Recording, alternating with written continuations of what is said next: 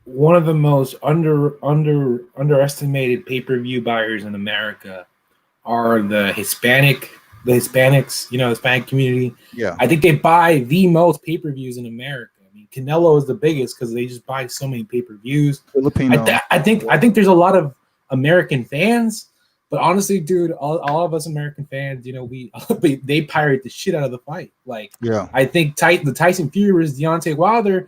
Deontay Wilder, it looks like he has a lot of fans online, and he has a lot of support. But when it comes to actually putting the money, not a lot of people buy. A lot of people buy the fight.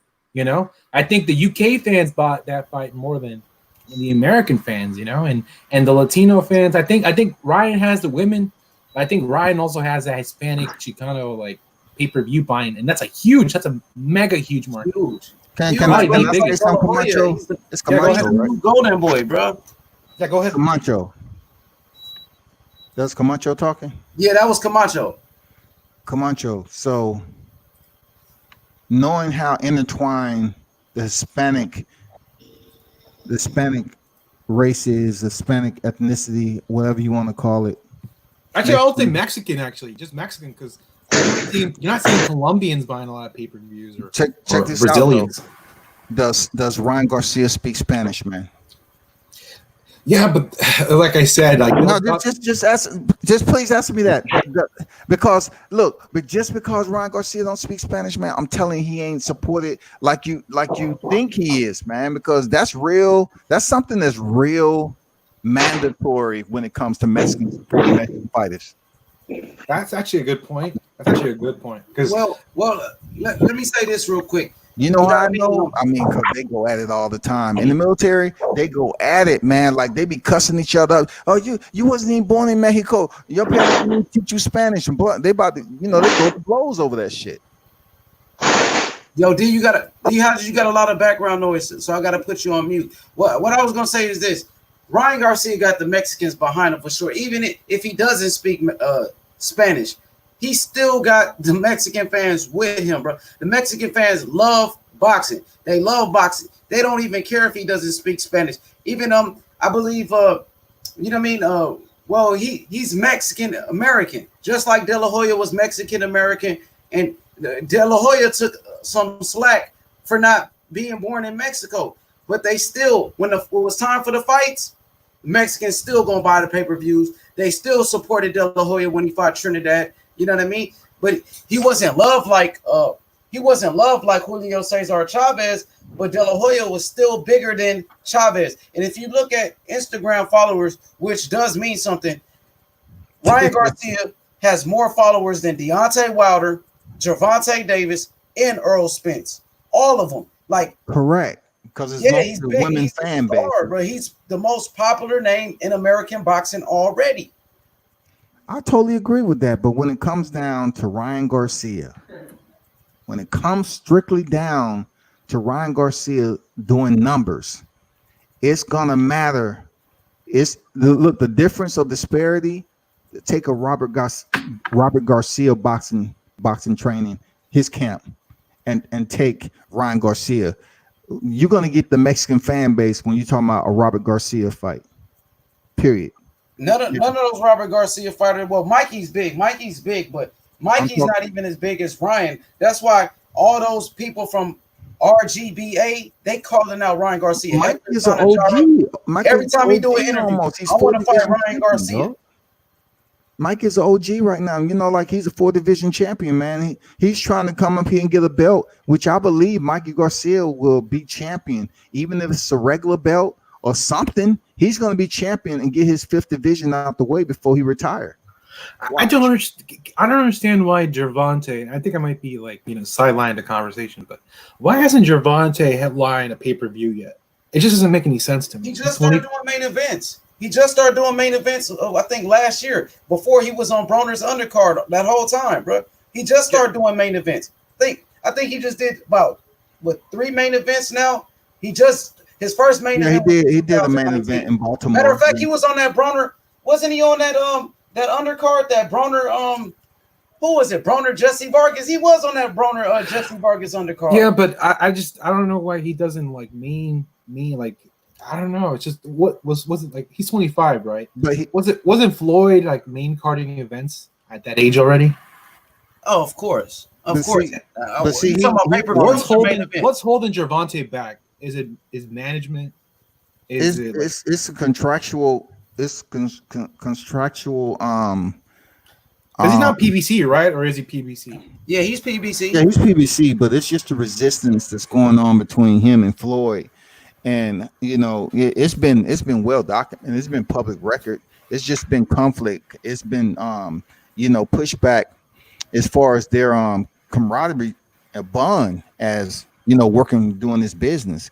And Gervonta fought in Baltimore. He was the main event, and then he turned around and fight in Atlanta. He was main event. So I'm pretty sure him and Leo Santa Cruz should be PPV. I think. Ain't nobody gonna buy it if it is, bro.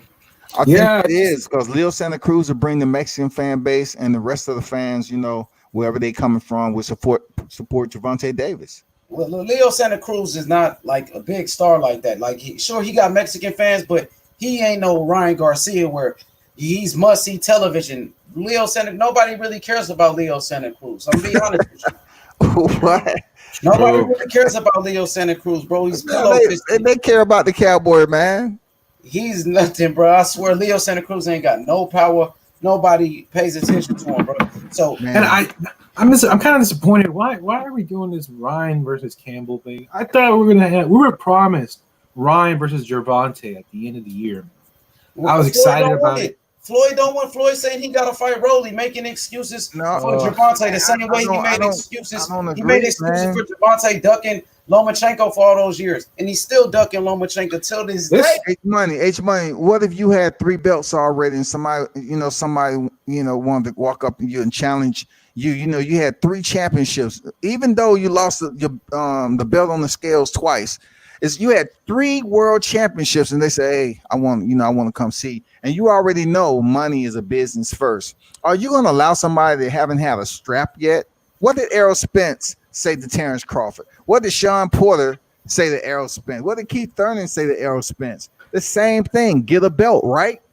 So that's I have a counter for that. I have a counter for that. Win, lose, or draw. That fight is real good for the sport and good for their careers. Yes. Win, lose, or draw. Gervonta versus Ryan, it's like a huge social media, a huge event. It'll be a pay-per-view. It'll probably be like Gervonta's best-selling pay-per-view. He can hold his belt. He can clinch onto his belts. We're talking, it doesn't matter. Like we need the biggest fights. That's gonna be one of the biggest fights of the year. They're 2 young people. They're making huge waves on social media. They'll sell a lot of pay-per-views. Win, lose, or draw. And let's just say Gervonta loses or Ryan loses. It doesn't matter because their careers are going to skyrocket if it's a good card. There's no reason why we don't have this fight. If Gervonta beat him easy, then what? He wasn't ready, right? He's ducking. I got Ryan in that fight too, man. Gervonta is not disciplined at all. He's about 5'4". Ryan 5'11". Oh man, Ryan way taller. You know what I mean? Bigger than him as well. Man, Ryan gonna smash him, bro. He gonna smash him. That's all Gervonta spar with is big dudes, dog. He's a savage, bro. H Money, he could be a savage, bro. He could be a savage and lose. H Money, man. You're going against the wrong fighter, Gervonta. I'm saying how many savages we seen lose. Broner said he was a savage. Broner was talking, oh man, no. I'm talking about me. I'm talking about the savages. That's just the only fighter I met. You never heard me vouch for Broner. No. Yeah, I never heard. I know Gervonta is your boy, so I know what's up. I mean, you told me. You know what I mean? I know. No, he ain't my boy. Not at all. I'm just saying I've seen him in action. I've seen him. Gervonta spar big dudes, man. You know what I'm saying? He ain't in shape, bro. He's not disciplined. Ryan see a weakness. One thing about it, Devin Haney got a belt. Devin Haney went in the ring, called out Ryan like, yo, when we gonna make the fight happen? Let's fight. And Ryan doesn't even have a belt. Devin Haney didn't say, Ryan, go get a belt, then I will fight you. No, Haney is like, let's make it happen. One thing about it, Gervonta Davis is the complete opposite of what Devin Haney is, bro. Gervonta did the same thing to Tevin Farmer, like, yo, go get a belt, and then I'll fight you. Tevin Farmer went and got a belt, and he still didn't fight him. Come on, bro.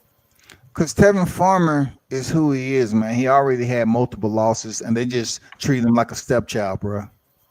But it's just look bad on Gervonta's part. Y'all have to understand, on the bottom level of boxing, you have people that are legitimately considered the cans and the bombs and Uber and pizza delivery guys. When boxing continued to commission guys with 0-0 records that's straight off the couch, people will always continue to build a record, right? So some of these guys stay on the regional level, fight for their freaking city and everything else. They build up 15-0 records or 20-0 records, and then they come on the scene and start fighting real dudes, and they ain't that good. They're Like not Broner, that good. Just like how Broner was. Hey, he's a 4-division world champion. I didn't say anything about them bums coming up here. I don't even call them bums, but when I say they get 20-0 records, I ain't say nothing about world championships. Broner was doing what he's supposed to when he was picking up belts now. And every time he stepped it up in competition, he lost. When he was higher in weight classes, man. When he started to advance weight classes. Regardless, look at what's his name when he started moving up in weight class. Look at Manny Pacquiao. Manny Pacquiao, look how many fights on his record before he even decided to come over here to the States. All them fights he had in the Philippines. And how many division world champion is he? Look at the first part of his record and tell me who you know. People forget that. Came and moved up in weight and he beat Marquez, he beat Barrera, he beat Morales, he beat Mosley, he beat Ricky Haddon, he beat Miguel Cotto. When he stepped it up, he beat De La Hoya. Pacquiao still beat Keith Thurman till this day. So man, Pacquiao did his thing. I can't cap. Even though I didn't say the back end of his career, I said early in his career, man. You know, but this he is beat where we're Barrera, talking about with 24 years old when he beat Barrera. Huh? He was 24 years old when he beat Marco Antonio Barrera. When did Manny Pacquiao start fighting, bro?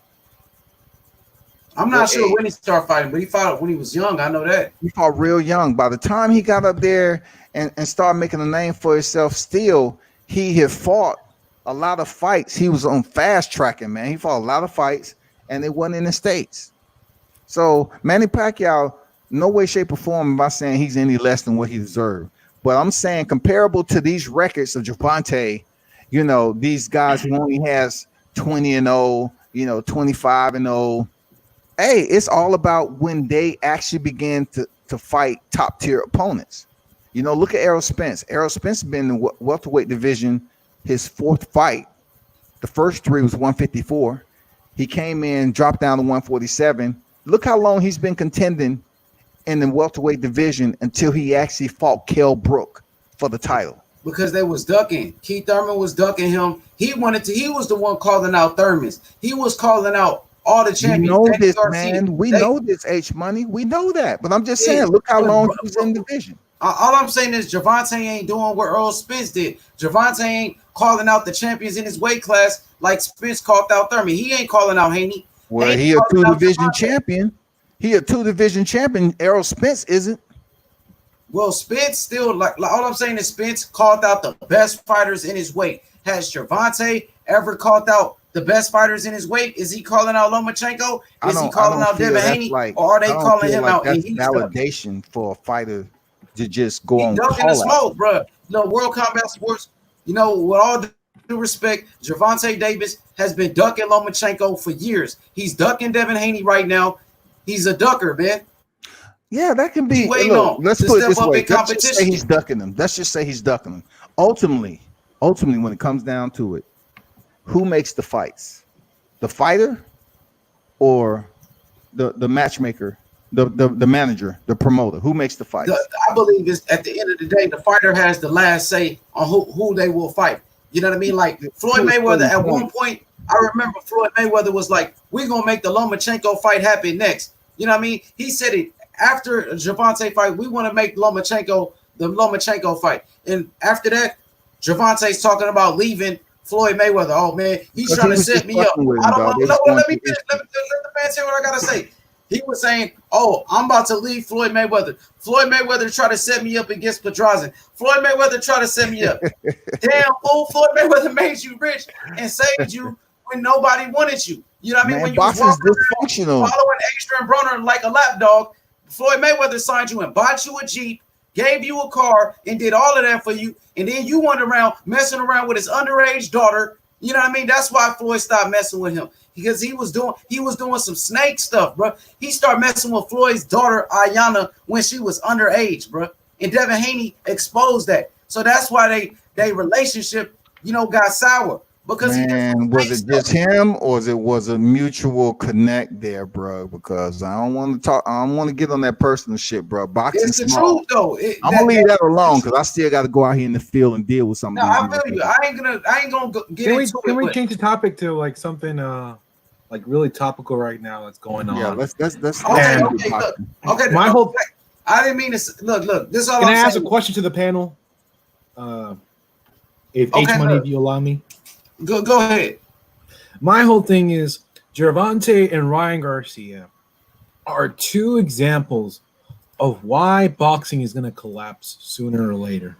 We're already seeing tremblings of it, right? The Zone might be bankrupt. We're seeing PBC about to get dropped by Fox. The sport is headed towards a huge collapse, and that's because the best aren't fighting the best. And everybody was so hyped to see Gervonta versus Ryan. That would have been a huge payday for them, a huge notoriety test. But people are too scared to lose. I look at the UFC, and you look at what's his name, Tony Ferguson, right? And Tony Ferguson is a guy who he was a huge star. He got his ass whooped recently by a guy less popular than him. Tony Ferguson is just as popular as he is or ever will be. But with boxing, everybody just wants to keep that magical the mystical the 50-0, the 46-0. People are too scared to lose, and that's the reason why we're seeing Gervonta versus Santa Cruz. Nobody wants to see that. That's what we're going to see Ryan versus Campbell. I mean, that's deep down, nobody wants to see that. We want to see the best fight the best, and that's not happening. And the sport is going to pay for it, especially now. The UFC just announced one of the best cards ever. Right? What is boxing doing? Boxing is coming back in such a slow, boring, terrible pace. We're seeing Shakur fighting some nobody. What's happening? What do you guys think? Yeah, you're right. You got a point. You know what I mean? UFC making big fights. I got an answer for that. Go ahead. When you talk about MMA, man, I goddamn spread the damn jelly and the goddamn peanut butter. Now, the one thing that's definitely beneficial, the UFC coming back faster, is that there are more facilities for mixed martial artists to work out than boxing. Than boxing. I did a live on this a long time ago, how the UFC was building up all these freaking points, these training points, these facilities for these mixed martial artists to sleep in. Then they had nutritionists, and then they can just stay there and train, eat, sleep, train all the time. So they was building up, and this is no bullshit, man. I forgot what live it was, but anyway, Dana White and a whole lot of people was building up all these facilities so these people can sleep in there if they wanted to, in dormitory, and they can get up and train and eat good and get ready for camp. And you don't have that with boxing. Boxing gyms, unless you got somebody with some pretty decent funding and you're co-owner and you invest in it, you only have boxing gyms where you can go in there and work out and do what you have to do and then leave. And you don't have any huge multiplexes like boxing gyms that offer you all these amenities. You know what I'm saying? Even if you had to sleep there, and then you have a laundry mat, and then you can get up and train, you can eat, and you can work with the other fighters, get some sparring in. Boxing hasn't blossomed. It's too big. It's too sporadic. And what Camacho was talking about is real freaking life. I absolutely agree. Boxing is in a trouble right now. The UFC comes out the gate. They've been putting on some pretty decent cards. We was able to see Ferguson Gaethje lit the motherfucking cage up. Now we about to see July 11th. We got 3 title fights. Last minute replacement, Jorge Masvidal and Kamaru Usman. You know that's going to be fire. You know that's going to be fire. But boxing, man, boxing is no longer mainstream. Boxing is a niche sport, like just like tennis or golf. It's no longer mainstream, and all not like it's gonna collapse so hard. Top rank. I think Bob Arum's about to die. You know, the zone is losing money. He already Man, has a successor though. yeah, and then the recession economy, it's looking pretty bad. And who can we blame this on? There's a lot of people we can blame it on. Right, the fighters. I also want to blame Floyd Mayweather because Floyd Mayweather, left an amazing legacy. Right, he left like an unachievable legacy, and now we're starting to see a lot of Floyd Mayweather clones, or at least we're seeing a lot of people who want to be like him, Trying, yeah, aren't as good as him. Solid. And he was 1 in a million, man. This guy is like 1 in a million. Well, He's probably. I'm just gonna say there's a lot of great fighters though, like Floyd. You know what I mean? You have Pernell Whitaker. There's a lot of wannabes, and I see, especially in the young people, they wanna go for that. I'm all about the money. I'm all about the money. No one's in it for the sport anymore. That's what I feel. And go ahead.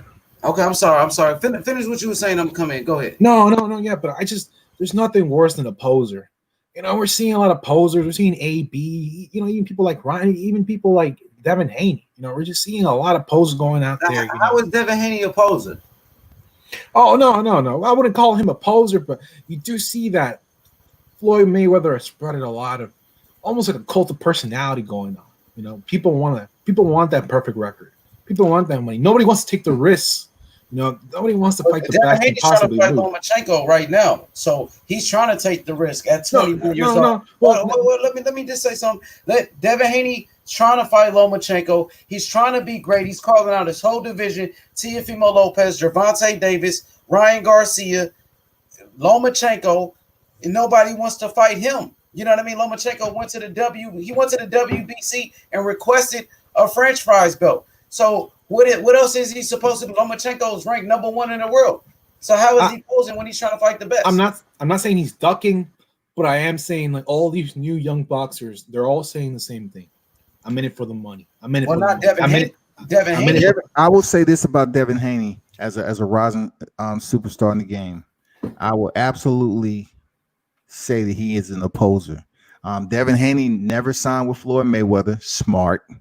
He's been doing his business with Bill, his father. They making moves the right way. What I like about Devin Haney, he puts himself out there on social media. He keeps it clean. He keeps it relevant with his fans.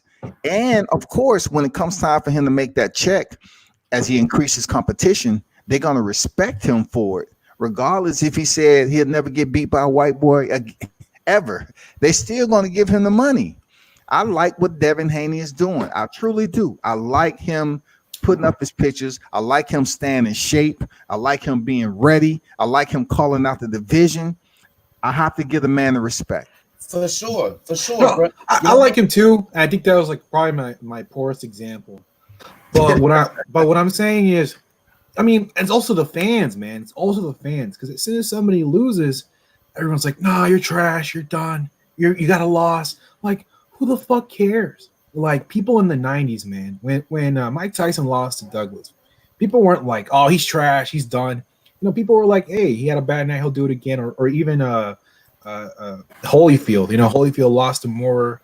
He still had a ton of fans later in his career, right? But now, because of the legacy of Floyd, if you lose, you're suddenly trash. Like if Sean Porter loses to Errol Spence, I see a lot of people, say that Sean Porter lost, or even Lomachenko, we give him all that shit, but he lost, and I agree that he lost fair and square, but it was a close fight, and he almost knocked out Salido in the 12th round.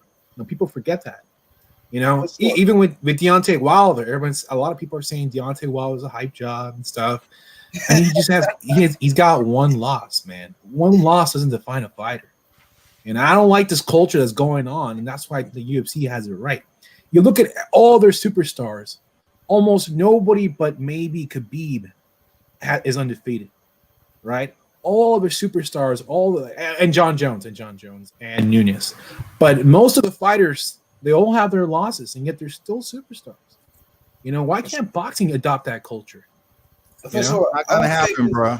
It's not gonna happen. I want to read this comment. Coco Tyler says, H Money, but there is a difference between calling people out and setting a contract. How many contracts has Devin Haney sent to Tiafimo, Ryan, Tank, or Loma? Okay, my counter to that, Coco Tyler, is you remember Tiafimo Lopez, he was the one going on the internet talking, I want to fight Devin Haney. We sent Devin Haney an offer. Remember? And Devin Haney came out and responded and saying, if you sent the offer, why don't you show the offer if you sent the offer? And as soon as Devin Haney and Eddie Hearn spoke out and said, where's the offer that you sent?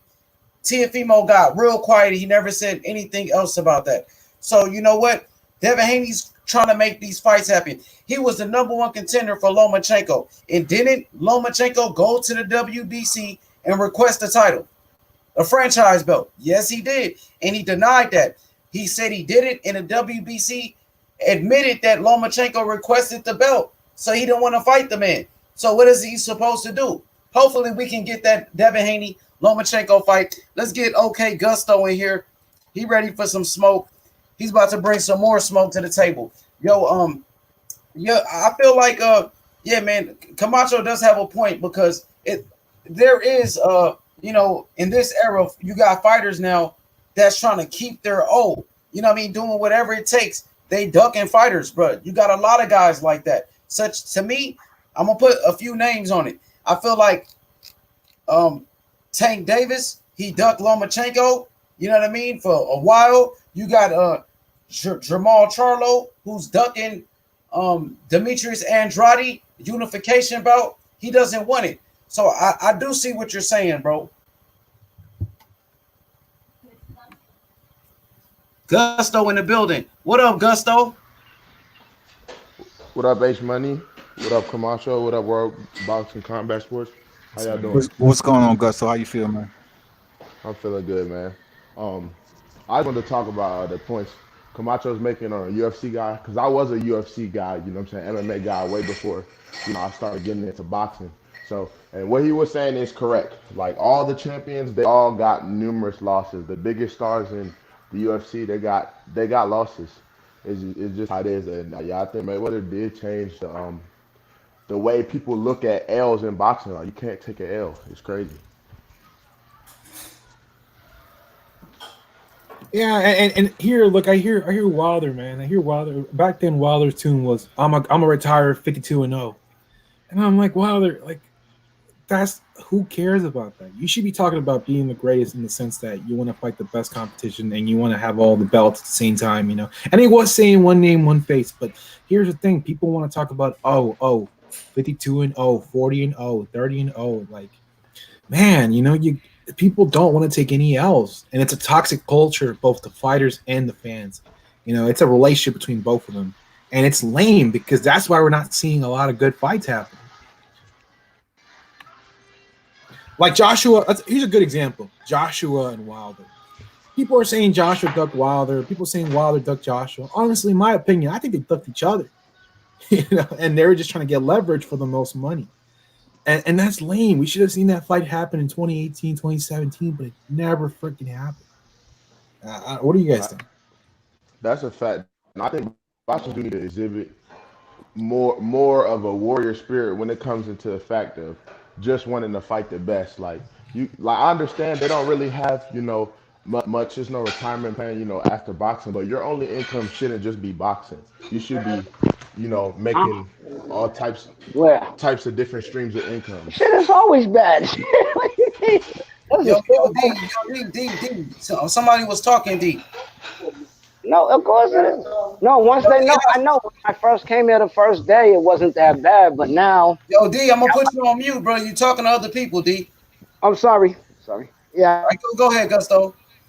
Yeah. Where was I? Yeah, I was saying. I think they need to have more of a, you know, I believe more of that warrior spirit to want to fight the best, win or lose. Because the way I feel, win or lose, if you fight a big name and you put on a great show, you know, it should help your stock. You know, if you put on a great show for the fans, that should help your stock. And you shouldn't have only one stream of income, which is boxing. You know, I feel like If they're relying so much on the money can't be that important to where you don't want to leave a legacy as the greatest. Because like y'all saying, back in the '90s, the fighters they were fighting the best, win or lose. Muhammad Ali took L's. They've all took L's. Mike Tyson, you know. But I feel like yeah, Mayweather came around, stuff changed. And let's talk about the cards, man. That UFC card 251. Holy shit! What an amazing card. Now I look over to boxing. A lot of these cards are so trash. Like Yeah, the let's look at the undercards. last. Let's look at the last biggest card, the PBC card. It was Fury versus Wilder. That undercard was a snore fest. Had to sit through it. A lot of these undercards, man. I'm just like, why can't boxing build cards like the UFC? Like, why can't they learn from the UFC? You know, and why are they being passed up? You know, this sport is dying. It's about to collapse. All these companies are going to die. There's no money in it. No one can make money anymore. And I don't know, like, what's happening? Why is this sport, which used to be like one of the biggest sports in the 90s, 80s, 70s, now it's amount to nothing. Now we're still seeing Pacquiao fight. Pacquiao's like 100 years old, and he's still the biggest fighter. Like, what's happening, man? Where are the new big superstars? You know, who are they? Maybe Errol Spence, but not to the level. Like, none of these fighters are big. But that's why I said, y'all don't think social media like Instagram and stuff, you know, because we're seeing a lot of young fighters, you know, get pretty good, you know, social media following. Y'all don't think that's helping bring a little bit of light back to boxing? It's just a question for the panel. I do think so, and I think Deontay Wilder, he's like I think his, like, you know, memes make people very big. Like Deontay's to this day meme made him huge, made him bigger. Actually, that blew him up because he was almost like a nobody 2015, 2016. Then the meme social media age happened and he blew up, right? So we're seeing a lot of fighters use social media, but like I said, it's a toxic relationship. It's lame. Like, I don't know, like it's really frustrating, and the sport's dying. Like, I see a lot of young people. Nobody wants to be a boxer, right? Nobody wants to be a boxer anymore. They do. They do. I just started boxing. You know, I don't believe so, and I see what you're saying in a sense, but I do feel like some people do want to. You know, I feel like it just takes the fighters at the top. They need to really put on for the sport and fight the best. That's what I feel like will be the difference. There's more fighters that's coming into the UFC that are not really absolute total cans, because you have to know mixed martial arts to a point for you to even step into the cage, right? But with boxers, Yep. you can always get approved on the regional level and get your license. You're talking to somebody who's done seen it. I done seen some very disturbing, and that's all I'm gonna talk about. I mean, it's some people off the couch that came in there and got knocked out in the first round. I'm like, okay, shit, we might need to call on God because that person ain't moving. So as long as boxing continue to take people off the couch and allow them to get their license just to feed the opponent, to these boxers who are just padding their record to a certain point, boxing will always get this way. Always. You will always have. That is a fact. You know, you'll always have this shit like this, man. But I also think that boxing, it's also a money thing. Like, boxing is one of the worst career choices you can make in your life. Like, really, like, only a select handful of people will make it. Like Manny, of course, made it. Floyd made it, right? Some people made it, but look at a lot of fighters, man. All fighters are broke. Like, I was looking at an interview, Michael Moore, who was the world champion, right, in the mid-90s, and he's saying how he's borderline broke. You know, most fighters are broke, brain dead. It's just like, you look at a lot of these ex-fighters and you're like, why am I even doing this, right? The only reason why you would even box is for the love of the sport, right? Because everyone gets screwed over, but maybe except like the 1%. Check this out, Camacho. Boxers, they can go from, they can go get sponsors. They can get sponsorships and still get pay, receive residual pay, or, something outside of what their purse is. In the UFC, of course, you understand that it's monopolized. Reebok came on deck and took away thousands of dollars from fighters who had all those sponsorships and put them in almost like a state of civility because they get tiers, they get paid on tiers from Reebok, which is barely nothing, and then they have their purse. So, man, it's one president in the UFC though. You know what I'm saying? Yep. It's a belt. Honestly, we and an might interim want that. belt. Oh, I'm sorry. Yeah, it's a belt, the super title, so to speak, and it's an interim belt whenever they feel the need to make it. Now, fuck that BMF belt. That's not even something that's going to carry over as far as having any weight. But in boxing, you just have so many freaking branches, man, that you don't know where to go. Like, it's everywhere, man. Boxing is just so disorganized right now. It's crumbling. Yeah, and that's why I'm like, you know what? We might need a monopoly. As weird as that sounds, man. That with the monopoly that Dana White has made, he has built a franchise where he can have so many amazing. There's just so many cards happening. All the best fights are happening. The UFC is going through a renaissance.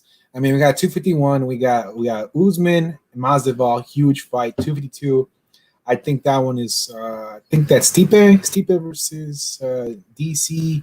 250, 253. We have Gagey versus Khabib, and 250. And it just goes on and on and on and on. That's just so amazing. And in boxing, there's like like almost nothing was being planned. And I think that Eddie Hearn might be the guy because I look at his cards, and he has basically the best cards. Like I think his last card, Mikey versus what's his name again?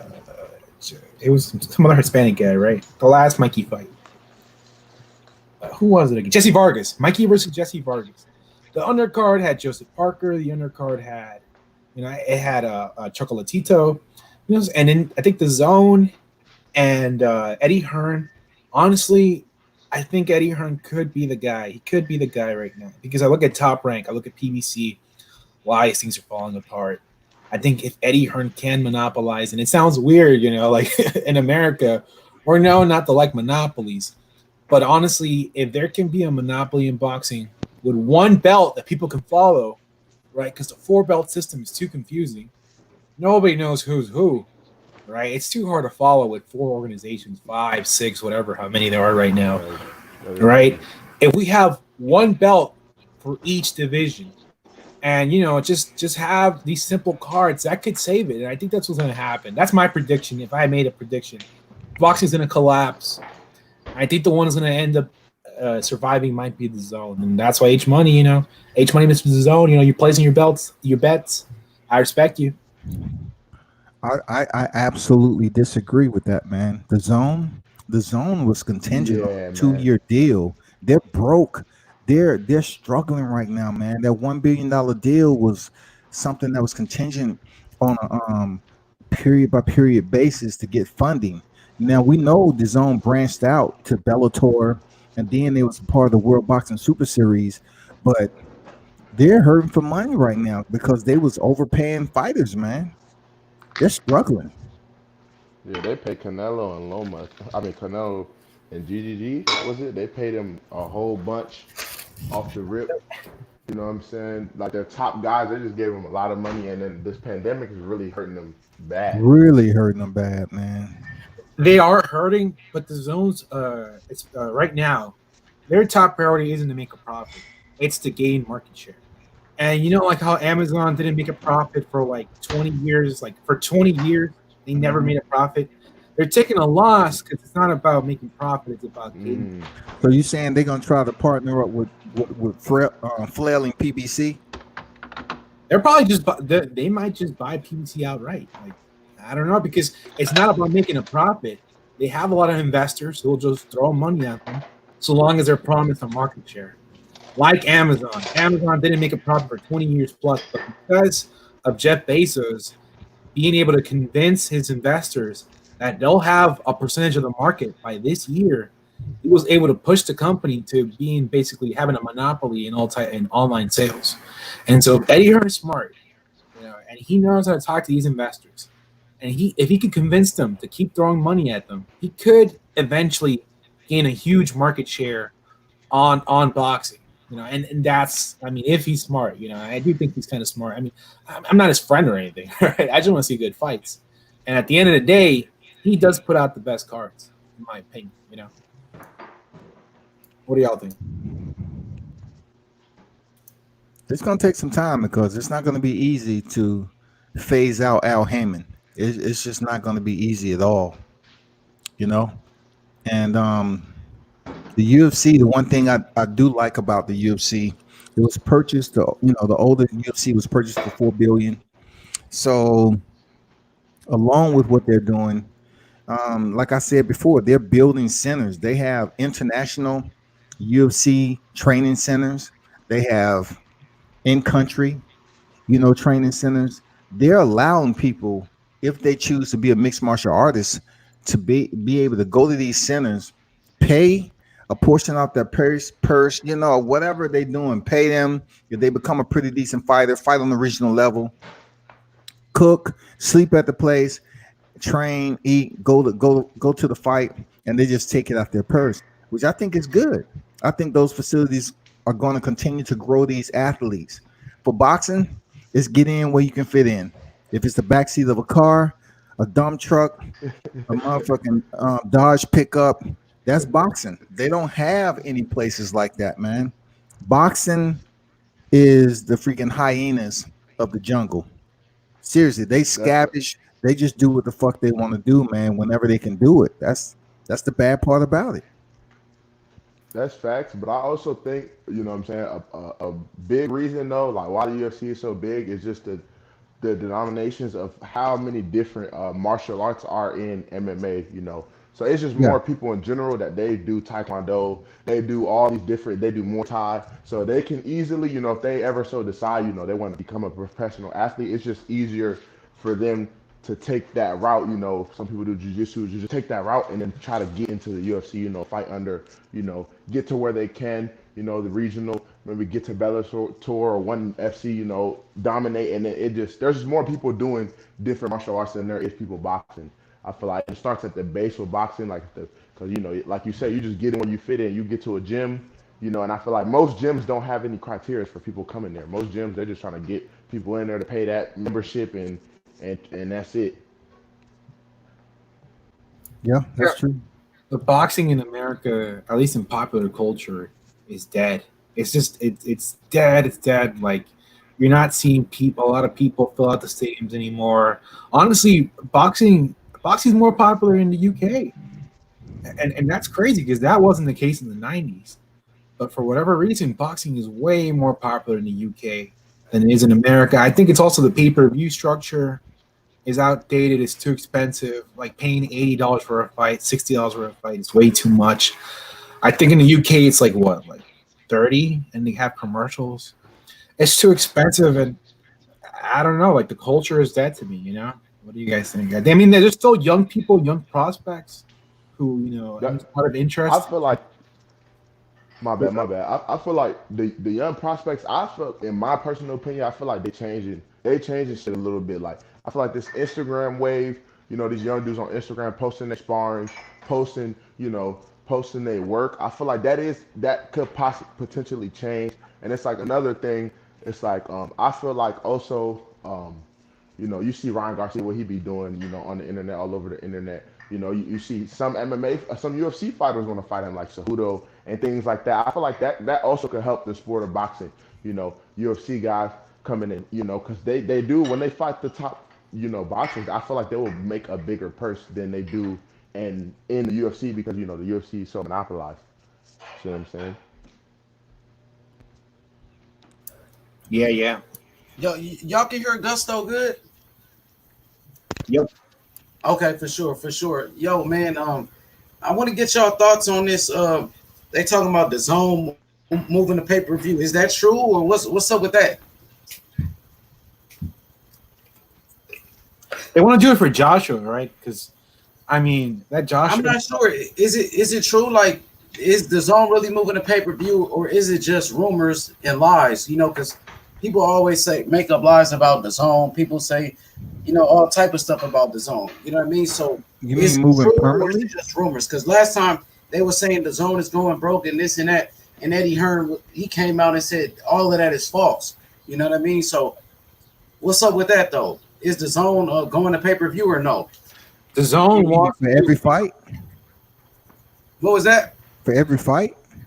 I'm not sure. Yeah. I don't know because you remember the zone. The whole the zone thing was pay-per-view was dead. So that'd be crazy if it did go to pay-per-view. I don't know. You know what I mean? I'm hearing all type of things. I mean, with ESPN Plus, you definitely have PPVs associated with the subscription. Oh yeah, it is all You know like what the I'm saying? UFC. They So, got pay-per-views. Amir Khan versus Terrence Crawford was on pay-per-view, yeah. and also Tyson Fury versus Wilder. The second fight was on pay-per-view, but the zone, no pay-per-view at all. Canelo versus Kovalev. It's all a part of your annual subscription deal. Like you know what I mean? It comes with your deal. It's no pay-per-view. You just pay once and you get all the fights. You know what I mean? So yeah, that's just crazy. Desperate measures, Yeah, I didn't hear man. about that. This pandemic is changing the game for a long time, bro. And if it means for the zone to change up their format, so be it. People gonna have to deal with it. Yeah, mark my It's gonna words. be, I ain't feeling that, bro. The zone, I don't think it's gonna. I haven't heard anything about it. I'm gonna look it up. He said going to pay-per-view for non-subscribers. Oh yeah, so all you got to do is subscribe. Yeah, I knew that wasn't true, bro. TJ40 said it's going to pay-per-view for the non-subscribers. Yeah, Well, I'm, the non-subscribers don't watch it anyway if they ain't subscribed. okay. Go ahead, Camacho. I think you had something to say. I can't imagine the zone giving Fury versus Joshua free for their subscribers. I think they're gonna charge everybody for that fight. I think it's too much money at stake. I think they made the projections and they're like, yeah, the subscribers are gonna be mad, but if we sell it pay-per-view, they'll still buy it. And I don't like that because the zone was supposed to be pay-per-view killer. And also, let's look back at PBC. PBC was also marketed in the beginning as a pay-per-view killer because they were supposed to show fights during regular TV, right? Kind of like how fights were in the '80s. Right? Ray Leonard, he fought in regular TV. I think it was regular. It wasn't even cable. And so PBC was supposed to give out fights, just in regular TV. And then they started doing pay-per-views, and now most of their fights are all pay-per-view. I think the zone could go that route. We might start seeing more and more pay-per-view fights with the zone. I think what they'll do is that they'll start giving a discount for subscribers or some crappy deal like that. It's looking bad. I don't think the pay-per-view model is going to leave anytime soon. Yeah, see, the thing is this: the zone, their whole thing was putting pay-per-view out of business. Pay-per-view is dead. You know what I mean? So yeah, I don't see the zone going for pay-per-view, and that's why I love the zone. Like the zone was giving us the best fights without a pay-per-view price, bro. I was watching Kovalev versus Canelo. You know what I mean? It was a part of my deal. That's what I was paying $833 a month because I had it for the whole year. So man, it was lovely. For me as a fight fan, the zone was the game changer, bro. And then you got the biggest names: Canelo, Anthony Joshua. You know what I mean? You got Triple G. You got Virgil Ortiz, Devin Haney, Demetrius Andrade, Mikey Garcia. All of these fighters fighting on the zone, bro. If there's no pay-per-view, I was all for it. So I don't see the zone going to pay-per-view. I don't think it's true. Just like the rumors, the zone is going broke and all of that. I don't think that's true either. You know what I mean? So yeah, we just got to wait and see. But World Combat Sports made a great point that this pandemic is changing everything. And people saying, the zone is going broke. The zone ain't putting on no fights. PBC ain't put on no fights either. And I haven't heard of PBC coming up with any fights anytime soon. I know the zone is coming back July 24th with Virgil Ortiz when he's fighting. Virgil Ortiz is fighting. Hector Tanajara is fighting. Julio Cesar. Shout out to Oak Cliff. Julio Cesar Martinez is fighting. You got all these fighters fighting. What about PBC? Hold on, bro. They haven't made no fights. Hold on, bro. I'm speaking on live. Hold on. Give me a moment. Hold on. You said what? Hold on, bro. Yeah, I'm on the phone, bro. Hold on. All right, I'm gonna add you. But yeah, man. So yeah, so the zone is making fights. What about PBC? Where's PBC at, bro?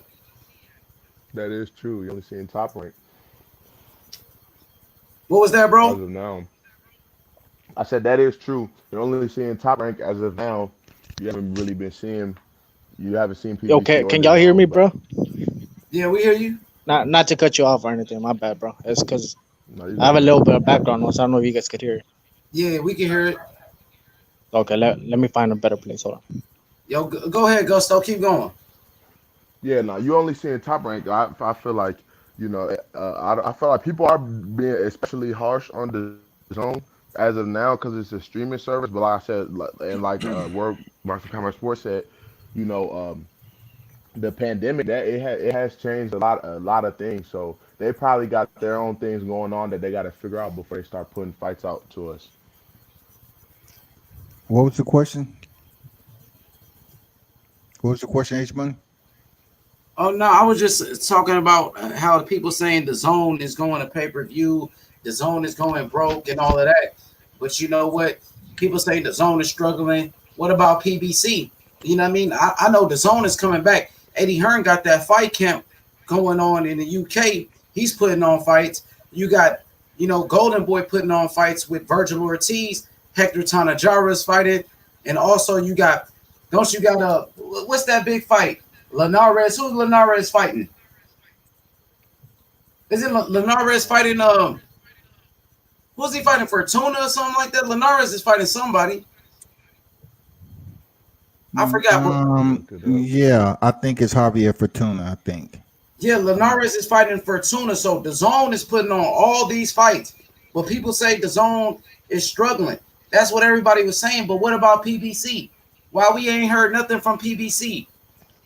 PBC is about to put on a fight card this month, I believe. So people try to say, oh, the zone is just struggling. The zone this, the zone that. We all struggling, bro. The whole world is struggling right now. We all going through this pandemic. Plenty of people filed for unemployment. You know what I mean? It's been no boxing fights besides Top Rank. You know what I mean? So yeah, boxing is struggling, bro. Boxing has been struggling. You know what I mean? So yeah, man, the whole world is taking a hit, man. And we might go back in seclusion, man. If next we wave keep on getting these numbers increasing the way they are, and then, man, we might go back on lockdown, man. That's why the I think they was talking about possibly another stimulus check going out, because I think they may put us back on lockdown sometime soon, man. Yeah, they should, bro. When the numbers are going up like that, they talking about 100,000 people gonna start getting it in one day. I got it. God damn. You said you got it? Yeah, stay away from me, y'all. I hope you don't get. Yeah, but I had it. You bullshitting. No, I swear I had. Well, you can't pass that shit through audio, goddamn it. So I'm good. It's going through the airway. Yeah, it sounds like you're doing better though. No, like you doing I good. had it. It was bad 2 weeks ago. Honestly, in terms of me, I'm 22 years old. It felt like a flu. Now, the one thing that got me where I'm like, this isn't just a flu. Your sense of taste and smell goes away, and that's a dead giveaway. Oh, that's crazy. So if you guys, and it's sad, man. I was trying to eat Popeye's chicken. The shit tasted so bland. It was one of the saddest days of my life. Like, and it lasted like a good week. Nothing. I couldn't taste nothing, but only like the sweetest of sweet things. Like if I have like a Gatorade, maybe. But that's a dead giveaway. If you guys lose your sense of smell or taste, you probably I feel like I had it then. That's crazy. Okay. You probably had it. Now it's not the end of the world. It felt like a flu. There was one day where it's just the cough, the sneezing. It's just it's bad. But also the mask thing. Yeah, you guys definitely should wear a mask because if you cough, you leave droplets, and the mask will stop the droplets from spreading. But if you guys ever have a loss of taste or smell, you most likely have the coronavirus. And by the end of the year, probably most people in America will have it. Odds are, probably this whole panel will have it. and it's No, inevitable. sir. No, we're I had, not sitting up here verbally initiating I people, told you man. that age. I had that shit. Yeah, we not. That's why I denounced that. But we haven't seen any fighters with it, have we? You know, Yeah, I'm just seeing Matt, NBA There's been a player of the couple of week fighters that with get it. that Yeah. shit. Mhm. Gilbert Burns. There About, has been. all you got to worry about is your immune system, dude. I had it for 6 days, dude, and my immune system took care of it. And I had all the symptoms. I couldn't drink nothing, eat nothing. I never ever went diarrhea and boo boo at the same time. Like, oh, there was 6 horrible days, and then it went away. So just worry about your immune system. So I feel you, bro. I had it too, and that's a 6 days of. But you had it for 2 weeks, so it's like I did a day in jail. You did a year, so I couldn't imagine 2 weeks of doing that. 6 days was too long. I know I had it 2 weeks ago. I don't think I had it before. But Gilbert Burns had it, and he was supposed to fight Usman. Yeah. Now Masvidal is gonna fight. Oh, that's why Masvidal's fighting him. And low key, I mean, I like Gilbert Burns, but I hope he survives. Like, man, this kind of played out very well because this fight just got a lot more interesting. And Masvidal taking up the slot, 6 days notice. Crazy. They have animosity between one another. They have history together. Yeah. Usman's going to win in my prediction. I think Usman will grapple Masvidal in round 3. If y'all want to put your money, go ahead. I call Tyson Fury versus Deontay Wilder on round 7, you know. I'm kidding. Don't place your bets. Go ahead. Oh, well, Wilder Fury 3? Yeah, I got it. Yo, I got a question. Go ahead. After y'all finish that question, I got a question for y'all. Go ahead, my boy. Go ahead. No, I made 2K from the Wilder Fury thing, putting down $60. But my prediction for Usman Masvidal, I think Usman will get him in a hold round 3 or 4. That's what I think. What do you guys think? Yeah, I don't think Masvidal has the takedown defense to really grapple with a world-class wrestler like Usman. And I know for a fact Usman, I mean, you never know. He is crazy, but I don't think he's going to try to stand up with Masvidal like he did Covington. So, yeah, I got Usman. I got Usman. Usman going mauling. He might stop him. I got Usman probably round 4 stoppage. Choke him out by round 4. Oh, you think he's gonna choke out Masvidal? Yeah, he's gonna choke him out. Masvidal. He's not even a known grappler though. I'm going for my boy. I'm sticking loyalty. I'm going for who I've seen already. Jorge Masvidal. I'm being biased. You gotta watch it. Man. I met Masvidal in real life, and he's actually smaller than I thought. He's actually a really skinny guy. I mean, because he was tired, but he's actually pretty little. He's probably fit, but I don't know. I could see a grappler taking him down.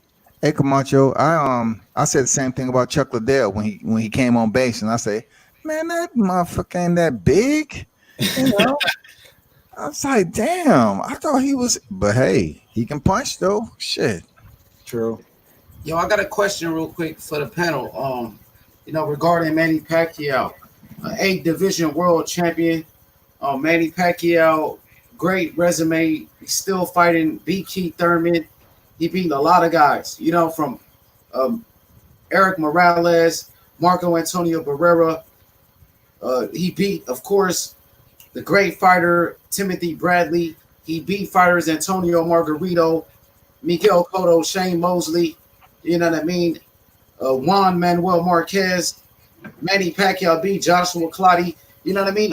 Where do y'all rank Manny Pacquiao on your all-time great? Starting off with D Hodges, since D is back. D, where do you rank if you can talk? I know you at work. I don't know if D can hear me. You know what I mean? D, where do you rank Manny Pacquiao with your all-time great list? You have to put him up there. I don't know to put him at number 1, but I know he's definitely in the top 3. Dude, if you can go up 8 divisions and beat good people, you got to respect that. All these other people moving up in weight classes, they're fighting the weaker champions. Manny out, at least when Manny moved up, he fought that dude. You know what I'm saying? You can't take that away from him. Win, lose, or draw. Manny's resume is retarded. For sure. Chain TC in the chat saying he got him 20th.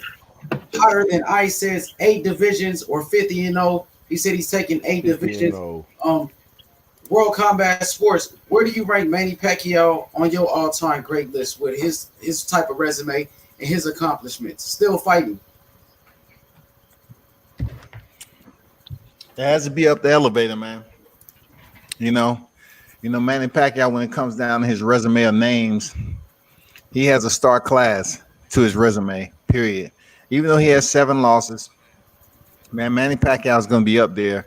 No doubt he's a Hall of Famer. And for him being, having the accolades he does, he should get something special. Because if you're in a situation or a class of your own, it should be something different. They should give you something different than just you retiring and that's that. But I rank him up there pretty high, man, because of who he fought, man. Like, goddamn, like, dude has some of the names. I know some of them over the hill, but goddamn, Manny Pacquiao got some names on his resume.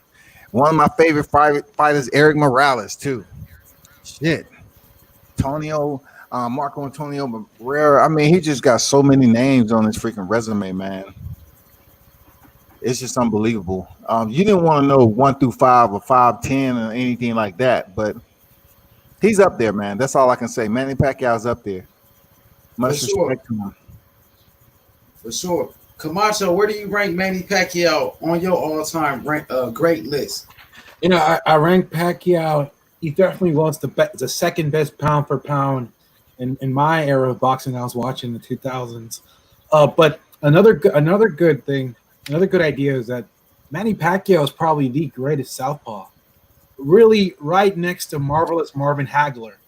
Probably maybe slightly above, slightly below, but he is probably the most prolific southpaw ever. And if he beats Terrence Crawford, which I don't think will happen, but in a world where Manny Pacquiao beats Terrence Crawford, his legacy will be known similar to Roberto Duran, where he lost a huge fight, right? Roberto lost a huge fight with Ray Leonard, and Pacquiao lost a huge fight, probably the biggest fight of his career, with Floyd Mayweather. But then what happened with Roberto Duran? He got that redemption. He won another title at a super late age. If Manny Pacquiao beats Terrence Crawford, which is probably like the best welterweight, right, or one of the best welterweights currently right now, that would be a fucking immense legacy. You're gonna make movies about him, and he's already an all-time great. But I'd put him as the greatest southpaw, maybe slightly above Hagler, or slightly below, depending on what day you ask. For sure. Augusto, where do you rank Manny Pacquiao on your all-time great list? I gotta give him his respects. Top 15 or top 10. That's where I got him. I gotta sit there and write out my list, but that's where I got him right now. The names are ridiculous, but he just has some things like a lot of catchweight fights and certain stuff like that. But I got him top 10, top 15.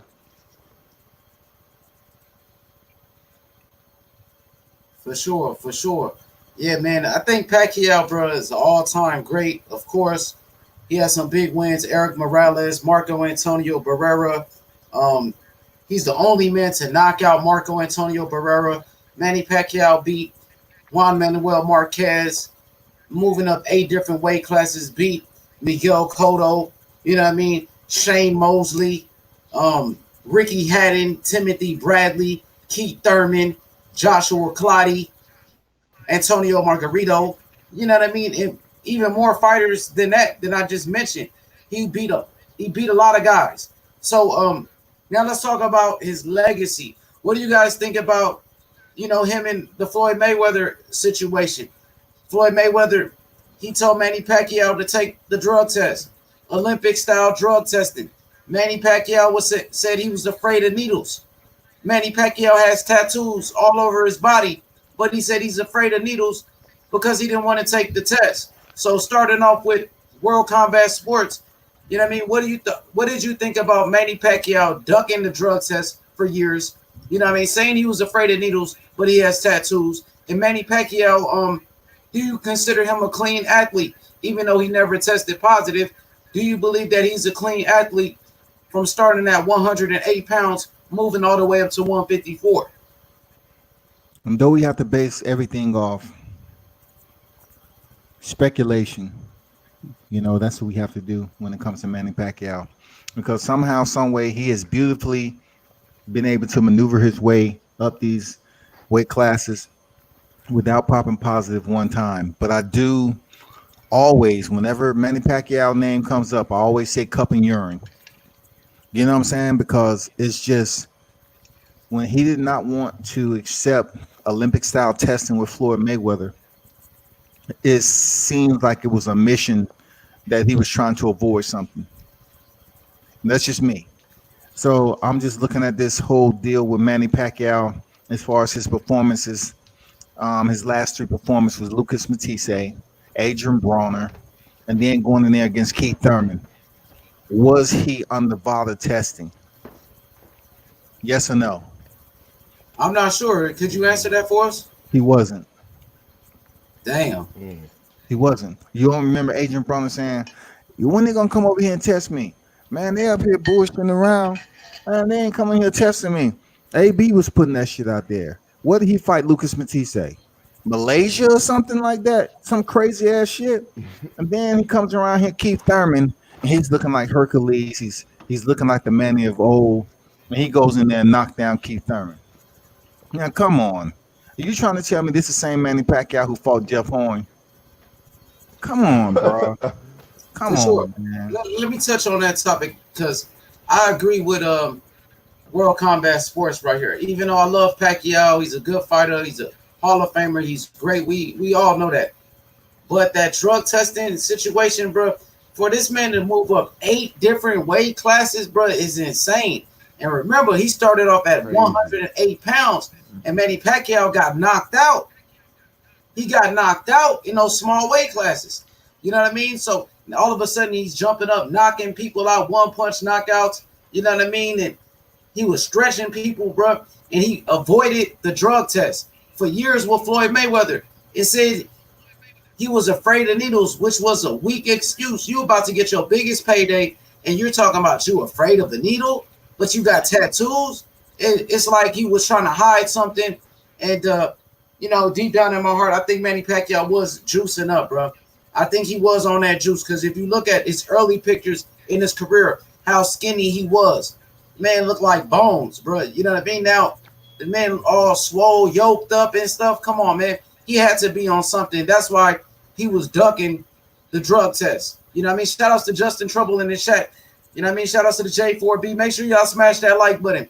But Gusto, get in on that, Gusto. I want to hear what you got to say. Isn't Manny like 5'5" or something like that? He's little, right? Speak up a little bit. I barely can hear you. I know I can. I can barely hear you. Can you hear me now? Yeah, I hear you much better. Go ahead. Yeah, isn't Manny like 5'5" or something like that? Yeah, he about 5'5", 5'6".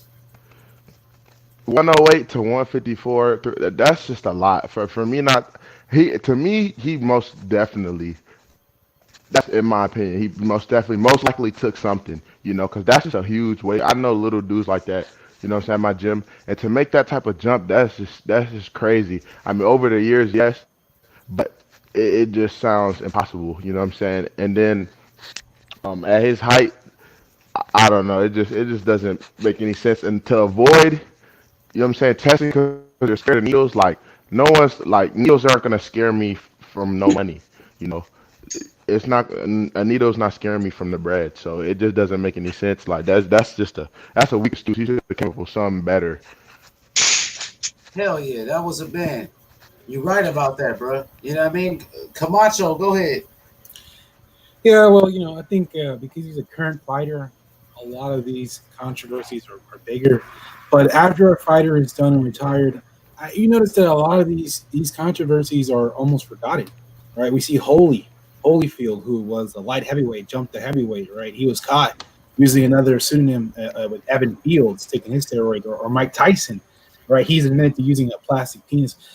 We don't talk about those things anymore because after a fighter retires, those things are almost like don't matter. They don't like they're almost forgotten. And I think that after Pacquiao retires, those things won't be said anymore. But I do have to bid you guys adieu. I gotta go work tomorrow. But hey, it was fun talking to y'all. My name is Say Camacho. I mainly watch heavyweight. If y'all ever want to have a heavyweight discussion, current fighters, glove gate, top 3, y'all let me know. I'll always deep you go in the mixed martial arts. We can have that discussion, Camacho. Yeah, so yeah, just H Money, send Coco a message and I'll have a debate with anybody. But yeah, How deep you go in the mixed martial arts, man? Deep or no? Oh no, I haven't had any sanctions. Okay. But I do know a lot of the current rankings. I go pretty deep. If you guys ever want to drop on the channel, you're more than welcome, man. The invite is there, man. You want to discuss this big card coming up July 11th? No, absolutely.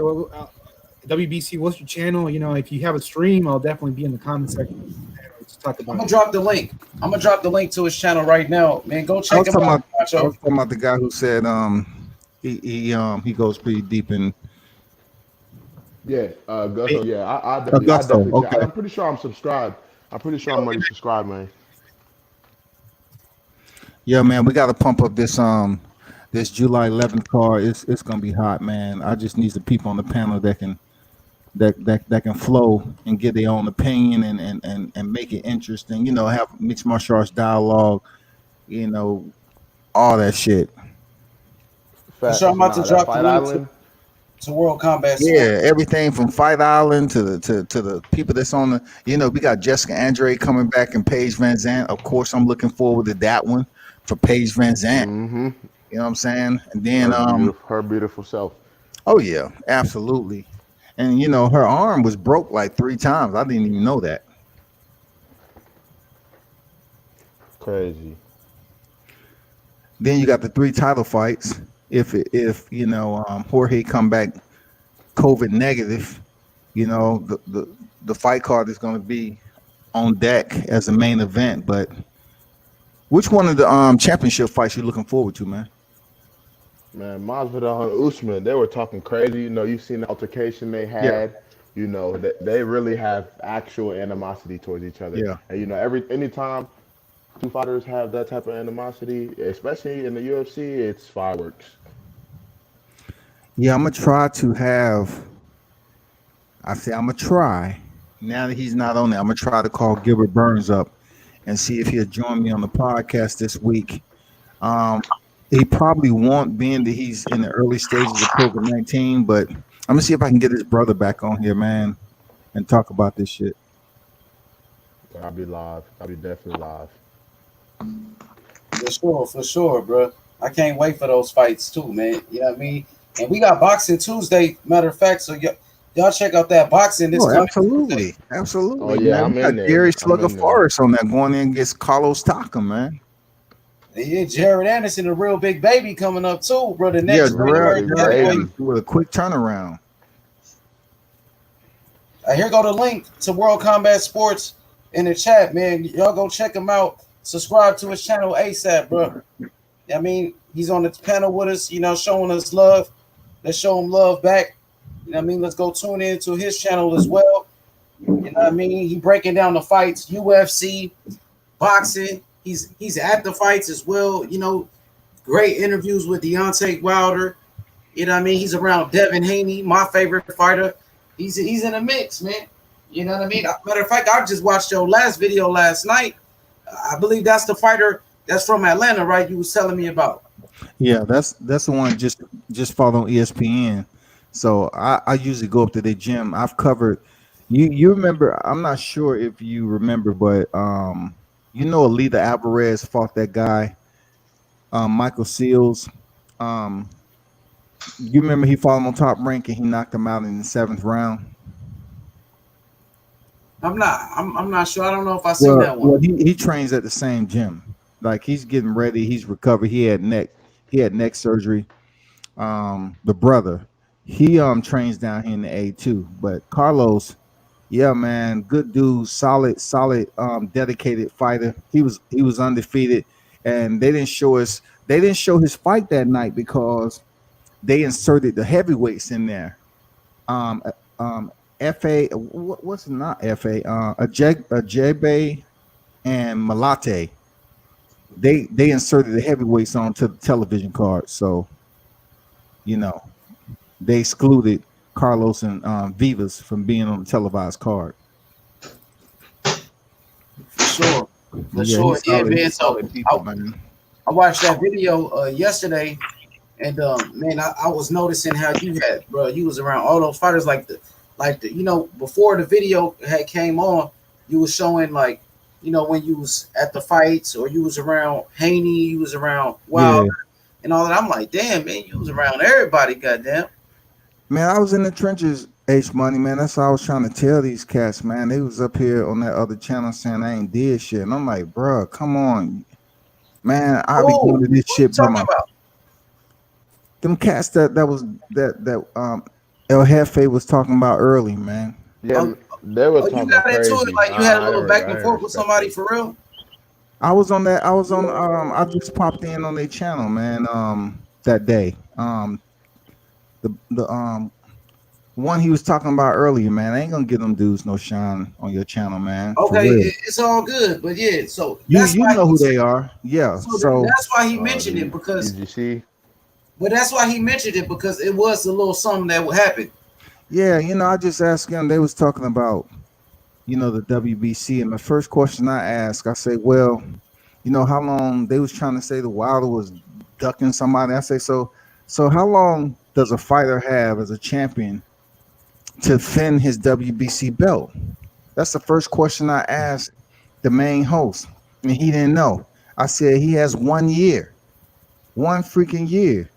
So how is he ducking Dillian White? And then of course, all of them jumped on the conversation and start being disrespectful, and then somebody ain't know shit about boxing. I ain't did shit and all that. I said, okay, bro, all right, cool, whatever. And that two hands, whatever, he just, I don't know, man. He was just going on there, just not knowing anything I do, and that's not what I do, bro. You know Yeah, what I'm they saying? some clowns over there. They some clowns. They don't know nothing about boxing. You know what I mean? But yeah, bro, I'm I didn't posting know up all that. my shit on IG too, man. In case you want to check. I mean, I got videos that I haven't even posted on YouTube yet, man. It's just 2 minutes. I'm posting up. I'm posting up some of the shit that I haven't even stamped. I'm just trying to load up my YouTube, right? I mean my IG now, in videos. So slowly but surely, man, I'll start posting them up there. But I got so much footage, man. I'm just thankful I was able to get in. You know what I'm saying, and get these guys, bro. For sure, for sure. So man, I didn't know about that. So that's why El Jefe had mentioned it because he must have seen something, and I didn't know that. You know what I mean? I didn't know that. So I apologize to El Jefe because I didn't even know that it Oh, I was. thought you knew already. That's I didn't why. know that. I swear to God, I didn't know anything about that. Yeah, But see, that was when the I came first to time your I channel, actually popped up look, over there, bro. That was the first time I actually popped up over there, and the day after they were still over there talking shit about me. I'm like, damn, these they dudes. ain't got nothing else to do. They don't know nothing about boxing. They would rather gossip about somebody else. You know what I mean? So I didn't know anything about it. When I came to your channel, I came over there like, you know what I mean? I just want to talk about boxing. I didn't know anything about that other stuff. But that's why El Jefe has said something about it because he probably was there when you was in that back and forth. You know what I mean? Yeah, I thought he was on the other shit though. I just thought he was coming over Now he here don't mess with them. defending He don't dudes. mess with them. You know what I mean? He goes around trying to, you know what I'm saying? He goes around exposing those dudes. So The that's first why. time I actually seen him, man, when I seen you pop in under profile and something, you was going in on, and I didn't even know who you were, man. I just remember you popping up, and that was like the first time I was over there, just listening in. The second time I just dropped in Oh, for you a topic. seen me over there on one of their channels before. Wasn't that you that popped in and you was calling him a whole ass nigga? So you was there that day. That's crazy. Yeah, that was me. That's because they don't know nothing about boxing, bro. That should be pissing me off. Yeah, you was going Oh in on the whole man. panel, man. So that's the first time I didn't even know who you were though. I was like, okay, I just popped in on the right time. I was like, damn, okay, what's this about? Oh, but yeah, my bad. I don't look. I really don't be looking for that type of stuff. But yeah, man, sometimes it gets to the point where, man, you gotta roast these dudes. You know what I mean? And You know what I mean? They talking reckless. They don't know nothing about boxing. They not at the fights. First of all, you don't know anything about the sport. Second of all, you not at the fights. You know what I mean? They pretty much just clout chasing. So that time, I think it was one of the dudes that I rock with on YouTube. They was making a video about one of my peoples, and pretty much I just hopped on and I was just, you know what I mean, just let him know about himself real quick. And he was quiet as hell when I was over there. You know what I mean? So yeah, them dudes is clowns. Yes, it's tough to have a dialogue with grown men on here, and when you are the media, you know what I'm saying? Because they actually believe that, I talk about boxing and MMA. I'm not going to switch that shit up for views. I'm retired. I don't do that shit for the monetization. I don't. I can show you right now. I can screenshot a lot of my videos. I don't even turn on for monetization, man. I just put the shit out there. That's real talk. And they sitting up there That's real. telling me, you ain't doing. He don't know shit. I'm like, brother, I've been to the corners of the darkness in the regional cars and seen the shit that goes on in boxing. I mean, I've been to the highest level, and I thank God I was able to get to cover that shit the way I was. But it took effort, bro. It took talking. It took walking like you don't have no eyesight past shit and let somebody tell you, hey, where you going? Oh, I'm just going over here. Oh, okay. You don't have no media credentials. Yeah, man. That shit is it's tiresome, bro, but you learn a lot. Like I'm one of the only people that got Deontay Wilder in two different places walking out the tunnel, man. And I say I could retire after that. I got to see the champ in camp and see him walk out to knock out Dominique Brazil and Luis Ortiz, bro. Mm. Facts, facts. Shout outs to Wilder too, man. We hope he bounced back. You know what I mean? Yeah, man. You know what I mean? For the most part, I be trying to keep it boxing though. You know what I mean?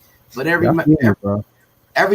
some of my peoples, I ain't gonna lie. Some of the peoples that I rock out with, that's what they like to do. They like to expose people. You know what I mean? So yeah, that's why today you hopped in and they was pretty much going in. You know what I mean? And sometimes I try to give the people what they, you know what I mean? I try to give the people what they want. But at the same time, for my listeners, I don't want to, throw anybody off. Like, yo, this dude right here, he pretty much trying to, what's going on over here? I thought this was a boxing channel. So that's why I try to keep it boxing. And then I had somebody like I had interviewed a boxing trainer, Otha Jones III, his brother Roshan Jones, and you know what I mean. They subscribe to the channel, so I don't want them. You know what I mean. The fighters coming to my channel, and they hear There you exposed go. videos That's and the what they. mentality, man. There you go. That's the same thing, bro. You hit it right on the head. That's exactly why I be up there doing my shit by myself most of the time because my topics, I have shit that I want to go through from top to bottom, but still that don't mean I don't want to have a panel. But like you just said, you have to keep it boxing orientated. So if you're gonna have these boxers on for an interview, they feel good, they feel comfortable about your live chat, not going in there trying to roast them for they're gonna Mm. respect them. You know what I'm saying? They're gonna give them that respect. Exactly. So that's what I'm on. Like, you know what I mean. I'm just trying to make great content. You know what I mean? Trying to build the platform. And that's what I'm on, bro. But shout outs to all my peoples, though. Shout outs to everybody in the chat. Shout outs to Coco Tyler, Coco One. See Coco back in the chat. What's good, Coco? You know what I mean? TJ Ford. Well, Gusto, man. Talk to me, Gusto, man. Where you rank Lomachenko on your pound for pound list, Gusto? Right now, I honestly, I can you hold on? Can you hear Yeah, me? you good. You good. You good. Go ahead. Yeah, yeah. No, I honestly don't have him that high, man. I just have my doubts. I really feel like he's duck tanny, and that's just very questionable to me. And he's only had 14 fights, and like I was listening to y'all conversation earlier. The names aren't too crazy. I mean, he has some good names, and like the eye test, he looks very, very skilled, great footwork, you know, and he's a southpaw. I have a, I feel like southpaws have certain advantages, but he's not that high to me personally. I feel like there's, other fighters above him. For sure. Right now, they got him number 1 on the ESPN pound for pound list on ESPN.com. You Yeah, know, that's so And you know what, H Money, how are you gonna raise Lomachenko? Like on the Ring magazine, they usually have Canelo and then Vasiliy Lomachenko,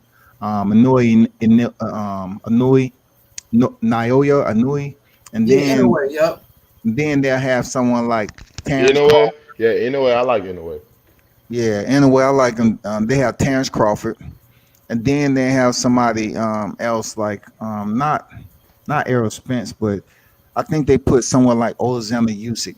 Anyway, as I was saying, how can you Yeah, move they him have back off Usyk. the list? And he hasn't fought. He hasn't fought in a while. Like, how can he just transition just because he became franchise champion? How can he go back to number 1 pound for pound?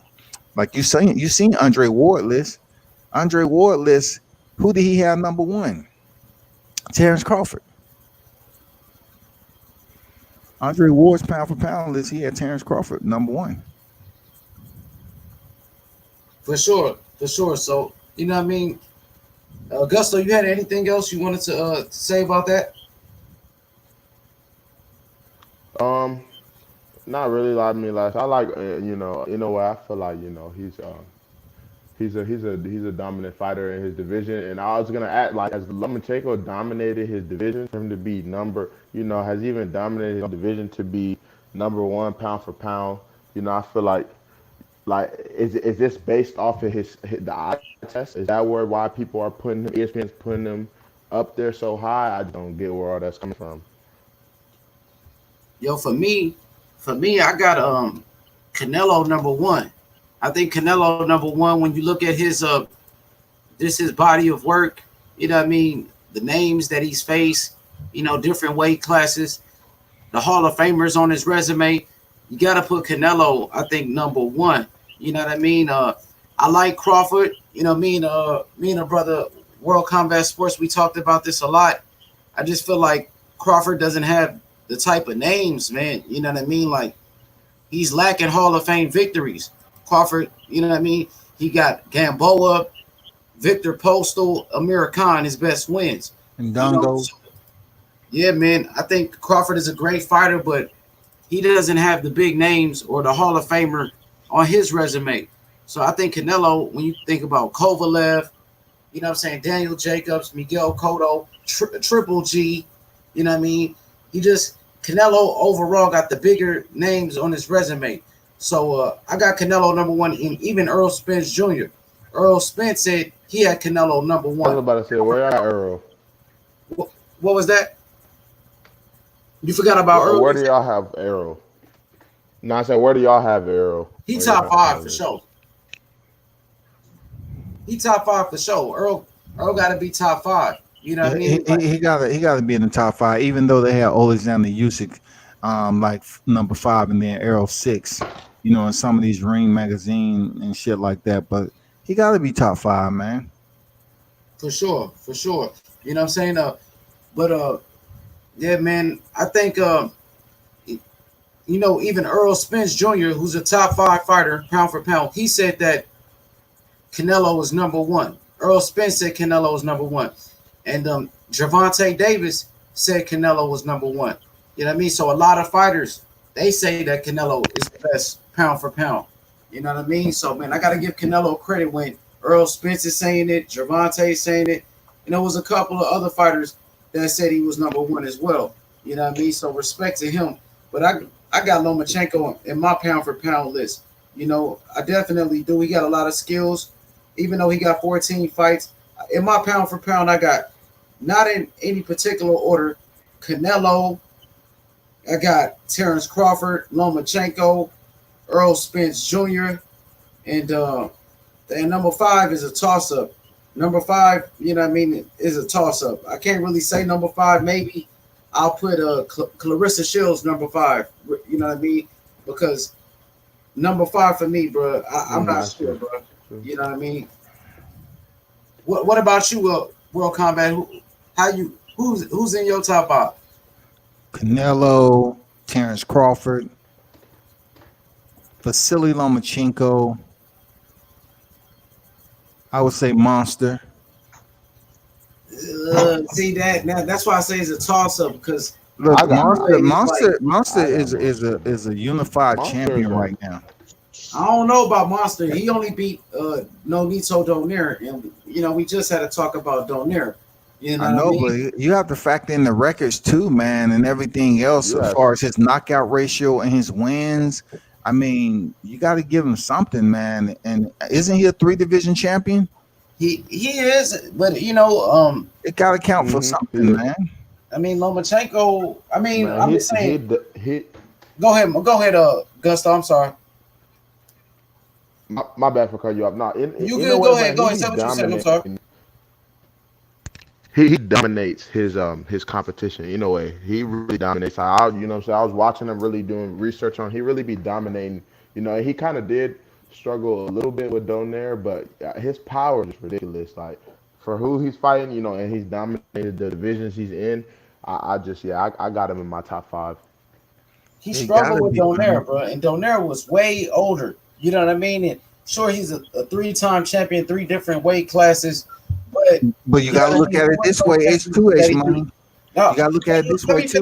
Let me finish real quick. Who was the champions that he beat? He beat Donaire, the biggest name, and Donaire was past his prime, and he went life and death with Donaire. Donaire actually was hurting him in that fight, busted his eye open, busted his nose, had his nose leaking. You know what I mean? So I think Inoue should not be in the top 5, bro. You know what I mean? He should not be in that top 5. Seriously. So in a way, he defeats Nonito Donaire in a decision, and then Donaire is scheduled to face Nordine Bali for the WBC. So he couldn't have been that over the hill if they thinking about sending him next door to fight Nordine Bali for the WBC bantamweight title. He can't be that over the hill because before this COVID-19, guess who was switched over to #1 ranking? Donaire, man. They was about to send that man in there to face Nordine Bali, man. MTK fighter. Yeah, I mean, I'm just saying, bro. Inoue hasn't done enough for me to be a top 5 fighter pound for pound, bro. You know what I mean? And I know a fighter from Mexico, Jorge Arce. You know what I mean? Who a 4-division world champion. He was 40. He started off at 108, just like Inoue. You know what I mean? Was a champion of 4 different weight classes. He did the same thing Inoue is doing right now. Matter of fact, he did more. He was a 4-division world champion. You know what I mean? But he never got that praise that Inoue is getting. And I think Inoue, he's a little bit overhyped. I think he got skills, he got power and all, bro. You just be the old Donaire. That's your claim to fame, bro. Nah, man. I just think I don't believe in that hype. I seen Donaire touching him up. He had him wobbled. He hurt him, had him rocked, had him doing a stanky leg. So Donaire, you put him in there with a Stephon Fulton at 122 pounds, bro. Fulton gonna dominate him, dog. I swear to God, bro. But he ain't gonna fight no Stephon Fulton. Trust me, bro. But why would you put Arce in the top, dog? And he got multiple losses. Like who in the top 5 has multiple losses like that? Canelo, 1 loss to Floyd Mayweather. No, Arce, I said Crawford, undefeated. And Norway, undefeated. And then you can try 4, whoever's 4, Vasiliy Lomachenko, 1 loss to Salido. And number 5, is whoever, Errol Spence. Errol Spence, man, he's undefeated with 20 plus wins now. Shoot, the unified champion. I think it's 24 or 21 knockouts. That's your top 5. They ain't gonna put Arce up there with 8 freaking losses. That's why they got Manny Pacquiao at the back end of the top 10. Is 1 Estrada, and then 9 is Arthur Bellavides, 15-15. I think he's might be 16, 15. They got better beef in the top 10 pound for pound, though. Who? You said they got better beef in that? Yeah, Bellavides sitting at number 9, man. That's crazy, bro. ESPN, bro, they got a BS list, bro. That's some straight BS what ESPN is doing over there, bro. Oh, I ain't say that was ESPN. I was looking at the I know that by heart from the Ring Mag. Ring Magazine got better to be number 9. Yeah, Yeah, Warner they Slaughter tripping too. 8, Better Be number 9, and Manny Pacquiao 10.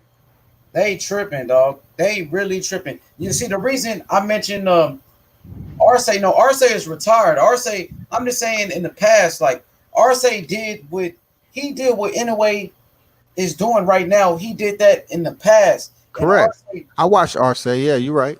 yeah, and Arce, a 4 division world champion, started off at 108, just like Inoue. So, but when he was doing it, he never got the praise that Inoue is getting. That's what I'm saying. Inoue has to be overhyped, bro. He has to be. And his only big name is Donaire. So we gonna put him in the top 5 pound for pound after beating an old Donaire, bro. That's not fair to the other fighters in boxing.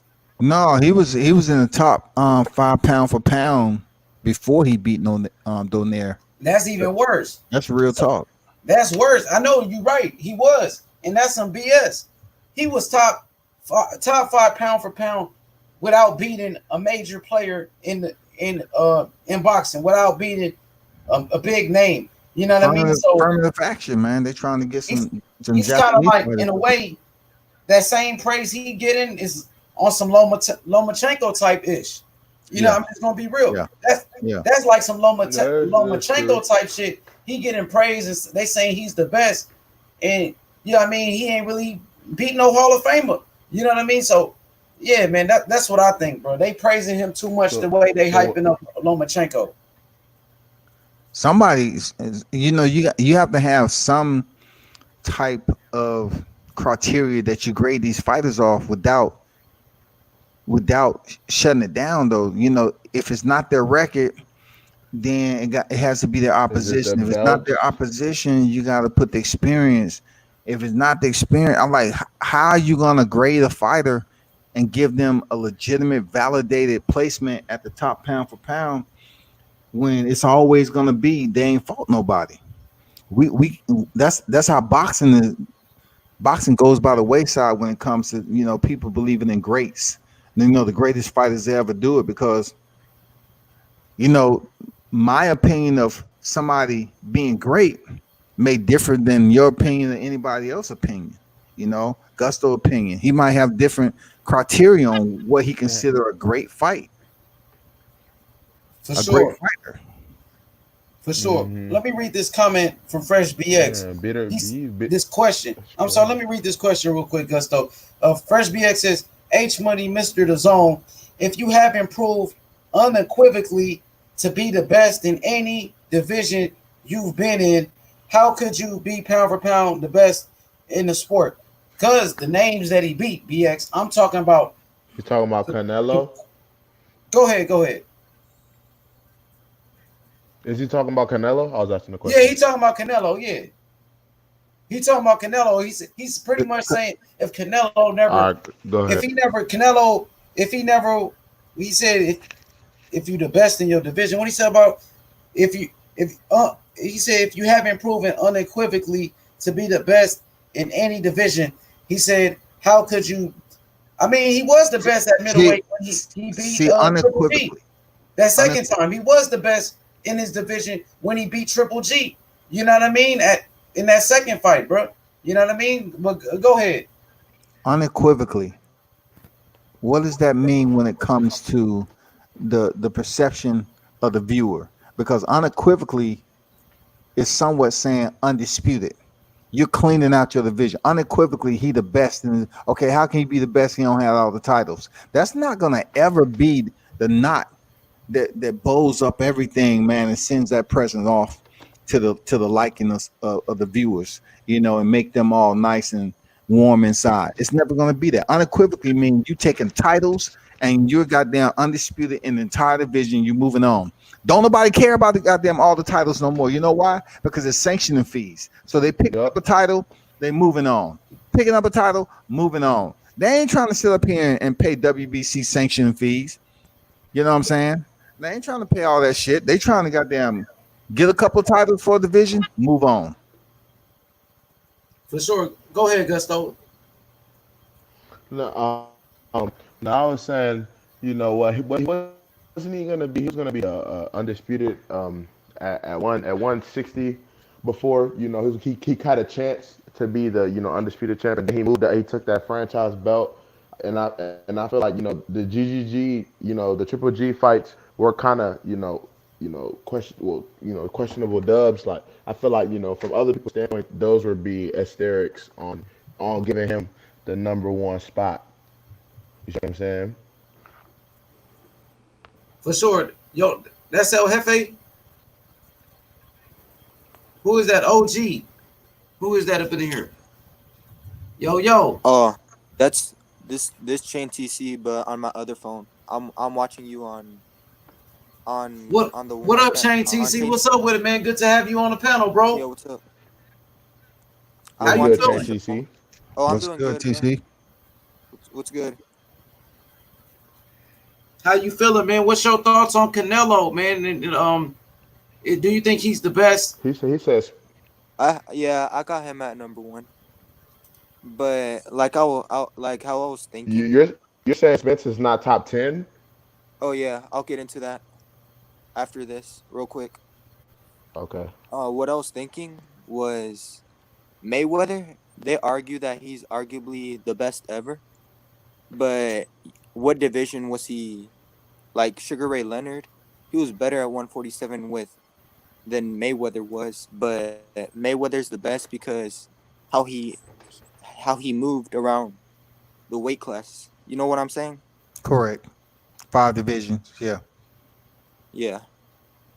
He was really good in all those divisions, so he's greater than Leonard in that aspect, but he's not greater than him as far as accomplishments alone at 147. You know what I'm saying? Yeah, I know what you're saying. Keep going. Yeah, I thought you was gonna keep going. I thought you was getting to the. Oh nah, that's it. No, no, we gotta hear about what you said about Errol Spence not being top 10 though. Oh yeah. So his win to Kell Brook, in my opinion, when was that? Like 3 years ago? I mean, that was his first title though. It doesn't. I mean, yeah, it was years ago. Yeah, that's that was his first irrelevant. title. Recently, he beat Mikey. I mean, I'll give him credit. Mikey Garcia was ranked high, but he was a lightweight, so there's not really. There was credit, but not like. It's not like a super big win. And he has one. He beat Sean Porter, which was a good win, but it was. Spence? Yeah, Spence beat Porter. That was a good win, but it was iffy. It was controversial. I think he won though. So you're saying Spence isn't top 10. Who do you have? Who do you have over him?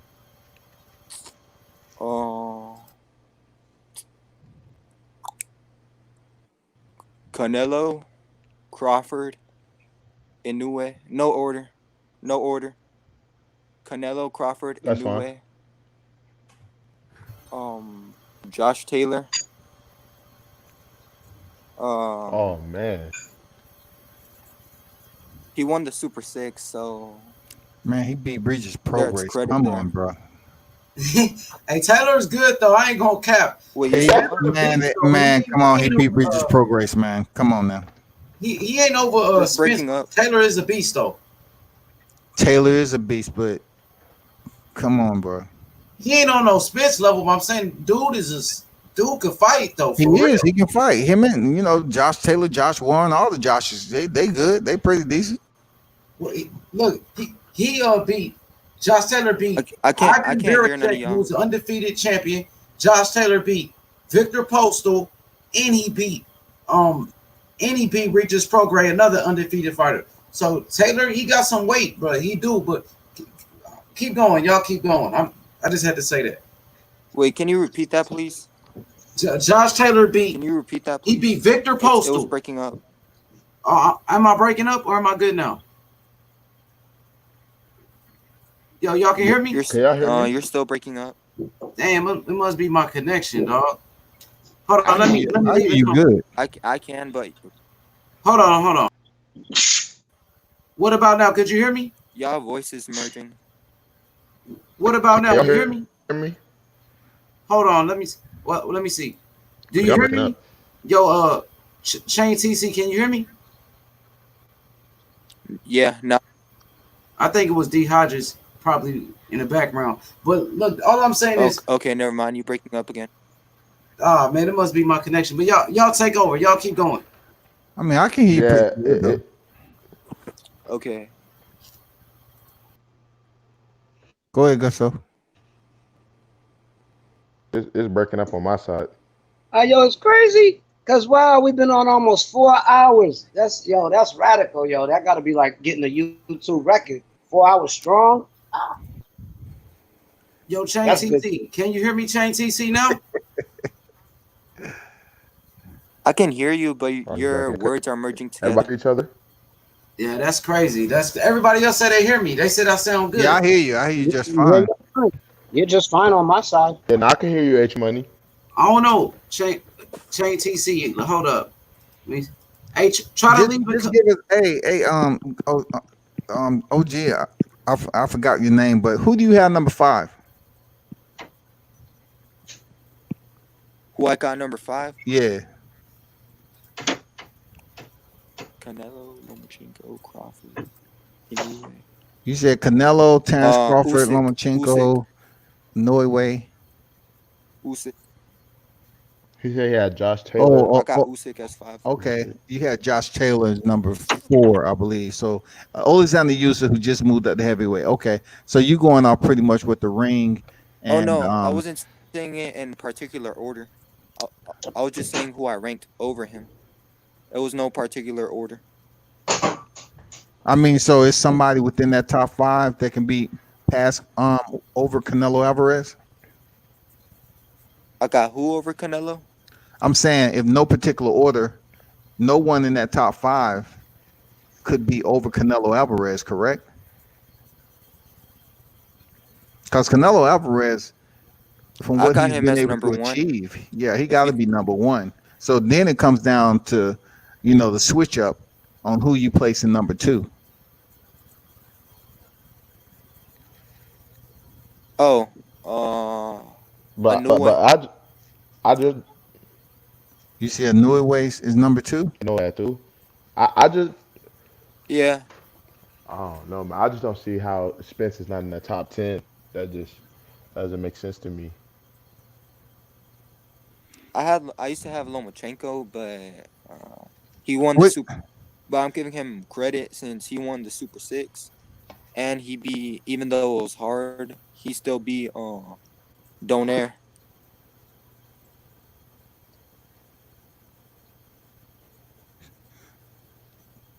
Okay, so I mean, what has Spence not been able to achieve to place him out of the top 10? I'm just curious, like, what places him outside that dime?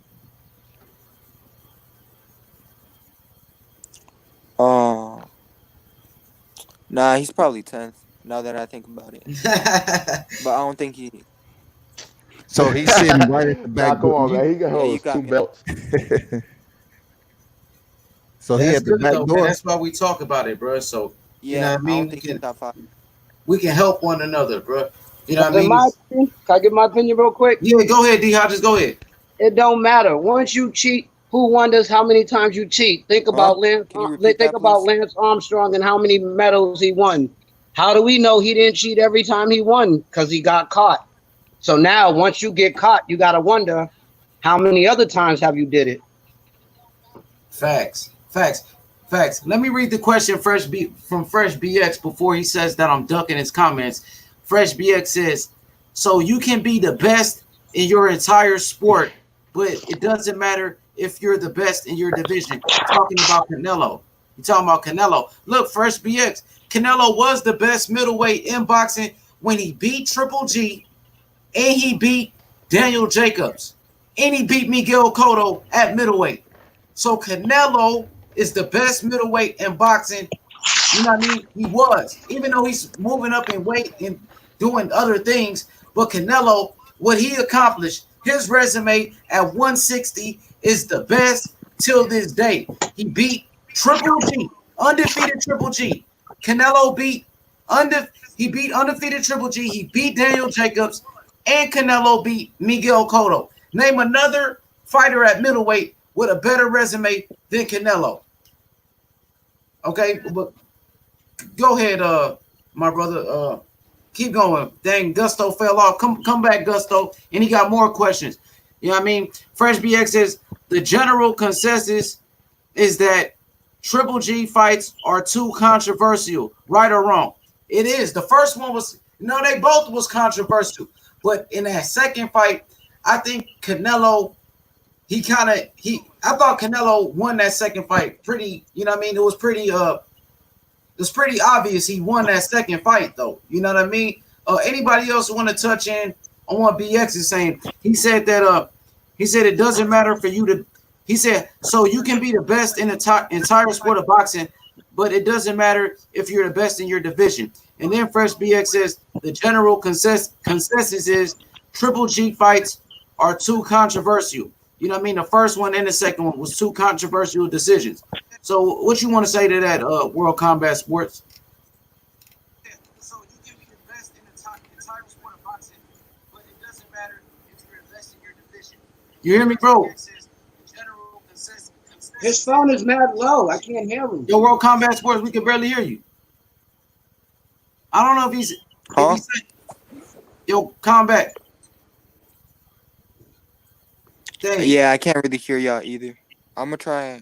Hold up. I'm gonna try coming on another device. I'm gonna drop the link back in the chat. That work better. I'm gonna drop the link. You can hear me? Okay, I'm gonna drop. I will. Yo, World Combat Sports, I can't hear you. Can you drop some more links? Yeah, I'm gonna drop in more links in the chat. Can you drop? Man, I appreciate you coming on. Come back. Hey, there go JFL in the chat. Yo, this shit about to get heated. JFL in the chat. He gonna bring some smoke. Come on, JFL, come to the chat. Come to the panel. I just dropped the link. OG, I just dropped the link. TC, you can go back and get the link to see if you can hear me better if you leave and come back in. Yo, Gusto. Yo, what up, though? Stockton King in the chat. Smack that like button, bro. Let's get those likes up, bro. Yo, so Gusto, I want to hear what you got to say to this real quick. Fresh BX is saying, you know what I mean? He said it, so it doesn't matter for you to be the best in your he says, how could you be the best in your best in the sport of boxing, but you're not even the best in your division? What you got to say to that? Can y'all hear me? Because I was having problems with my audio. I hear you much better now. Keep going. All right, so yeah, how can you see? So they're basically saying, he's saying the two fights with Triple G, they were controversial. I mean, Canelo did beat Danny Jacobs. You know what I'm saying? And who was the other dub that he had in that division? The defining dub. It was Danny Jacobs and I can't remember who the other dub was, but I mean, it really comes down to opinion, because a lot of people say he didn't fight Andrade. Andrade. They're saying he ducked him and that he ducked Charlo. Like that's coming from. Me personally, you got too much background noise. I'm gonna put you on mute, brother. Keep going. Yeah, they're saying he ducked, Andrade, Demetrius, and he ducked Charlo. So I feel like that's where a lot of the backlash is coming from him, from him not clearing, completely clearing out the division. So to say he's number one, I kind of see where he's coming from, but then again, the names on his whole entire resume is a lot of good names, and plus his skills. So it's really a toss up for me, to be honest.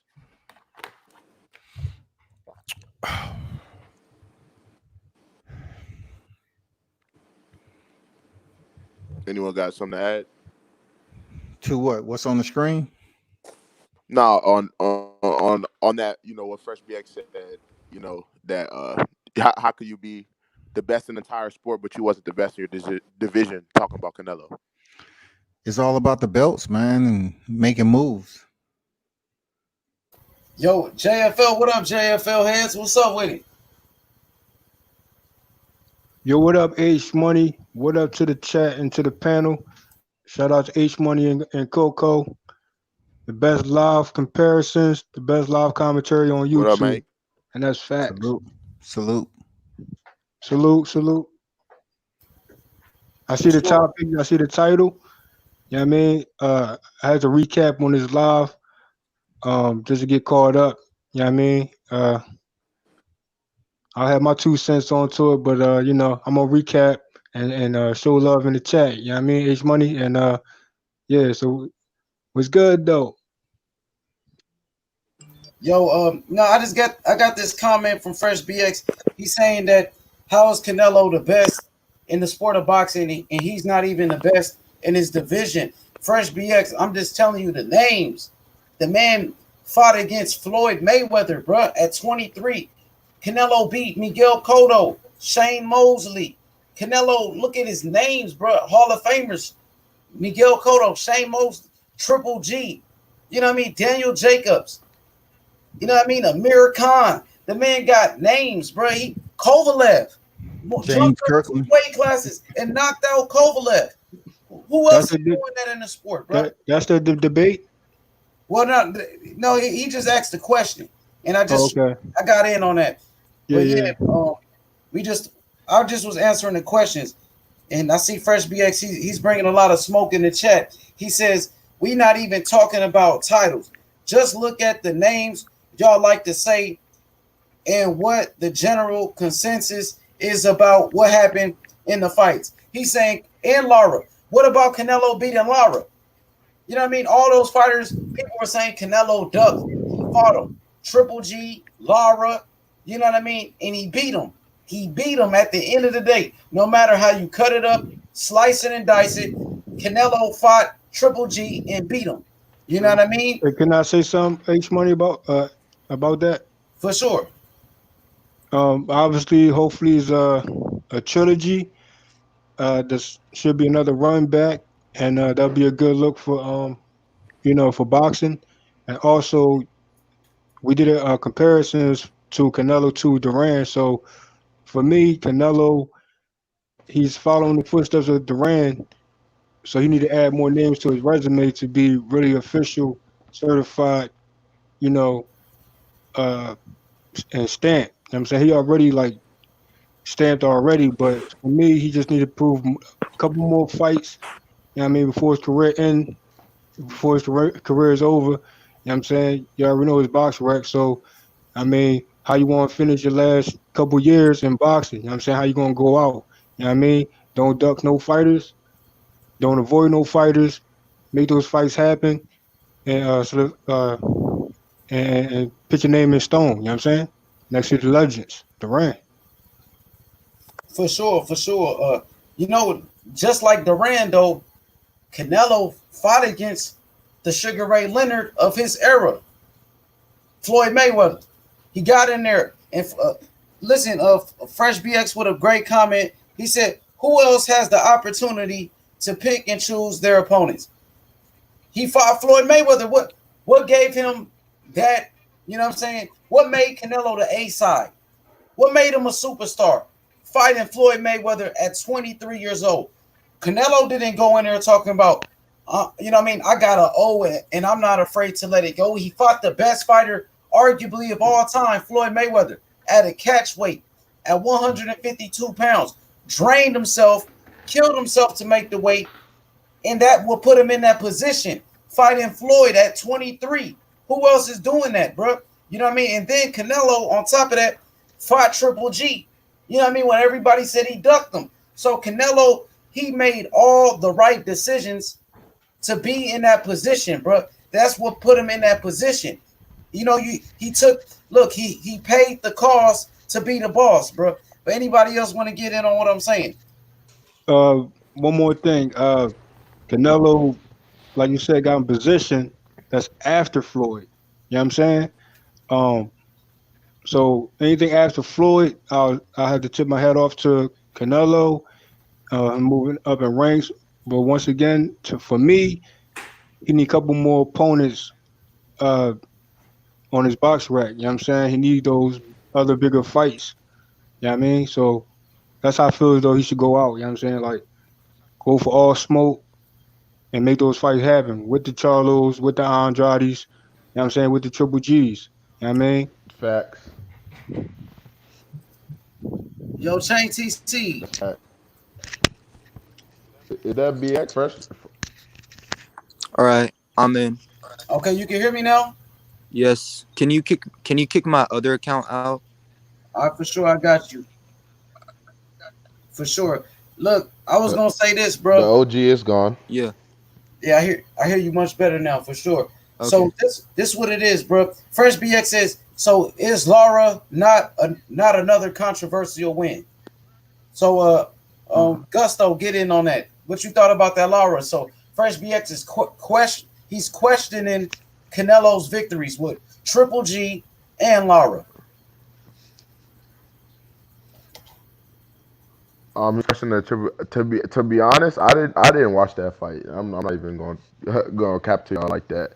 So my opinion on that, would it be valid? So you could toss that to someone else on the panel. For sure. So as far as it was, World Combat Sports. So what do you think about what Fresh BX is doing? He's pretty much, he's questioning Canelo's victory against Triple G and Lara. So he's saying Canelo has questionable victories.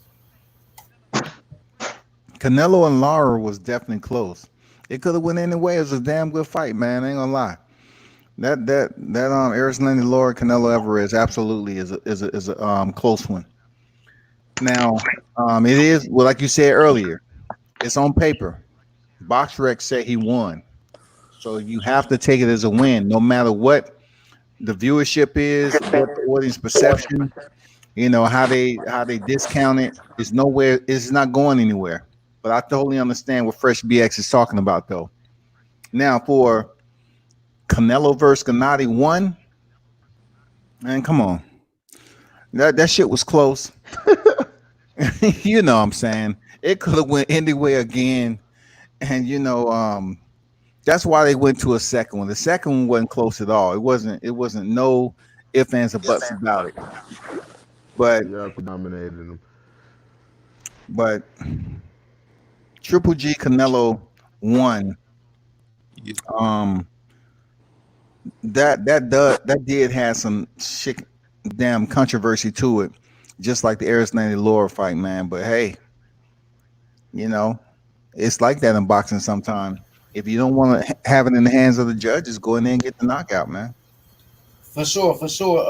What about you, JFL? What you think about the whole, the whole thing with Fresh BX is saying Canelo, his biggest win versus Triple G was a controversial victory. Canelo got a robbery decision over Lara. What do you think about that, JFL? I mean, only fight that I feel as though was the most controversial situation with Triple G and Canelo. So obviously there's a trilogy involved, so that would settle that.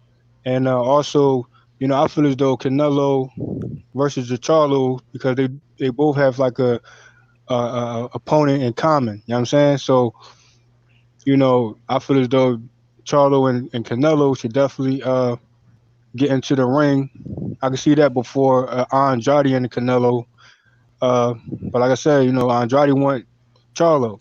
So it's kind of like this, they both in the same situation. You know what I'm saying? So Andrade got Charlo put himself in position.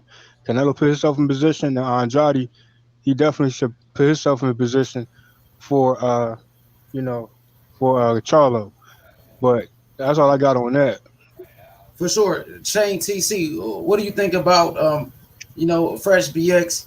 He's questioning Canelo's victories against Triple G and Lara. He's saying, how could he be the best and his biggest wins are controversial decisions over Triple G and Lara? What do you have to say about that? Well, I used to think Lara was a robbery, but now that I rewatched it, I don't. Lara won 4 rounds at best. He got on his bike, started running the whole fight. That he didn't do enough to win. Triple G, I thought Triple G won the first go around, 7 rounds to 5. But then again, it was a pretty close fight. I don't think it's by no means. I think Triple G deserved the nod, but nah, that was by no means a robbery. For And sure, for sure. he has some other good wins, like Jacobs, Cotto, who Chavez. That's for sure. But he ducked the Charlos. That to me, Canelo ducked the Charlos. But who they Yeah. got in common though? That's my biggest issue with Austin What Canelo. opponent they got in common though? Austin Trout. Charlo and Canelo. Austin Trout. That's it. Yep. Okay. Just Austin Trout. Or was it Vanez Monterosian? Did Charlo fight Monterosian? I think he did, didn't it? I think so too. I don't think Canelo did though. Yeah. Oh, Canelo didn't fight Vanez You don't Monterosian. think he Okay. did what? But I think it's just Triple Austin G. Trout. I know Triple G Trout, right? did. He Austin stopped him Trout, in the okay. second round. Yeah, Triple G knocked out Monterosian. You're right. Now I think Andrade should go. You know, Triple G need to step up and face Andrade, and Charlo face Canelo. Man, we're back at square one with it again. So that's how I look at it. That's how it should go down. And you know, maybe prior to after the Canelo fight, trilogy, I'm sorry. You said Canelo should fight who? Charlo. Charlo and Andrade fight Triple G. But then Okay. again, I also think Andrade should fight Charlo. Yeah. All right. Look, I'm gonna just say this. I feel like Jamal Charlo should fight Andrade. Triple G and Canelo should fight again. A trilogy. You know what I mean? And then the winners should all fight each other. You know what I'm saying? Like a tournament. The winner of Charlo versus Andrade should fight the winner of Triple G versus The winners and the losers should all fight each other. you. Real quick, JF, one question. What has Charlo done at middleweight to give him a Canelo fight? I'm still looking at that opponent that they have in common, and also Charlo. I mean, like you said, Austin Trout. So that right there is a +1 for me, and also Charlo recent wins. So he's getting closer to that opportunity to get a Canelo, and I feel as though Canelo, he should come back down and make it easier for himself. You know what I mean? And make that fight happen instead of having Charlo move up where he at. You know what I'm saying? They're just making it difficult. You know what I mean? Meet him at his best weight, which is your best weight. That's how I feel about it. There's a chance Canelo can't make 160 anymore though. No, they said Canelo can't make 140 no more. Canelo can't make 160 no more. 154. 154. Yeah, I mean, he can make those weights, bro. Because I'm like, if Yeah, Mayweather 160, come out of but that's only 8 retirement and be pounds. like he want that rematch with Canelo, what weight you think that's going to be at? And you think Canelo is not going to try to go down for that second fight with Mayweather at that particular weight? Come on, man. Yeah, that's where the money at. He definitely gonna go for it. He'll come down for that check, bro.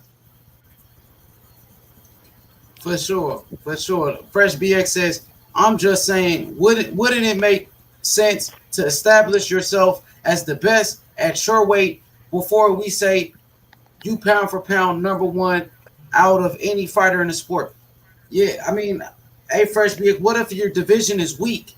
What if you're the best in your division and you got a weak ass division? You know what I mean? It really doesn't hold any weight.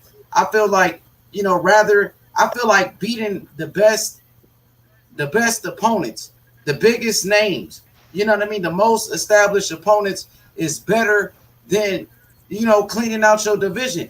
People always saying undisputed. I know you mentioned it, undisputed, being the best at your weight. Terrence Crawford was undisputed at 140. And who did Crawford beat at 140? You talking about Thomas Delorme? He beat fucking Julius Ndongo. He beat Victor Postal. Bro, that doesn't make him pound for pound the best because he just beat all those dudes. He beat Ndongo, Thomas Delorme, and he beat Victor Postal. So that make him the best. And ain't none of them Hall of Famers. Come on, BX, dog. I'm just saying. Go ahead, somebody respond to me. Charlo. Go ahead, World Combat. Go ahead. Yeah, I just wanted to say about Jamal Charlo, man. You know, like his last two opponents, he had Brandon Adams, man, decision. And then before that, Karabov decision. And then he finally get another knockout with Dennis Hogan. So if those three opponents right there, do they merit the value to face Canelo Alvarez? I don't think so. I mean, what merits him facing Canelo Alvarez is the fact that he is now the super WBC title holder. So therefore, let's make some fights happen. Let's goddamn either go Demetrius Andrade or fight Canelo Alvarez. One of them needs to happen because if you look 6 fights deep into Jamal's resume, that's when he fought J Rock. You know what I'm saying? We all know what division that was at. Mm-hmm. Facts, man. You right, bro. Like, shout outs to Charlo. I do like Charlo, but the thing is this: Charlo, since he's been at middleweight, my brother, since Charlo been at middleweight, he hasn't beaten a top 10 middleweight yet. Correct. He hasn't beaten a top 10 middleweight yet. He beat Dennis Hogan, who came up from 154. He beat Brandon Adams off the Contender Series. You know what I mean? So who is he? And Korobov, a lot of people felt like Korobov outboxed him and beat Charlo in that fight. So, man, Charlo, you know what I mean? Fight Demetrius Andrade. Both of y'all need each other. Both of y'all need a big name. Fight each other. Then the winner can go after a Canelo. You know what I mean? I think that's the best scenario. But go ahead, JFL. I want to say, certain talking points, man, is like,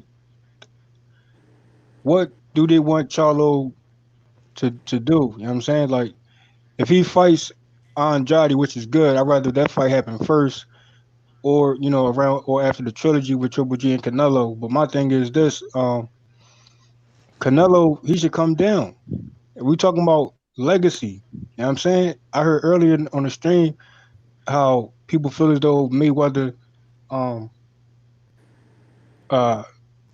they feel some type of way about Mayweather, and he put a high standard on boxing, which he did. But he also lived up to the fights. He also went up in weight. He also been the most consistent. So Mayweather set the blueprint that they not technically following accordingly. You know what I'm saying? So I feel as though Canelo, he should definitely think about his legacy more and get those bigger fights. You know what I mean? Because I don't want to hear who Charlo fought, who Andrade fought. That's not Just fight him. That's not Canelo situation. You know what I'm saying? Canelo should think about his legacy and make those fights. Well, who though? Who you want to see him fight? You saying drop down the weight to which weight? Charlo for one. You know what I'm saying? So 160. You talking about 160? Yeah, and then that fight is, to me, that's the primary fight. You know what I mean? But like I said, Charlo people was moving saying up. who Charlo fighting, and who he fought. I mean, to me, that's excuses to look at from the bigger picture that Charlo, you have an opponent in common, and Charlo's still undefeated, and he's coming up in the ranks. Like who is he supposed to fight? A Triple G, Daniel Jacobs, just to get a Canelo fight? Like, how many fights in between fights to make that fight happen? You know what I'm saying? Like, Canelo, like, for me, I think he might retire soon, bro, or he might keep going, or he might stay where he at that weight class. Either stay where you at or come down, bro. I heard Charlo's moving up. All right, I mean, that's cool. If he move up, Then all right, then he should make it happen. Then if he move up, you already know what's the goal is on that. So legacy wise, soon he move up, Canelo, that's a green light to make the fight happen. Or you can make the fight happen sooner after the trilogy, like, or you can come back down. Like, to me, we versus Kovalev, Canelo didn't look like the Canelo I used to see. You know what I'm saying? I know everybody think that's a big fight, but I don't think that's his actual weight that he actually look impressive in. You know what I'm saying? So why not go to a weight class where you look the way the Canelo looks, and you following Duran footsteps. Why not? For sure, man. I just feel like, you know what I mean, Charlo ain't really put in no work at 160. Charlo need to go fight Andrade, you know what I mean, and stop ducking Andrade, you know what I'm saying, and keep that same energy Charlo got with Canelo, that same energy you got for Canelo. Why you don't keep that same energy for Demetrius Andrade, who's an undefeated world champion in your weight class? H Money, remember how the old school do it? So when they move up, what they do? They got They a fight big fight right champions. off the rip, right? Yeah, you're right. So this new school era, they got to stop playing games. They got to learn from the old school and how it's done. You know what I'm saying? Make that, like, if you move up, make that fight happen, man. I'm saying? And do you got to fight somebody before that? Like how, who moved up recently? Besides Canelo. Damn, what's his name? Yeah, I lost track on that one. It's all But good. all I'm A saying is, champion? yeah, it's a recent fight. He moved. I think it was Shakur, right? Yeah, Shakur moved to up to 130. And that was his first fight, right? He didn't fight a champion though. He Yeah, fought a he fought bum. Carbolo. Okay, but I'm just saying, Yeah. like, you still move up. He can get that fight that way just by moving up. And yeah, do he got to verse an opponent once he move up, like how you know what I mean, like a lesser opponent, and then the Canelo? I mean, that could work too. See, Fresh BX is saying that he might fight Dervinchenko. You said Fresh BX said he gonna fight Dariuchenko? He might. Supposedly he got an offer. Yeah. Fresh BX with the comment. He says Charlo might fight Sergey Dariuchenko. He got an offer supposedly. Yo, that's a good fight, bro. I was talking about that last week, bro. Because Sergey Dariuchenko is a PBC fighter. That's a good fight for Charlo, bro. Who you favor in that fight, World Combat Sports? Charlo or Sergey Dariuchenko? I like Sergey, man. I ain't gonna lie, because he did give Daniel Jacobs a business, and he defeated Gennady Golovkin. They robbed the man so they can, have him keep that IBF belt so he can look a little bit more productive and valuable when he finally faces Canelo in the trilogy. Wow. So I I have to go with Charlo, man. I have to go with Charlo because Dariunchenko's had twice now for the IBF, and he's failed. I'm not saying he failed because he didn't get it done, but he's 1-1. You know what I'm saying? He gave Daniel Jacobs the business. Could have went either way, but he truly beat Gennady Golovkin. So yeah, I'm going with Charlo, man. And what about you, Gusto? Who you got? Sergey Dariuchenko or Charlo? Dariuchenko coming off a great performance against Triple G. A lot of people felt like Dariuchenko won that fight. Who you got, Charlo or Sergey Dariuchenko? I got Charlo, man. Charlo's just too big. He's really, really powerful. Them Charlo boys, especially him, just hit like a truck. And with Ronnie Shields, he do be on his defensive tip. Like he does have those abilities if he needs to pull him out. You know, I feel like he can stick and move, do all the things he needs to do. Plus that power, I got Charlo. Yep. Dang. What about you, Shane TC? Who you got in that one? Charlo or Dariuchenko? I could see it going either way. I could see Charlo knocking him out, and I could see Devianchenko winning on points. That's not to say Charlo can't win on points, or Devianchenko can't knock him out. But I see it as a 50-50 fight. Either Charlo knocks him out, or Devianchenko beats him on scorecards. For sure. What about you, JFL? Who you got? Charlo or Sergey Dariuchenko? Dariuchenko just had a great fight with Triple G. A lot of people felt like Dariuchenko beat Triple G. Charlo versus Dariuchenko. Who you got? I like all the inputs on the panel, their responses to that. Um, I say make that fight happen. That's one of them risky fights. You know what I mean, why not take that fight? And if Charlo get past him, then hey, that gets him closer to Canelo. Hell yeah, hell yeah. Man, that's a good fight right there. That's a great fight for Get Charlo. that fight out the way. If that's the case, you know what I'm saying, like, it's a risky fight, Yep. but that would make your point. You know what I'm Hell If saying? I'm yeah. Charlo, I'm taking that. Aren't they in negotiations with Canelo as well? Yeah, I heard about that. I thought Oh man. Derevyanchenko was in negotiations to fight Oh Canelo. Man, there's man. so much Oh rumors man. going on in boxing. You don't know really what to Oh believe. man. Yeah, they just want to keep the media dangling, man. I don't think Chinko. I don't know, man. I don't know I if don't he know. deserves that fight. That's interesting, but I got that trilogy is locked in. So Canelo already booked, man. Like he already got the Triple G trilogy, bruh. Yeah, So that's a waste of time in my opinion, because he's gonna look, watch Triple G this time.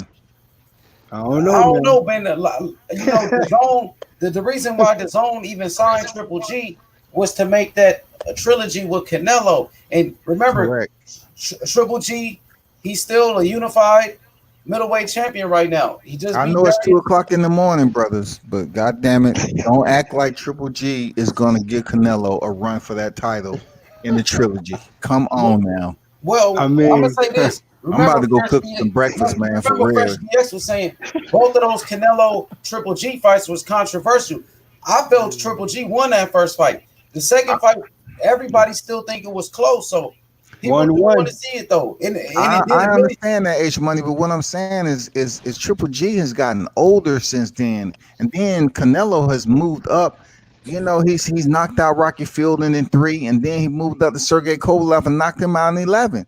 I mean, he had more experience at heavier weight classes, man. He's a much smarter fighter. Who is Triple G? What has he done? I mean, I accept that, but You also said what has Triple G done? With Triple G, he After the, the after first the man to second beat fight? Kell Brook, knocked out Kell Brook, broke his eye socket, and No, no, people no. feel I'm like talking about after his fight with the rematch he had with Canelo. What has he done? he beat Sergey Derevyanchenko. Man, he lost. Come on, I H. thought you just said it. Getting a win on BoxRec, Nah. a win is a win. You just said it. Yeah, but it's 2 o'clock in the morning, man. Let's start breaking. Come on, man. Hey, but look. I want to say this though. You see, the two fights with Canelo and Triple G did 1 million pay-per-view buys. The second fight was 1.2 million. First fight over 1 million. People are still interested in Triple G versus Canelo, bro. yeah, man. They And are, man. I agree with you on that. I But gotta he say has, this, man. The trilogy is gonna be epic, bro. Like, cause that's a trilogy. You know what I'm saying? That's gonna there's no excuses, cause Canelo looked to kind of you know getting outboxed Triple G the first fight, and vice versa on the second fight. So the trilogy is gonna set it all, man. It's gonna be epic, man. You're gonna get the best versions of Triple G and Canelo, bro, and that's a fact, bro. Well, I look, think I just want to Canelo's say gonna this: wash if him. Canelo can knock him out in that third fight, oh man, they're gonna be wild, bro. So Canelo, he man, go it's in not there and even going stop to him. be close, fellas. Believe it. That's what I'm saying. I think I'm I'm with I'm World a World Combat. Combat Sports. I think Canelo might whitewash him. Canelo is going to goddamn send him into AARP. Period. Retirement. I Hey, agree, that's a but you know what? trilogy. Triple G still got that punch, bro. He still got that puncher's chance. I swear. Man, he You takes know what I mean? Only punches take in the one punch. face, man. He gets punched too much, man. Triple G gets punched too much, man. He got that power, bro. He land the punch the right way, bro. He could be lights out for Canelo, bro. Did I he mean, stop Sergey Derevyanchenko their last fight? Did Now he he stop knocked him him? down in the first round, though. Correct. He did that to um Daniel Jacobs.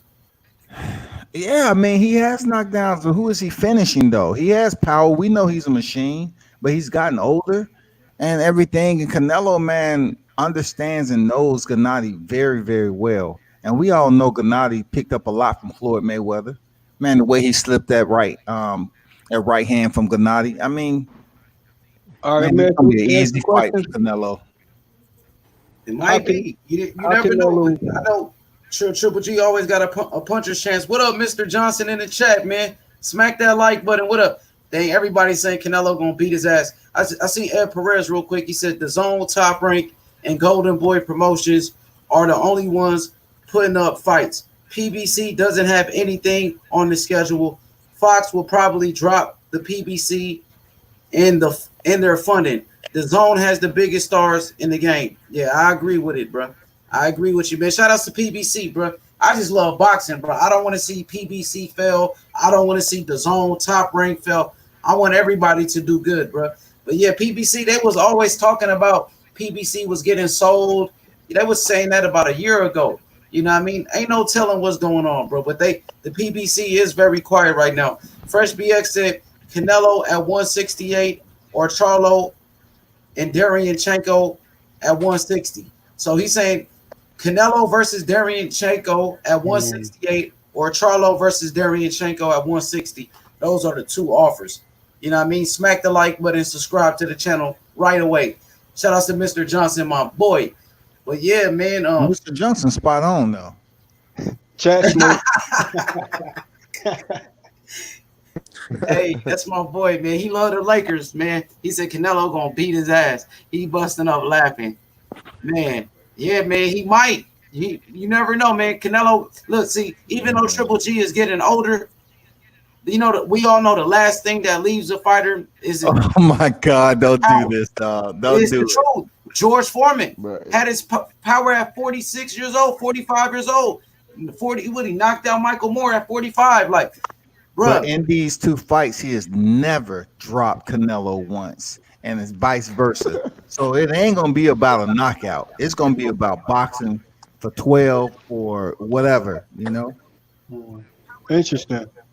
But for me, Canelo didn't look impressive with Kovalev. That's just me, though.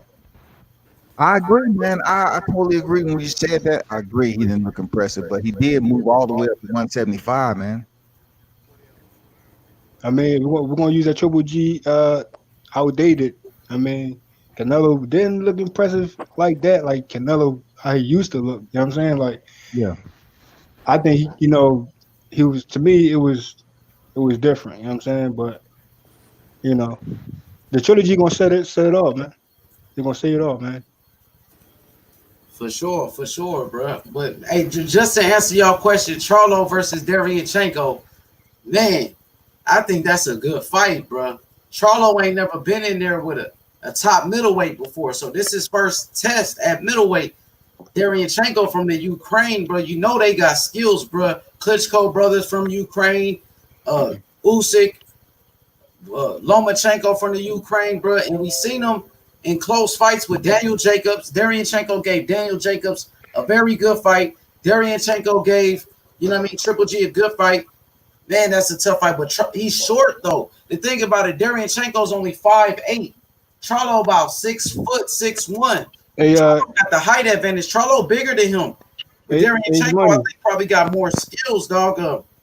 Damn, I got to go with Charlo, bro. I think Charlo's just too big for him, dog. But Money.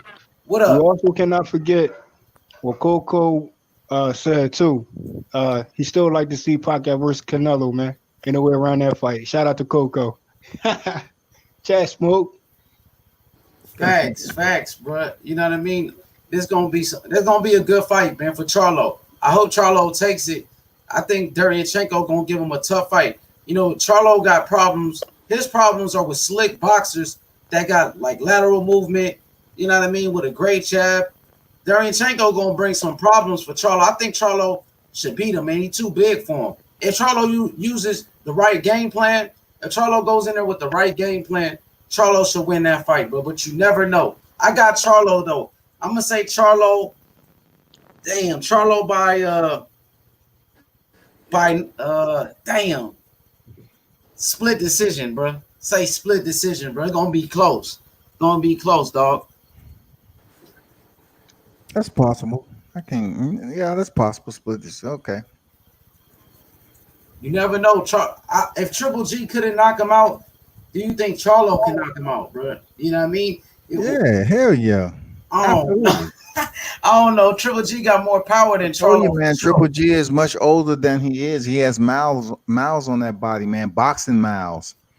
Man, But the man Charlo had an just ain't extensive no. amateur run pedigree. And now, when people expecting him to excel and, hit this fourth and fifth gear, man, he's old, man. His body got a lot of miles on it. It don't matter if he ain't with Abel Sanchez. That new trainer is not gonna do too much more for Triple G because he's just taking some punishment, man. Facts. Smash that like button. You know what I mean?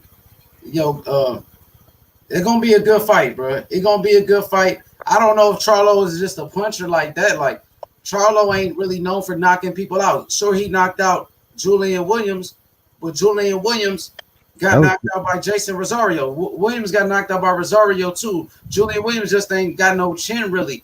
Charlo ain't a devastating puncher. He couldn't even knock out Brandon Adams. You know what I mean? So what makes me think he gonna knock out Durianchenko if he couldn't knock out Brandon Adams or Korobov? You know what I'm saying? So That's true. Yeah. He But knocked wasn't out that his A-Rock first at fight? If you want to 154 make a though. statement, if he want to make a statement, bro, get that knockout, bro.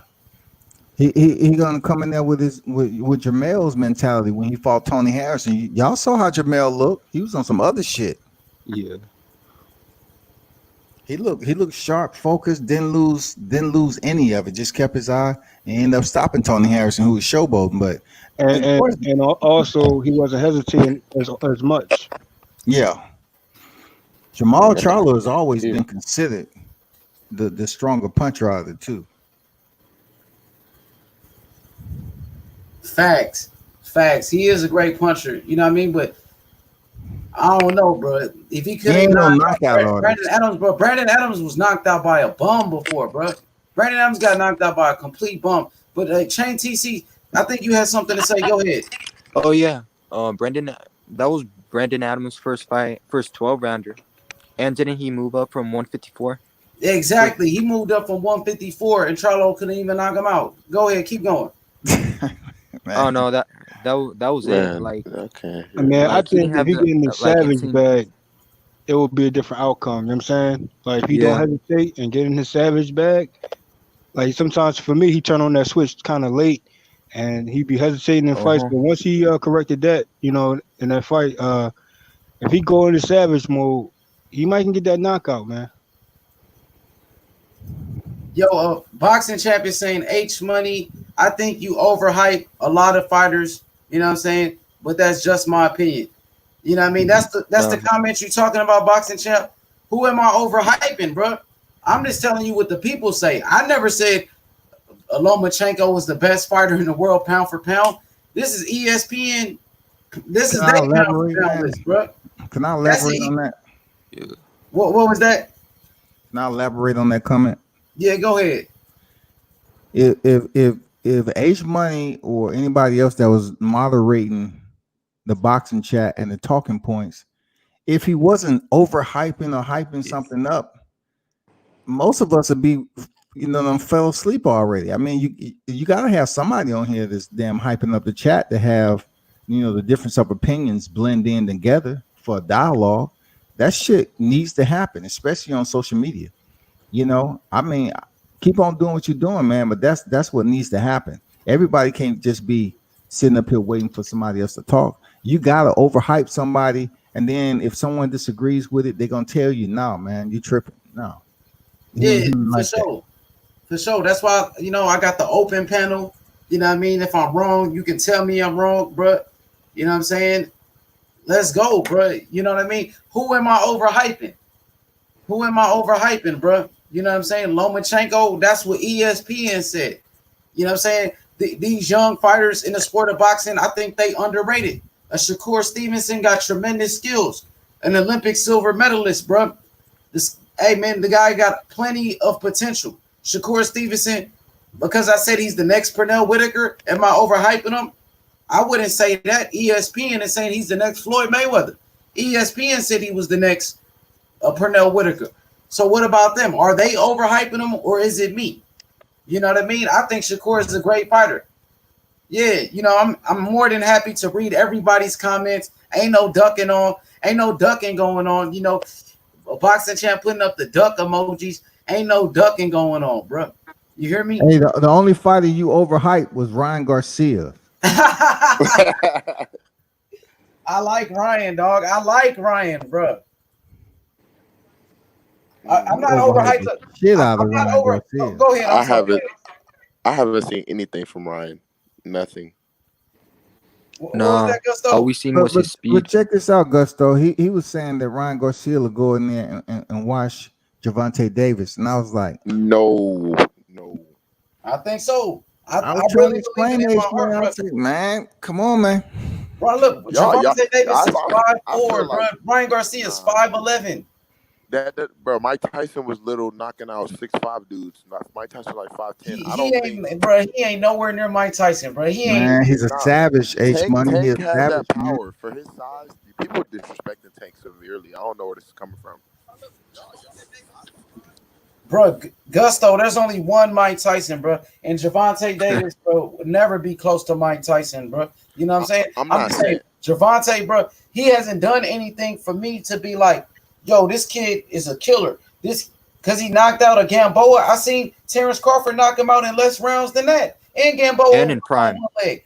You know what I mean? But I want to get stuck on it. You know what I mean? We just talked about it. But yeah, man, I think Ryan beat him. The tail of the tape, Ryan is taller, longer, and Ryan is the bigger fighter as well. Ryan is bigger than him. Ryan been calling for that fight. Gervonta don't want to make it happen, bro. Floyd Mayweather talking about he got to fight Rolly first. Floyd Mayweather using Rolly so Gervonta can duck Ryan Garcia, bro. Stop it. Hey, I want to say this, man. Ryan left versus a Tank left. I'm gonna leave it at that. I'm gonna let that sink in. That's all I'm gonna say on that. Yo, I got a question for the panel real quick, bro. Starting with World Combat Sports, what you think about Caleb Plant as a fighter? You know what I mean? Do you think Caleb Plant is he got skills, or do you think he could be a champion for a long time? What do you think about him? Absolutely got skills, man. Caleb slick, man. I just came back from his last fight in Nashville, man, when he went up there and fought Vincent Feigenboots. I know a lot of people don't know the German dude, you know what I'm saying, but he got stopped. You know, Caleb stopped him in I think the 7th round, I believe. I'm not sure, but Caleb's very slick, man. I like his boxing style, and I know at one point in time people was talking about Canelo potentially, thinking about going up there fighting Caleb, which would be a good fight. But I got mad respect for Caleb, man. I got mad respect for the dude, and yeah, I mean, I think He didn't want that Canelo. He didn't want that Canelo work. De La Hoya was trying to make that fight happen, and Caleb rejected the offer. Well, what Caleb is doing right now is trying to make the best fights for himself. Even with the David Benavidez fight, they was trying to offer him the fight coming off the Feigenboots win, which he would have been out for like a week and then straight back in the fight camp. And he said he would have been overtrained. And luckily, COVID-19 took place. So sooner or later, after David Benavidez come off this next fight, we may see Caleb Plant and Benavidez for the unification. We may possibly. I don't know, but that's what I'm hoping for. Yo, you said his last opponent was Finger Butts. Come on, man. He fighting Feigenboots, dog. Feigenboots. Hey, they saying, dude, I'm gonna be honest. Cool, man. A couple of my guys, I'm just being honest. A couple of my guys, they come to the chat. I like Caleb Plant, but a few guys be like, yo, he's a hype job. You know what I mean? He fought Finger Butts. So people, they be roasting him. I'm gonna Finger Butts, dog. Yeah, that's what they said, bro. They said, man, who the hell is this dude he fought? And Fresh BX is a big supporter of Caleb Plant. Yeah, I mean, Coco is a Caleb Plant fan. Yo, Gusto, what you think about Caleb Plant as a fighter? Are you a fan? Do you think he's the real deal?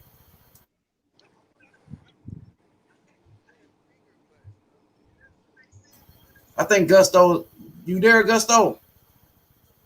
I think he's away from the mic. JFL, what you think about Caleb Plant? Do you think he's the real deal like Holyfield, or do you think he's a hype job? I mean, I got my hype job list. He's kind of on it, but then he's kind of not. So, I mean, my hype job list is is kind of long, bro. So maybe I'm not the person to go to on that one, but Who's your number one on your hype job, man? I'm just curious. I mean, I had Plant on there, and Is number I had one? no, not number one. It's like I had Usyk on there too. I just want to hear your number one. Who's your number one on your hype job list? Ryan. Well, I want to say AJ. That's what I'm talking about. Nah. Yeah, but I didn't want to bring him up because people get kind of. No, you're absolutely right, man. I'm sending your cap and gown right now, man. You're absolutely right. Goddamn, AJ is absolutely the biggest hype right now going. I mean, the way. I mean, I don't want to get into it because people in the comments. Man, it's free smoke with me, man. But I'm just saying, I don't want to. That's my hype list kind of long though. But Caleb Plant, I say he pretty good, man. But I need to see him versus more solid, credible opponents, man, and see where he at with it for real, like Usyk. So that's where I'm at with it. For sure. Yo, Chain TC, what you think about Caleb Plant as a fighter? Do you think he's the real deal, or do you think he's a fraud in a hype job? I like Plant, but I don't think he's the best. Danny Jacobs said he's probably the worst one at 168. I don't exactly agree with that. I think he's the most skilled one, but yeah, I think he's all right. For sure. Daniel Jacobs, all people want to talk about. D Hodges, what you think about Caleb Plant? Do you like him? Or do you think he's the real deal, or do you think he's a hype job? He's all right to me, though. He's all right. I think he got good skill set, and everything else is just he kind of hit too much for me. So I really don't know, but he gets hit a whole lot, though. He need to stop getting hit so much. Yeah, he be getting touched. He got some good skills, but he get touched though. You know what I mean? Like A little too much. Move the head. His head is like the target. He don't move it. But I think if he can move his head more, he's a problem. But if he keep getting punched like that, he's gonna go to the for sure. We'll put in perspective then and just say borderline hype jobs and not a complete hype job yet. So borderline hype jobs, I'm cool with that. Yo, what about Gusto? Gusto, what you think about Caleb Plant? Do you think he's the real deal like Holyfield, or do you think he's a hype job? Can y'all hear me? Because I'm having problems with my audio. Can y'all hear me? Yeah, we good. We hear you. Yeah, Caleb. I mean, he be putting in work, but like D Hodges said, he be getting touched up a lot, and at that weight, you really can't be getting touched up like that because you know what I'm saying, you will get dropped. But he be putting in work. I be seeing him on Instagram and stuff. It look like he dedicated and be putting in work, but he's borderline hype job. That's something I would have to continue to watch. Okay, I got a question for World Combat Sports. So, Caleb Plant. I mean, what is it? A fighter that he reminded you of in the past? For me, he's kind of slick. He's quick. Kind of remind me of a Andre Durrell. I know you know Anthony Durrell, but his brother was Andre Durrell, who was in big fights with Carl Froch, Arthur Abraham, and you know what I mean? Yeah. Yeah, so I'm talking about the young Andre Durrell. I'm talking about the Durrell, bro, who was in that Super 6 with Andre Ward in them. Correct. I agree, man. There is some similarities in there. I know that was a good series, man. Unfortunately, it was marred with Abraham hitting while he was on the knee and everything. But yeah, man, his fluidity as a boxer, man, was real nice back there with Andre, the real. But I just look at boxers as far as the way they move and everything and slip punches. And we all know that Caleb Plant's been in the gym with some of the best. You know what I'm saying? I even know a fighter who dropped Caleb Plant in sparring. I know for a fact, but He's a smooth guy, man. He's been around some good teachers, and I like Plant. Now, how he would do against his other compeers in his division, it all depends, man. You know what I'm saying? But he is about that smoke though. I don't know why people take him for granted. It might be because he's quiet and don't want to be bothered. But Caleb Plant, man, he can box, man. For real, I got mad respect for him. Yeah, he can box. He got some skills, bro. You know what I'm saying? Yeah, Not just. I mean, y'all saying he get hit in the face all the time because it's boxing. You're gonna get hit. You know, you're gonna get hit some of the time, and we can either go to the best defensive technician of this era in Floyd Mayweather. He was touched up. You know, I can go to and be petty and say, okay, even he was hit with an uppercut by Conor McGregor, who had an 0-0 boxing record. It might not mean too much to people, but yeah, he was hit with an uppercut. And you know, he was hit by Shane Mosley. He was hit by Marcus Madonna. He was hit by Jose Castillo. You know, Diego Corrales. The list goes on. You're gonna get hit in boxing, man. So, hey, that's my take, man. For sure. Yeah, man, Floyd, hell of a fighter, bro. See, I think Floyd didn't take that McGregor fight serious. I don't think he really trained the way he usually does. So yeah, man, he didn't really take that fight serious. But Caleb, that's why I say I can be petty and say he got hit with an uppercut. You know, I added petty in there so it won't be taken all the way serious. You know what I'm saying? I don't want anybody to think it was anything other than that. I say I can be petty. Yeah, that's Fresh BX's boy though, Caleb Plant. Yeah, that's funny, man. Yo, Fresh BX love Caleb Plant, dog. He the first one to really mention Caleb Plant to me because when I first seen Caleb Plant come to boxing, I'm like, bro, who the hell is this dude? You know what I mean? I didn't take him serious at all. Like, who is this white dude? You know what I mean? But you know what I mean? He do got some skills, dog. I want to see him in there with some elite guys, though. Man, Caleb can box, man. For real, Caleb can box, man. I don't know why people, because he wear plaid shirts and he quiet as shit. You know, people don't think he can box, man. But dude, he about that. You know, he about to smoke. He's smooth with it too. You know, you can tell he been hanging around a lot of brothers in the gym. Oh yeah, he fight like a black fighter for sure. Yeah. But that's a damn show. You know what I mean? But I think anybody can look good against a finger butts. You know what I mean? So once he step it up in competition, let's see how good is he gonna be. It was feet and boots, man. Feet and boots. Yo, that dude is a bum, dog. You Yeah, know what I mean? comment for tonight, man. It's some funny stuff. Yo, dude was a straight bum. You know what I mean? We want to see shirts. I want to see Plant up in there, bro, with somebody like David Benavidez. How you think that fight would go? Caleb Plant versus Benavidez. That'd be some problems, man. I ain't gonna lie. I like David Benavidez. His range, you know, his speed and everything. I think he has a lot more advantages when it comes to boxing technique that he can apply to Caleb Plant that'll give him problems just off the range alone, and you know, using his speed and his jab. It'll be some problems. You know, I say around the 4th or 5th round when Benavidez really start getting, you know, warmed up, because I say 4th or 5th round because even J Love went 3. You know what I'm saying? And then Anthony Durrell got his eye cut, so the fight was stopped around 7, right? Something like that. So I give him a little bit more time, you know, to start working on Caleb Plant. You know, because Caleb can box. So yeah. For sure. Somebody got some background noise. I think somebody's TV is on.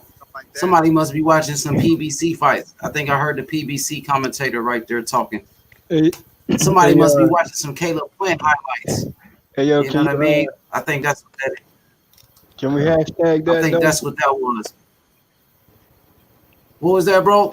So can we hashtag that? The finger butts hashtag. Let's hashtag that, man. That's funny. Yeah, man. So my boy, World Combat Sports. You said you got David Benavidez stopping Caleb Plant. He can if he apply everything right. He can stop him.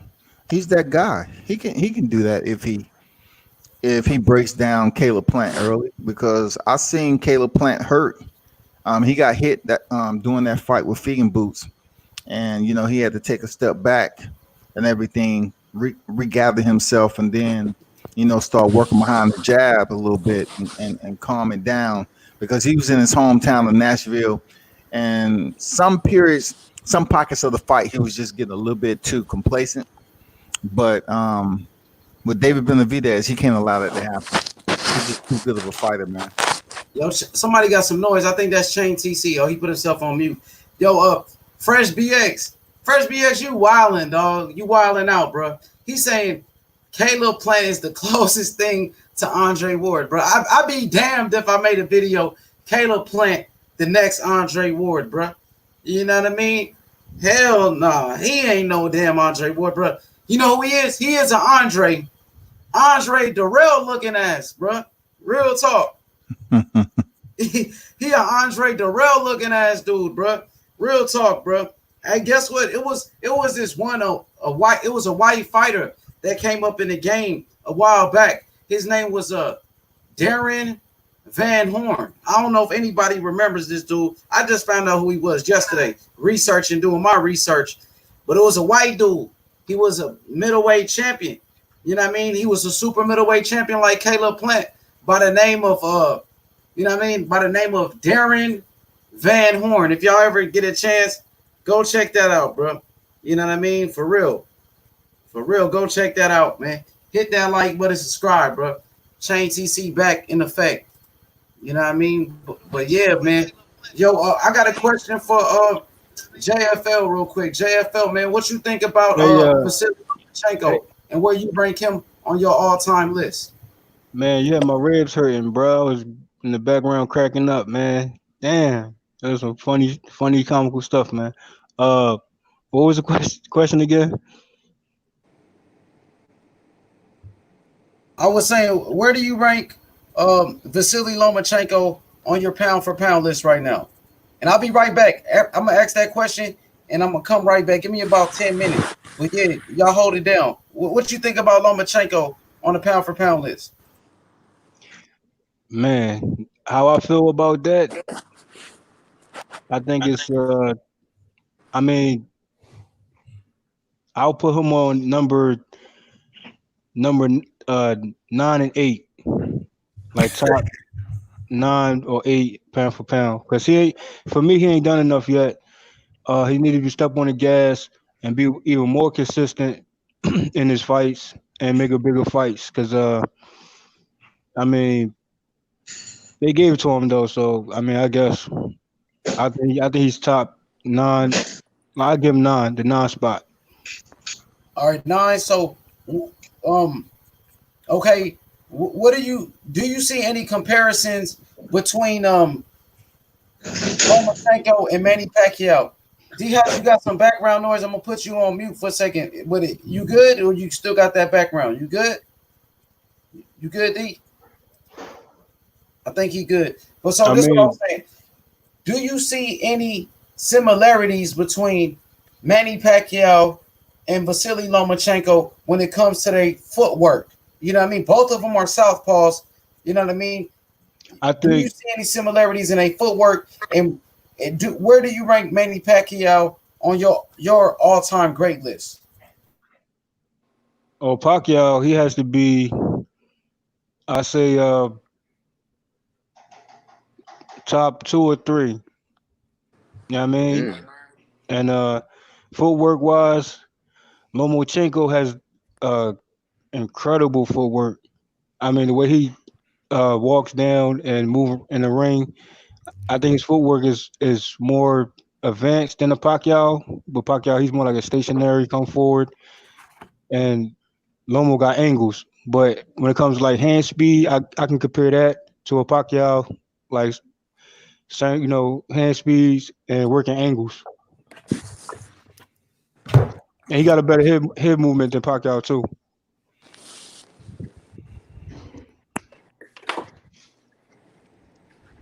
That would have been a good fight, though. I would have liked to see that. Vasiliy Lomachenko, Manny Pacquiao. Oh man, everybody said that years ago, and they also say Lomachenko versus Mayweather or Pacquiao. So I mean, like I said, Loma would have stepped on the gas, or during that time, maybe we could have had that fight. But I don't see that. I don't even see that as even a possibility. I don't think that's never going to happen. That's a fantasy fight, in my opinion. Yeah, Manny Pacquiao is not going to drop down anywhere close to junior welterweight, and Vasiliy is not going to even meet him halfway at all. It's not going to happen. But it's interesting because Pacquiao talking about he want to fight a Triple G. Now, I'm like, would you rather go a Triple G route, or would you rather go down and tell Lomo meet you halfway? I guess 'cause I think Lomo could still move up. A lot of people think he can't move up.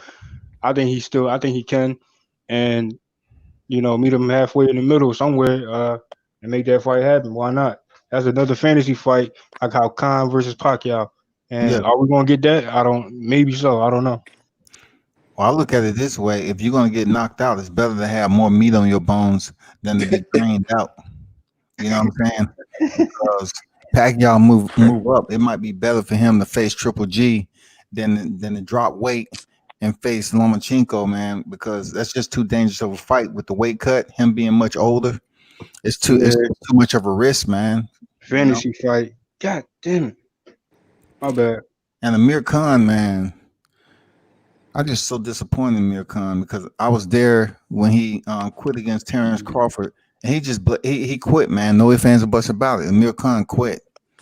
He quit that day. He was getting worked. He want to go after Brooke, so maybe that fight could happen. I mean, that'd be a good fight, stylistically. I mean, yeah. But you heard what Pacquiao said now recent.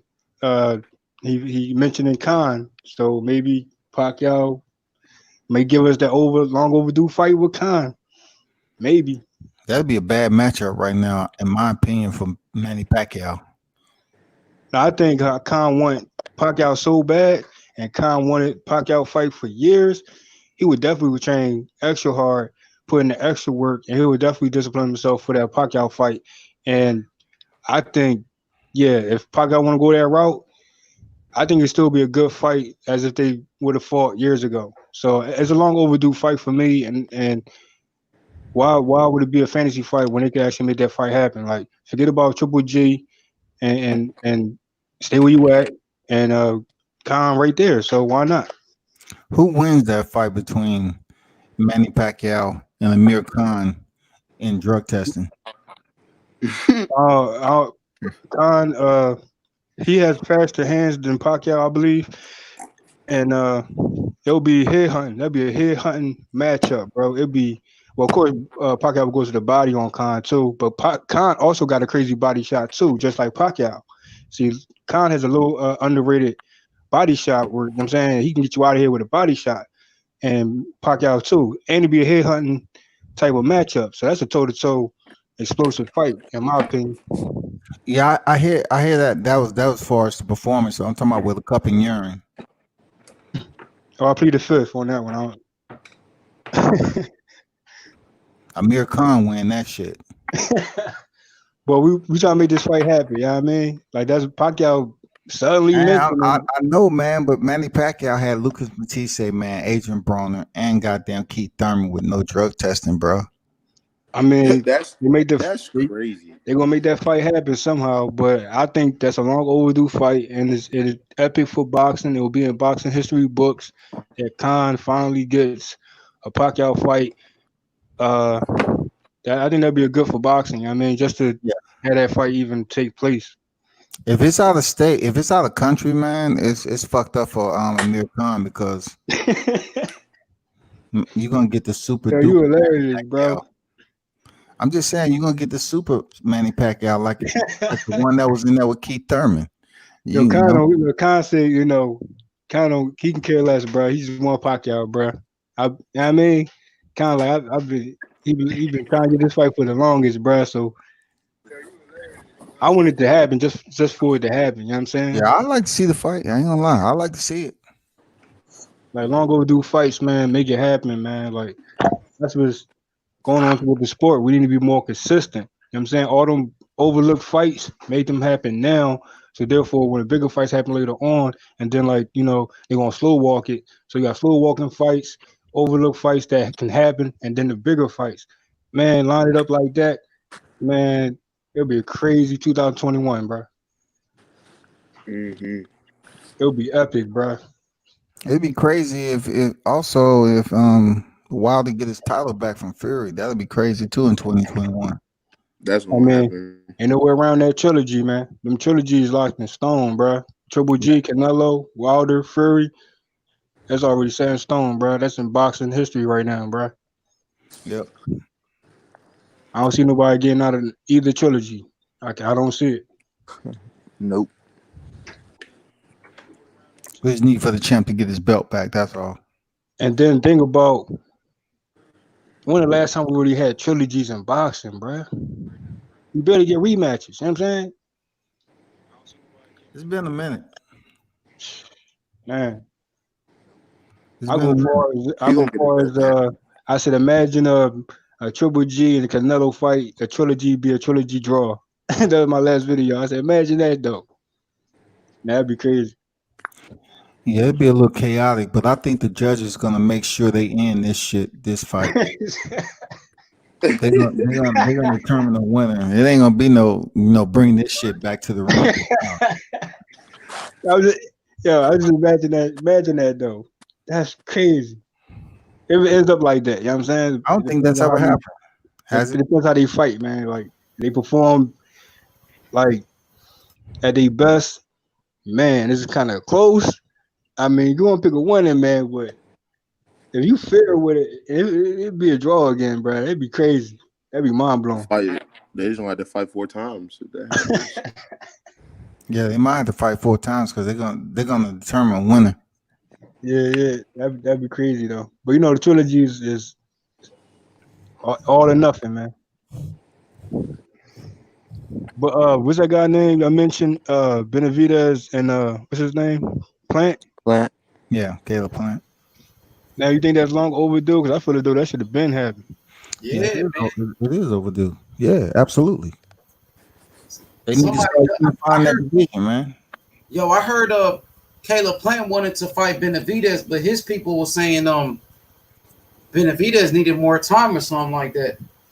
I know the true scoop to that, man. After the fight with Fegan Boots, right?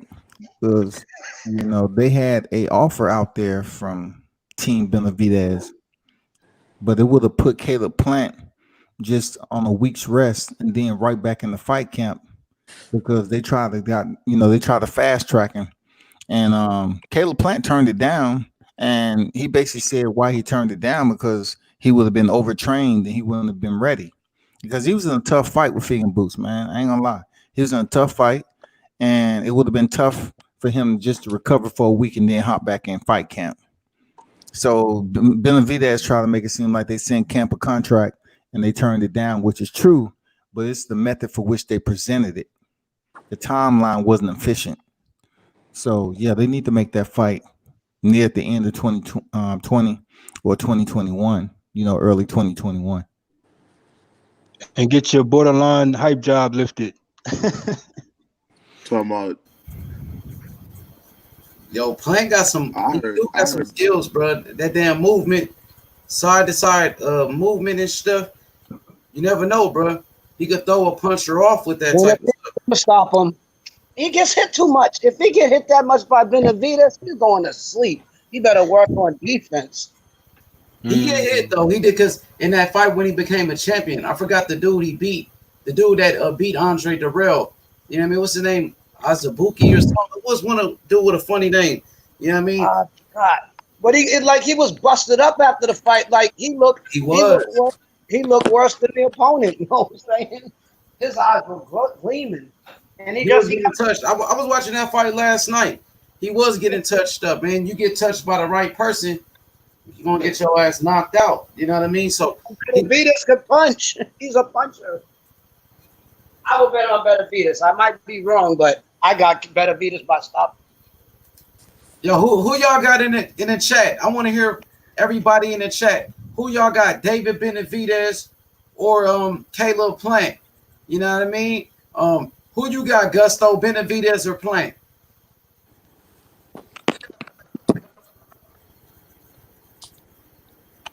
You said Yeah, Benavidez or Plant? Yeah, Benavidez or Plant. Who you got, yo? Sheesh. I don't know. I'm gonna have to go with Plant. He be getting touched by. I've been watching him a little more. Like he got a nice wheelhouse. You know what I'm saying? He got a nice wheelhouse. You know what I'm saying? He be moving his side to side. Like he's not completely a stationary target as I thought, but I don't know. I might have to go Plant. For sure. Who you got, JFL? Oh, I got a draw. For real, you got to draw for real, huh? Yeah. Dang, will it get to the scorecards though? Messing with Benavidez the way he sparked out, you know what I mean? Anthony Durrell, the way he did J. Leon Love. You think it's gonna go 12?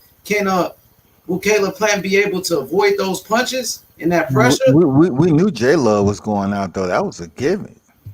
Oh yeah, J Love was nothing, bro. He was a hype job for sure. He's a cool cat too, man. But I just don't know what his purpose is right now in boxing, man. You know what I'm saying? You know, he's a cool dude, but I'm not sure what TMT or Floyd Mayweather is holding him around for, man. I think because he from Michigan, you know what I mean, and Floyd from Michigan. Floyd just got love for him, so Floyd just keep him around. You know what I mean? But he might, want to be a trainer or something like that, bro. Because I don't see him winning any world titles. I'm seeing an article. So, yeah, man. Yeah, I mean, so you got Benavidez doing in World Combat Sports. What now? You got Benavidez, you know what I'm saying? Benavidez, Plant, right? I think somebody Benavidez saying Plant doesn't. What'd you say, bro? I'm seeing an article here saying, Benavidez directly saying he doesn't think Plant belongs in 168, and he feels that Charlo is a more dangerous fight. That he would rather fight Charlo. I'm waiting for that comment to pop up on my screen. I know Fresh BX just made some comments. Okay. He said they put him in camp with Andrade for a reason. So he's talking about Caleb Plant. So of course, Benavidez probably want to fight Charlo than Plant. Of course. I can tell you this: Caleb Plant is a better boxer than Plant doesn't Jamal even Charlo. belong at 168 though. Say it again. What'd you say, Gusto? He doesn't even think. He's saying that he doesn't even think Plant belongs at 168. He said he feels like Caleb Plant belongs at 160. At 160. Yeah, Caleb Plant a big dude though, bro. He's 6'1" with a 74-inch reach. Right, Caleb Plant pretty big, man. And I know World Combat Sports, you've seen him in person. Is he big like that? Is he really a big dude? Man, he's good for 168. Benavidez, man, it's just the contentiousness these two have between each other. That's all that is. Benavidez, man, just throwing shade and just trying to devalue Caleb Plant's position at 168. Don't read too much into it because it's real. And I pretty much know the reason why they are feeling that type of way, because Caleb Plant asking for a title shot way back when he won his title, and Benavidez, just basically ignored the shit out of him and never came back around. But also Benavidez made some comments about his personal life dealing with his daughter. Oh man, hey, it's going down. Hey, they got to make that fight happen, man. Yeah, that's why they mad at each other. No more delays. There's got to be. He spoke on his daughter that passed away. Yeah, that's some shit he told me face to face. For real, that's real. I ain't lying. I'm not making it up. That fight got to happen. Wait, what? No, Caleb Plant's daughter died, Gusto. his daughter had passed Yeah. away when I think she was a baby or something like that. I don't know how she died or what it was, but his daughter passed away. And you know, when he won a world title, he brought the belt back to the grave. You know what I mean? And for his daughter, like, you know, he became a champion for his daughter. And World Combat Sports is saying David Benavidez talked about his daughter that passed away. What is prior or Oh man, during? nah, that's smoke. Oh, that's real. Either way, Hey, that makes me want to see that fight even more now, dog. yeah, man. Check out the video. I asked him. I have. Let me see. I think I have 3 videos. The one is at the MGM Grand. I Yo, asked him. that's crazy. I said, who you want to fight in the division first? And that's when he said, you know, absolutely the easiest fight in the division is David Benavidez. I don't like the guy. I want to fight him. You know, I hope they make the fight. That was at MGM Grand. And then, you know, he said the same thing when he fought at home at Nashville. You know, he said the same thing. I mean, I would like that fight to Man, that's happen, but I just don't want that to be the narrative around that fight. You know, well, you just said what it was, but prior to that, they been had tension. So hopefully they can make that fight happen, and with the appropriate promo or narrative around that fight. You know what I mean, I leave kids out of it. You know what I'm saying, and make that long overdue fight happen. You know what I'm saying, and you see what happened with Ortiz and Wilder. You know what I'm saying, and how that fight was built up, and what happened after that. You know what I'm saying. So and then you got Keith Thurman uh, mentioning AB and pinning like, you know, those slick shots. You know, his kids punch better than him, something like that. But I don't like the kids type of talking points, but at the same time, like there's words that been said. So Yeah, talking about family. yeah, like just make those Yo, fights yo, yo, happen, yo, bro. what's going on, man? Y'all hear me? El Yeah. Jefe, Suave, what's What's up, going bro? on, Yo, JFL? yo, I see you guys are still live, man. H Money's putting in that work, bro. yeah, I want to apologize to El Jefe real quick because you know that day when I was at World Combat Sports and you was in the chat and you said something about, I guess, the situation. You know what I mean? You know what you said. I know what you said. I didn't know that it was like a beef that was going on. So I apologize to you because you know what I mean. You was asking him about a certain situation that took place and I didn't know about. So I just want to apologize to you, bro, because I didn't know that happened. You know what I mean? He just told me. So I apologize, bro. Yeah, yeah, man. Ain't no problems, bro. Yeah, I was just letting them know about them bitch dudes from the other side, bro. I was just letting them know, man. For sure, bro. Yo, El Jefe, what you think about David Benavidez versus Caleb Plant? Who do you have in that fight? Who do you pick? Oh, that's a great fight, bro. I got my boy Benavides all day, man. Shout out to Arizona. I think the style matchup would be too much for Caleb Plant. I think Caleb Plant, as we saw against Usutagi, he gasses out in the late rounds. And someone like Benavides, bro, who got a gas tank on him, who throws punches in bunches, would exploit Caleb Plant in the late rounds. I see Caleb Plant having, success in the early rounds, doing his thing, boxing, 1-2, holding, that whole situation, that boxing style. But in the late rounds, bro, once you start seeing the 6, 7, 8, 9, 10, 11, 12 rounds, bro, that's where you're going to see Benavides starting to go to the body and breaking them down, bro. And like you said, man, pressure, pressure, pressure, bro. That pressure busts his pipes. Facts. That's a great answer. I thought he did well against Uzkatagi, though. I mean, he shut him down. He knocked him down several times. I thought he did pretty decent. Hey, He did, but he did get his eye busted open. His nose was busted. He took some punches. Uzkatagi ain't on a joke, though, bro. Jose is a like, oh, Jose can throw, man. Didn't Usutagi get his ass beat by a bum his last fight? I mean, I wouldn't call it a bum. I know who you're talking about. I was at the fight. I mean, he did get murdered. I ain't gonna lie. I was surprised as shit. I was like, I wanted to run up there and ask his corner, like, what the fuck is going on with this dude? Like, this not Jose I'm used to seeing, man. I'm used to seeing the more well prepared Jose from this, but Yeah, even against call him a Plant, bro. bum. Even against Plant, I thought Usatai could have done better. I don't know what happened to him. It was just into the late rounds that he started to fight like he normally does. But to tell you the truth, bro, I ain't really sold on Plant like that. I think he's a good fighter, but I don't think he's gonna be an elite fighter, if we could say that. I think there's dudes at 168 that could beat him. Not only Benavides, I think Caleb Smith beats him. And Billy Ho versus Caleb Plant, that's a good fight. It's a 50-50 fight. hey, I was gonna say El Jefe, man.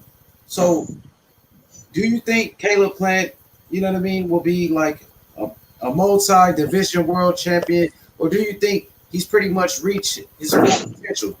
You think he reached his full potential already? Like he'll just be a one-time champion, or you think he can be a champion 2 times and things like that? I think he could be a champion at 168 against, like I said, like Billy Ho. He could be like a Billy Ho, but at 175 or undisputed champion at 168 right now, I don't see it, bro. At 175, better be if Embiid will beat the shit out of him.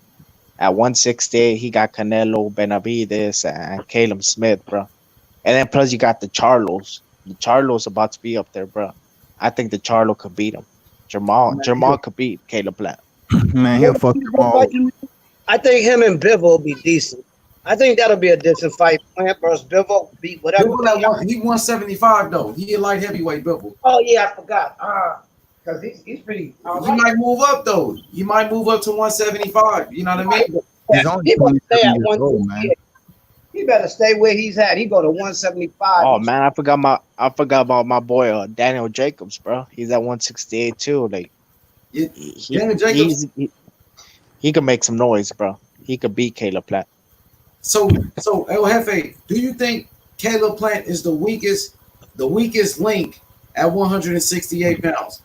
No, that's a Billy Ho. Hey, Fresh BX going in the chat. He says Benavides is gonna bring the demon out of Caleb Plant. You know what I mean? He said y'all gonna see a demon like Bud, student of the game for real, Caleb Plant. He said if Billy Joe Saunders beats Caleb Plant, I'll never watch boxing again. Now don't quit when your boy lose, man. He says Billy Joe Saunders the weakest champ at 168. I know who I said that. I said Billy Ho was the weakest. Yeah, he agreed with you. I think Fresh BX. But let me say this real quick because he said that that he brought out Bud, bro. Bud fought against Benavides with one leg, bro. So don't even compare Bud with Plant. Bud is levels above Plant, and Jose Benavides ain't even half a fighter that David Benavides is, man. So come on, BX, you could do better than that, bro. That's true. He says if Charlo beats Caleb Plant, I'll never watch boxing again either. Come on, bro, you gonna quit? So you the type of dude when your boy lose, you stop watching boxing. Oh, bro, that's I'm telling you, Caleb Plant beat that's some low IQ type of shit, bro. That's a shit that low ring IQ does, bro. He's a bitch. He talking about ring IQ. Hey, okay, Gusto said Charlo starches Plant. Man, yeah, man, I got Charlo beating Plant, dog. I think Plant might. He got some skills. Don't get it twisted. He can move around and shit. He's sneaky. You know what it is, H Money, bro? Because I wasn't always Plant, but Plant kind of reminds me of Black and Brown, so that's why I kind of dislike him a little bit, bro. But yeah, man, I think that might be the reason, bro. Man, y'all must be thinking Caleb Plant can't box at all, man. Caleb Plant is a better boxer than Jamal Charlo, man. That's facts, bro. But what about the pressure in World Combat? Huh? What about the pressure from Charlo? I mean, the pressure, you can bring the pressure all day long. If you're a headhunter, they was pressuring Austin Trout. Both of the Charlo brothers was pressuring Austin Trout. Well, he was slipping their punches. He just didn't have enough, counter shots to keep him honest. He didn't have enough power to do anything. But they was pressuring Austin Trout all night long. Check their chest smoke. I see it. There's a lot of smoke. Fresh BX says Jacobs can't beat Plant either, and that's from Andrade. You know what I'm saying? Demetrius Andrade said that. Dang, I gotta take heed then if Jacobs the Andrade said weakest contender at 168 right now. what was that? Jacobs the weakest contender at 168 right now. I don't know about that. Nah, that's Chavez Jr., bro. Chavez Jr. Last time I checked, he was in heels, goddamn goo shorts, with his hair looking like a rainbow cotton candy from the local carnival. So he ain't fighting no time soon. His dad is in disgust. He's probably waiting outside in Ferrari for him to walk out so he can run him over. Bro, He that's at the facts. carnival Bro. getting them finger butts, man. Hey, you know what's a good fight, bro? I would love to see Chavez Jr. versus Danny Garcia, bro. I think that's a great fight.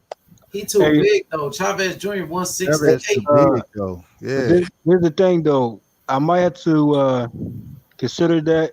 I mean, Plant might get a win up over Jacob on the stretch of if Jacob performs like he did with Canelo.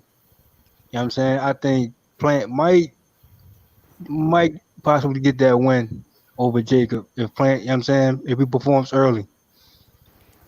I agree, man. Look, that was the fight where Daniel Jacobs was supposed to perform at another level. He was supposed to turn the corner, and he didn't do it against Canelo. So he's supposed to do it against Caleb Plant. I mean, bruh, if he performs like he did with Canelo, Plant might can get him out of here early. I don't know.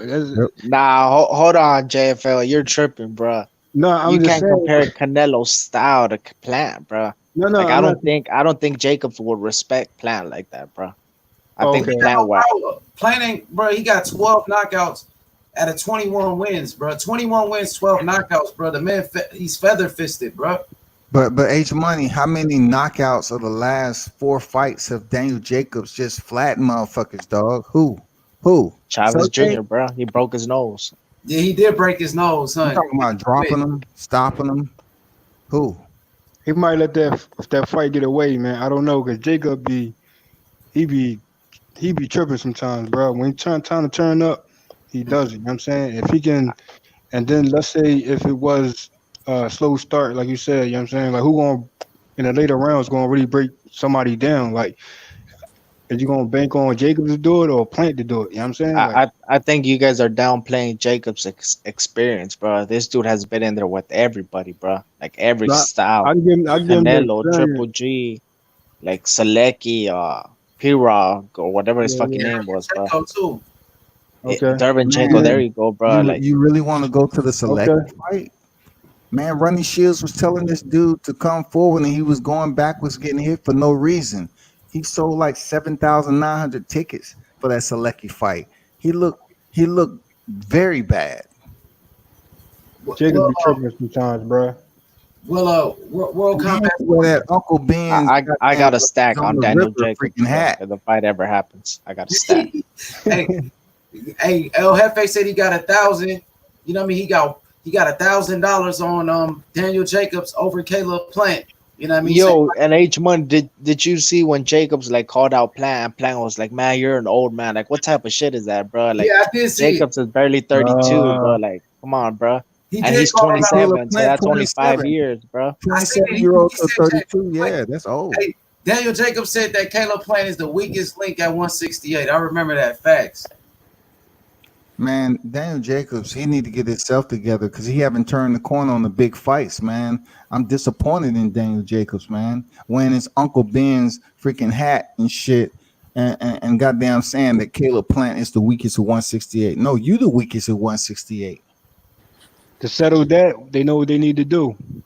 I'll bet on that fight any day. If you bet in the rack on freaking Jacobs, I definitely got Caleb Plant, bro. All right, let's do it, bro. Let's do it, man. For sure. Official bet. Don't stay in the live chat when it's time to collect. Talking about, oh man, I ain't coming on today. I'll drop you a stack on super chats, bro. If no, we don't joke with smoke, but that's the bet. Yeah, man. That's a better stack, bro. It's absolutely. You want to bet a stack, JFL? I got a stack for you too, bro. I bet 500. I'm thinking it's gonna be So I can't really depend on Jacob, man. Like he might let it slip away, man. I don't know. and you make a bet, you got to go in wholeheartedly, man, and confident, man. Daniel Jacobs, he ain't performed and showed up in all his big fights. What make you think he gonna show up against Caleb?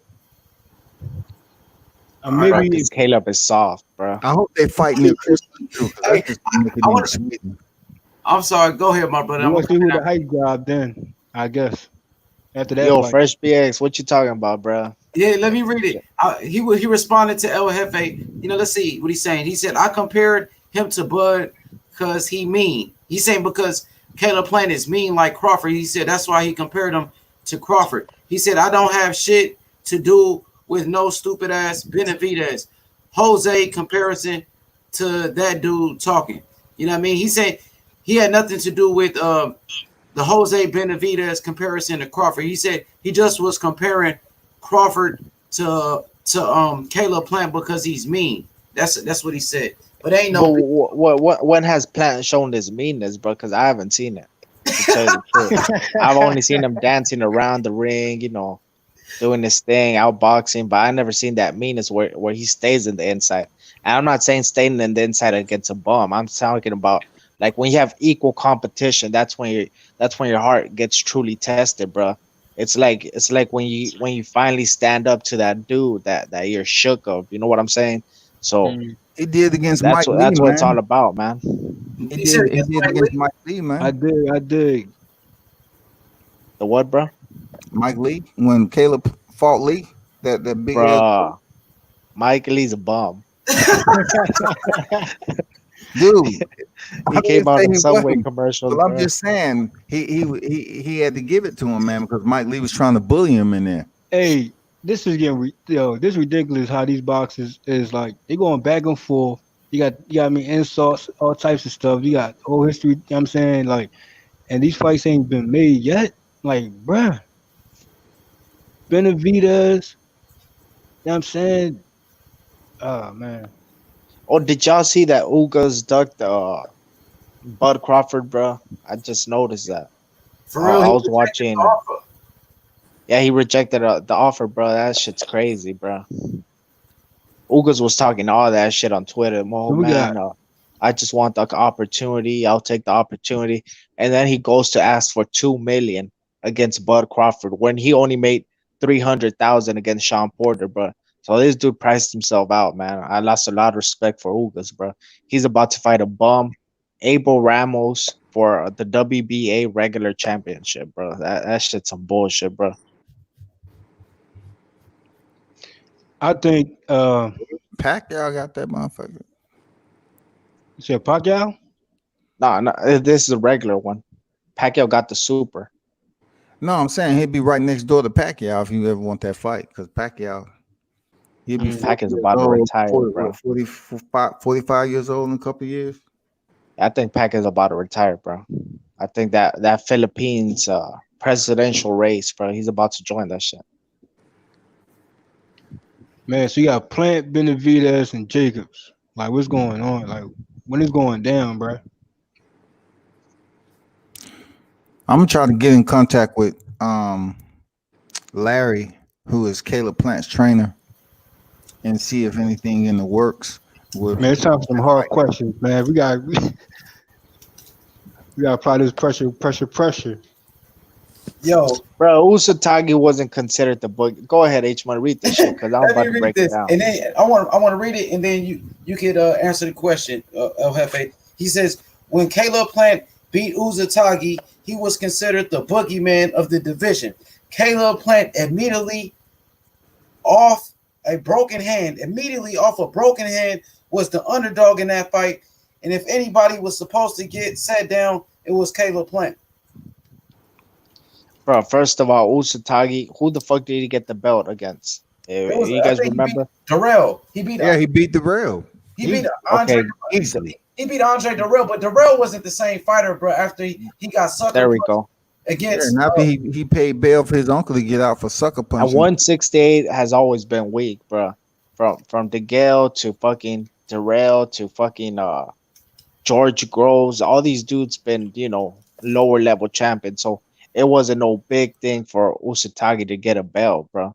So let's not make it seem like Usatagi was this fucking all time great. Usatagi had lost the fight at 160 versus fucking the Russian dude Korobov or whatever the fuck his name is, bro. So let's not make it seem like Usatagi's this boogeyman, bro. The 168 division just started to get hot when Canelo and Caleb Smith and Plant and Benavidez started to pop up, bro. Other than that, like it's been kind of weak since Andre Ward left it, basically. First BS ain't gonna let it go, but he gonna continue with the chat smoke. Yeah, man. Like JFL said, man, it's all about that link, bro. Hit the link, bro. Hey, yo, Uzataki, bro.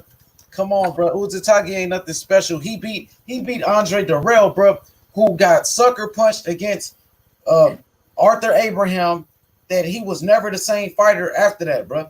You know what I mean? Andre Darrell wasn't the same fighter after he got sucker punched against Uzataki. Come on, bro. Andre Darrell got dealing with brain damage, bro. You know what I mean? Taking serious shots to the head, you know, when he was on the canvas already. So, man, Andre Darrell was a good fighter until he got sucker punched, bro, against Arthur Abraham. But go ahead, y'all. He got Uzataki actually landed 2 blows after the bell against Darrell when they was fighting. For the, you know, that's why the shit went down with his uncle sucker punching him, because he was hitting after the bell. Exactly. Andre Darrell, bro, he went through a lot of stuff in boxing, bro. Getting sucker punched against Arthur Abraham, and Uzataki hit him after the bell, bro. You know what I mean? So he was a former champion too, man. Shout outs, you know what I mean, to my boy, you know what I'm saying, the one and only Andre Darrell. But hotter than ice is no Crawford, the one ducking. Or hotter than ice saying Crawford is ducking Ugas. And first BX says Caleb Plant went in there, sat down, Uzatagi dominated the boogeyman, but he's supposed to be a pure boxer. You know what I mean? He said that's bringing the demon out. Yeah, he did good, bro. He did good, but he took some punches too. Why does he keep on? Okay, he beat Uzatagi, but he keeps on calling him the boogeyman. Like he was like everybody was ducking this dude. Come on, bro. That's what they was calling him. Now he good. Gusto saying Fresh BX. Now Fresh BX is going suicidal, bro. In the chat, just read it. Okay, Gusto. Going for the Gusto. He be in the chat though. He don't like to call in, man. I respect that some people like to be in the chat. You know what I mean? He ain't disrespecting nobody. He just talking boxing. They just having a debate. Yeah, yeah, for sure, man. But you gotta understand that there's a free smoke link, like JFL said, bro. Check out TSFG 38 and O's channel, bro. He said, "Okay, let's go for the Gusto." Call in. Yo, Gusto saying call in BX. He said, shout out to the chat smoke. Nah, he ain't ducking. He just be in it. He be in the chat. Some people just like to be in the chat. Some people don't like to, you know what I mean, talk. You know what I mean. They don't like to talk to other people like that. You know what I mean. So just let him do his thing. He said, man, this nigga rewriting history. If I'm making this shit up about people calling him a boogeyman, God take my life right now. You wildin'. Hey, BX, Uzatagi ain't no damn boogeyman. You tripping, homie. Uzatagi, bro, ain't no goddamn boogeyman, dog. Stop that. Yeah, man, stop smoking that shit, bro. I don't know what the fuck you've been smoking tonight, bro. Hey, Uzatagi ain't no damn boogeyman, BX. You wildin', dog. You wildin', bro. But thanks for the chat smoke. Salute. To be a boogeyman, you gotta be ducking. Like, to be a boogeyman, you gotta have people fearing you. You know what I mean? Like, at one point, Earl Spence was the boogeyman. Earl Spence had Keith Thurman ducking, bro. Keith Thurman was terrified. Keith Thurman was so scared of Earl Spence, bro, that made us believe, like, yo, this dude is a boogeyman. Who ducked Uzatagi for him to be a boogeyman? Ain't nobody ducked him. Wilder was a boogeyman, bro. At one point, like AJ ducked him, everybody ducked him. It took Tyson Fury to fucking cheat to beat him, bro. Talk to him, man. Talk to us. Say one more again. Say it again, my baby. Say it. I missed what you said. Oh, bro, I was just saying, man. Wilder was also the boogeyman, bro. Like it took 5 years for what is JFL? The gypsy cheat. What do you call him, JFL? I forgot what he said, bro. Gypsy cheat. The gypsy cheat, bro. To cheat Deontay Wilder, bro. That's the only way they could beat him, man. That's facts. Fresh BX getting heated in the chat. He said I was probably smoking your mother. He talking about me, man. You know what I mean? Me and BX cool. We joke like that. It's all good. You know what I mean? It's all good. Wait, BX. hold on, BX, Talk bro. about me. I come on for me. BX, you gotta chill out, bro. It's cool, BX. We good, homie. You know what I mean? You know, I Hey, know you don't mean no harm, my brother. It's all good, bro. You know what I'm talking about? The J4B click does not play like that, bro. He took a shot at me. It's cool, El Jefe. It's cool, bro. I ain't tripping, bro. It's all good. All right. We're just here to have fun. Can you let me know more about this comparisons though? You know what I mean, with Lomo and Pacquiao.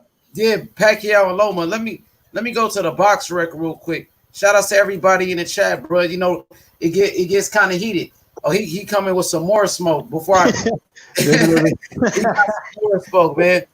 Let me see. He got a lot of smoke on this one. Let me see what he's talking about. He says, listen to Caleb himself talk about it, H. He said, you don't even know Uzatagi. You probably following the shit. He said, James DeGale dropped that belt. James DeGale dropped the belt. Oh, so James DeGale ducked Uzataki. You know what I mean? Let's get it going. So he ain't talking about the other dude. Man, Fresh BX, you a bitch, bro. Stay in the chat, bro. Don't ever come Y'all at me, chill, bro. Y'all chill. Y'all chill, bro. You know what I mean? It's good, man. You know, debates get heated. You know what I mean? It's all good. That's what I don't want to make him quit like Glenn, bro. I don't want to do it. I don't want to do him like that, bro. It's all good, bro. Let me get to this comparison real quick, man, because it's getting real heated right here. You know what I mean? It's getting real heated. You know what they say? If you play with fire, you get your ass burnt. You know what I mean? So let's go check out Manny Pacquiao real quick on BoxRec. Manny Pacquiao. The only Hey, what's y'all's favorite Manny Pacquiao's fight, man? Man, it's a lot. I would say Thurman, bro. The way he whooped Thurman, I loved it, dog. I would say the Morales too, bro. Like the way he beat Morales after losing to him, bro. That shit was. I still watch that fight over and over again, bro.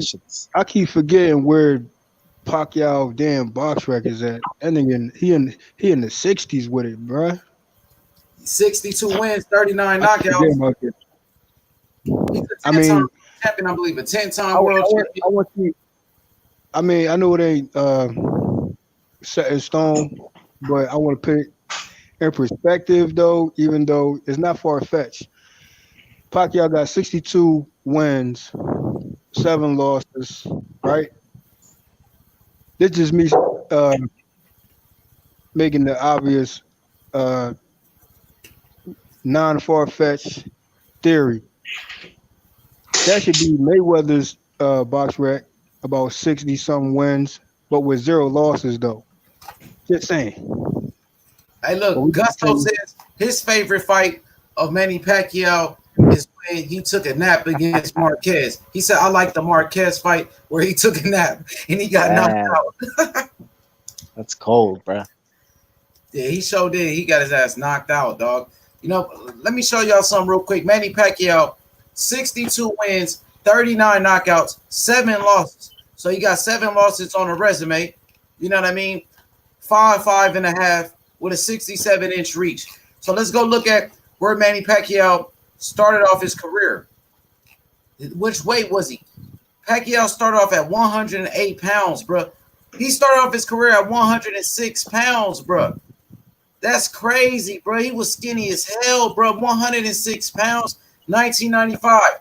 Manny Pacquiao from 106 moved all the way up to 154. So I gotta, you know what I mean? I want to say this. My favorite Pacquiao fight probably got to be the first fight with Marco Antonio Barrera, because that's the first time I ever seen Manny Pacquiao. He came out of nowhere, beat the hell out of Marco Antonio Barrera. So I got to say that's my favorite fight. World Combat Sports, what's your favorite Manny Pacquiao fight? I think he bounced, bro. Yeah, it got kind of late. Shout out to World Combat Sports, man. Go check him out. Yeah, I mean, check him out on YouTube. But yeah, I'm looking at Manny Pacquiao real quick, his resume. I want to start from his he started off at 106 pounds. I want to talk about his win against Marco Antonio Barrera at 126 pounds. You know what I mean? Came out of nowhere, knocked out Marco Antonio Barrera, laid him out, TKO victory. The first man to stop the great Marco Antonio Barrera, the babyface assassin. You know what I mean? Then he fought against Juan Manuel Marquez to a split decision. Then Pacquiao fought Morales. He took a loss to Morales. You know what I mean? In the unanimous decision loss. But let's go look at his first loss, Manny Pacquiao, real quick. I want to look at his first loss real quick. So where did Pacquiao take his first loss? He got knocked out, bruh, at 110 pounds. In a 110-pound division, Manny Pacquiao got knocked out by a man who was 11 wins, 4 losses, and 5 draws. A freaking nobody knocked out Manny Pacquiao, his first loss. So that was his first loss. Where was his second loss? So his second loss was against, he got knocked out again. Dang, Manny Pacquiao got knocked out again at 112 pounds. So Manny Pacquiao was getting knocked out in the smaller weight classes. You know what I mean? Yo, El Jefe, do you think Manny Pacquiao was a steroid user or what? Man, I don't really like to put that on nobody, bro. But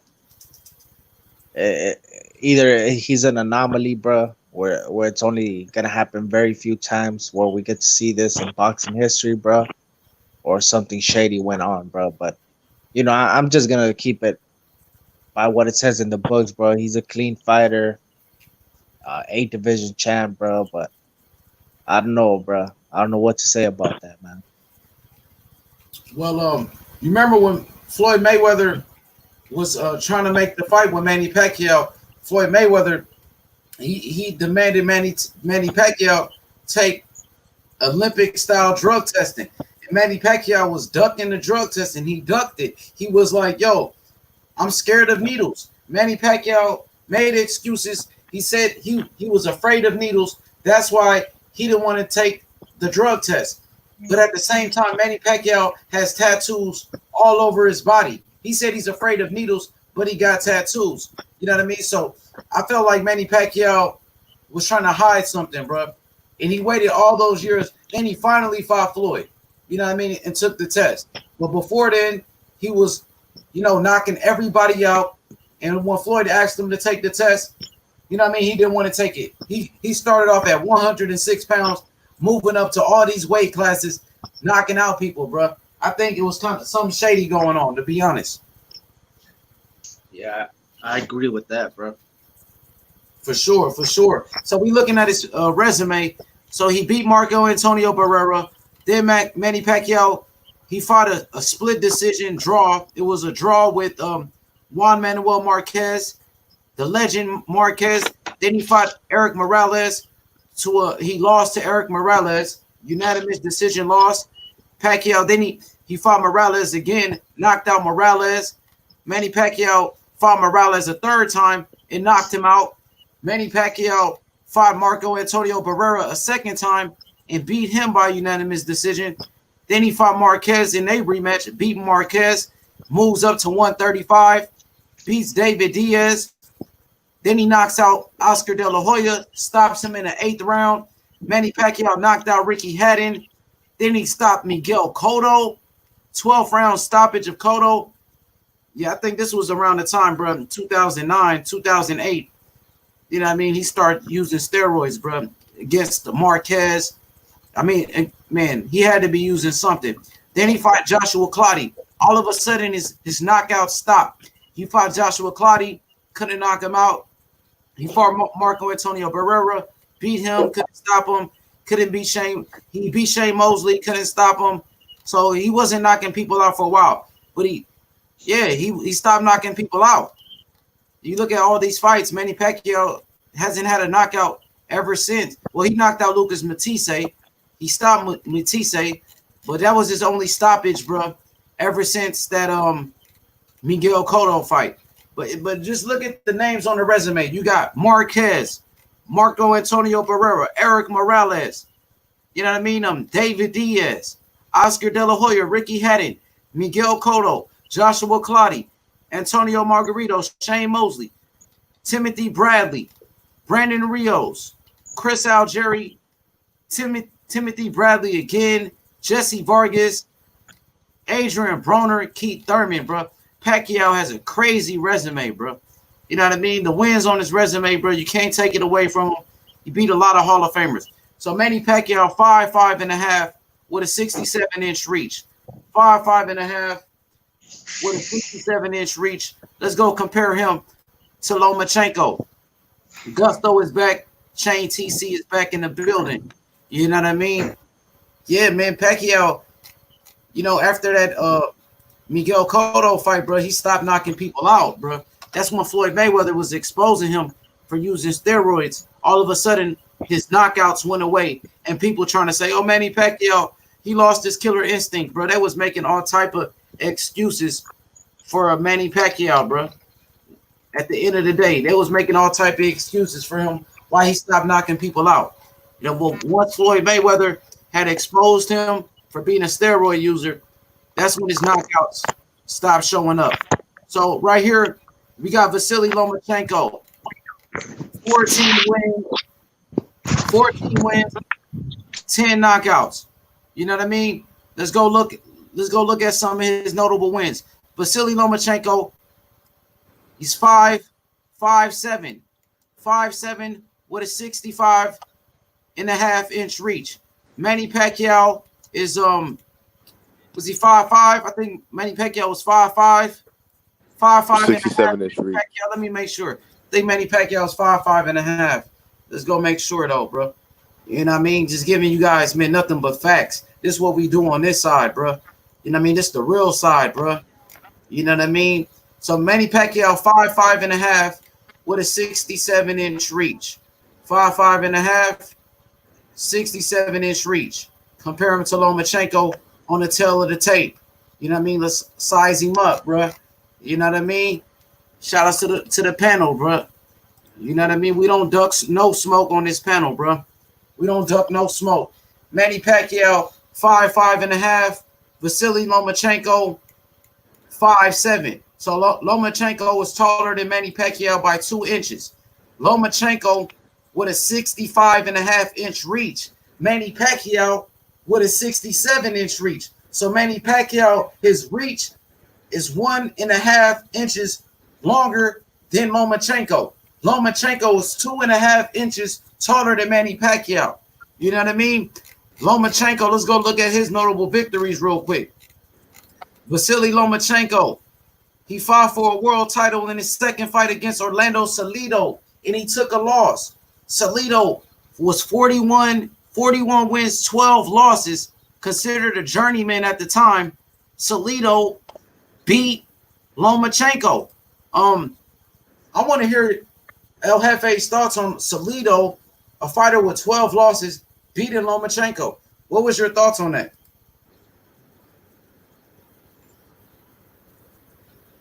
I think he dropped off. Damn. Well, yeah, El Jefe, what's your thoughts on Orlando Salido beating Vasiliy Lomachenko, bro, with 12 losses?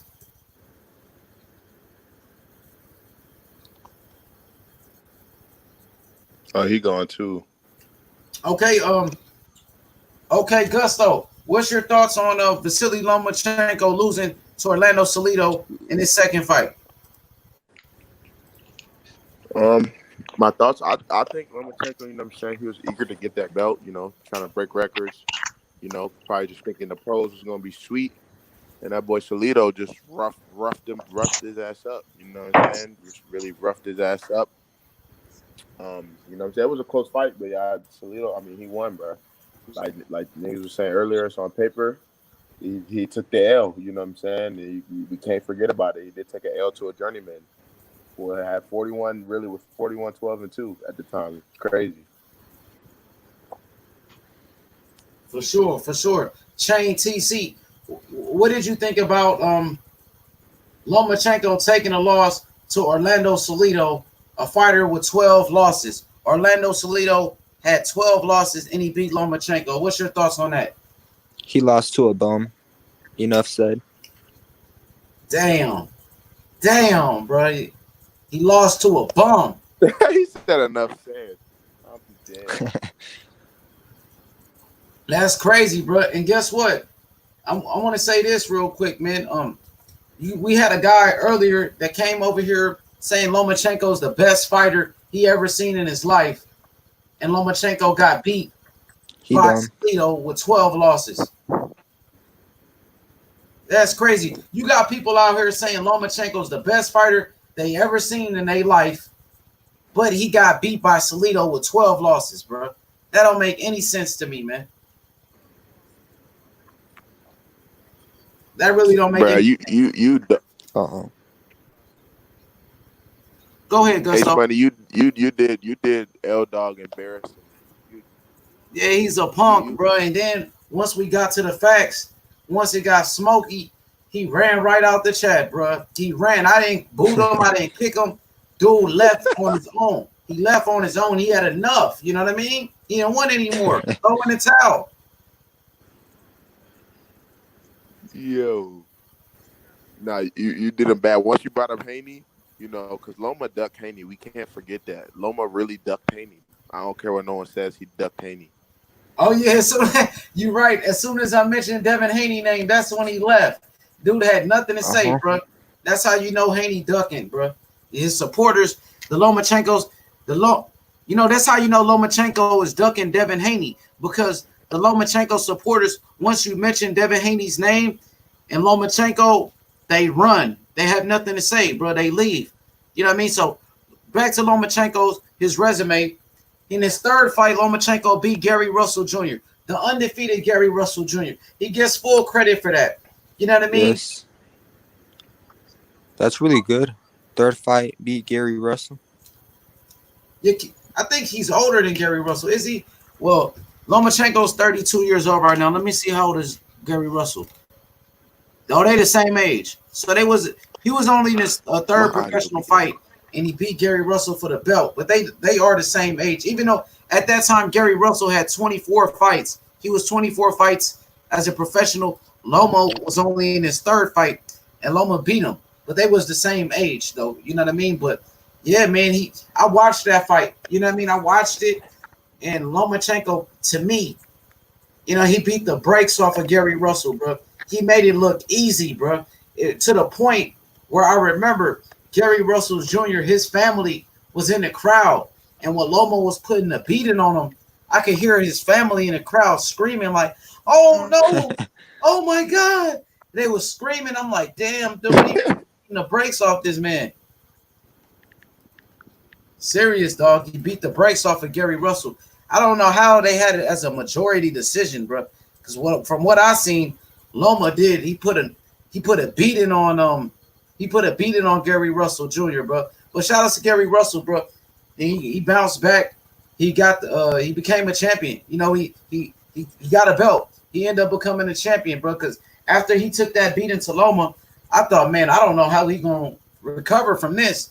You know what I mean? And Gary Russell, bro, that night he kind of let me down, because even at that weigh-in, Gusto and Shane TC at that weigh-in, you know what I mean? Gary Russell Jr. and Lomachenko at they weigh-in, Gary Russell Jr. wouldn't even look Lomachenko in the eyes at they weigh-in, bro. Then when they faced off at the weigh-in, man, this dude Gary Russell Jr. put his face all the way down, looking at the ground, bro. He wouldn't look at Loma in his eyes. I'm like, yo, what the hell wrong with this dude, bro? He must be scared, bro. So yeah, man, I lost respect for Gary Russell after that fight. Whoa. Hey, Go ahead. Gary Russell Go ahead. to the floor. What was that, bro? What'd you say, Gusto? My audio is breaking up. Yeah, man. And usually man, when you call into Aki TV, bro, I be hearing you good, bro. I don't know what's up with it. Well, hold on. Don't go nowhere. Don't go nowhere. Let me see something. Yo, say something now. Yo, Gusto.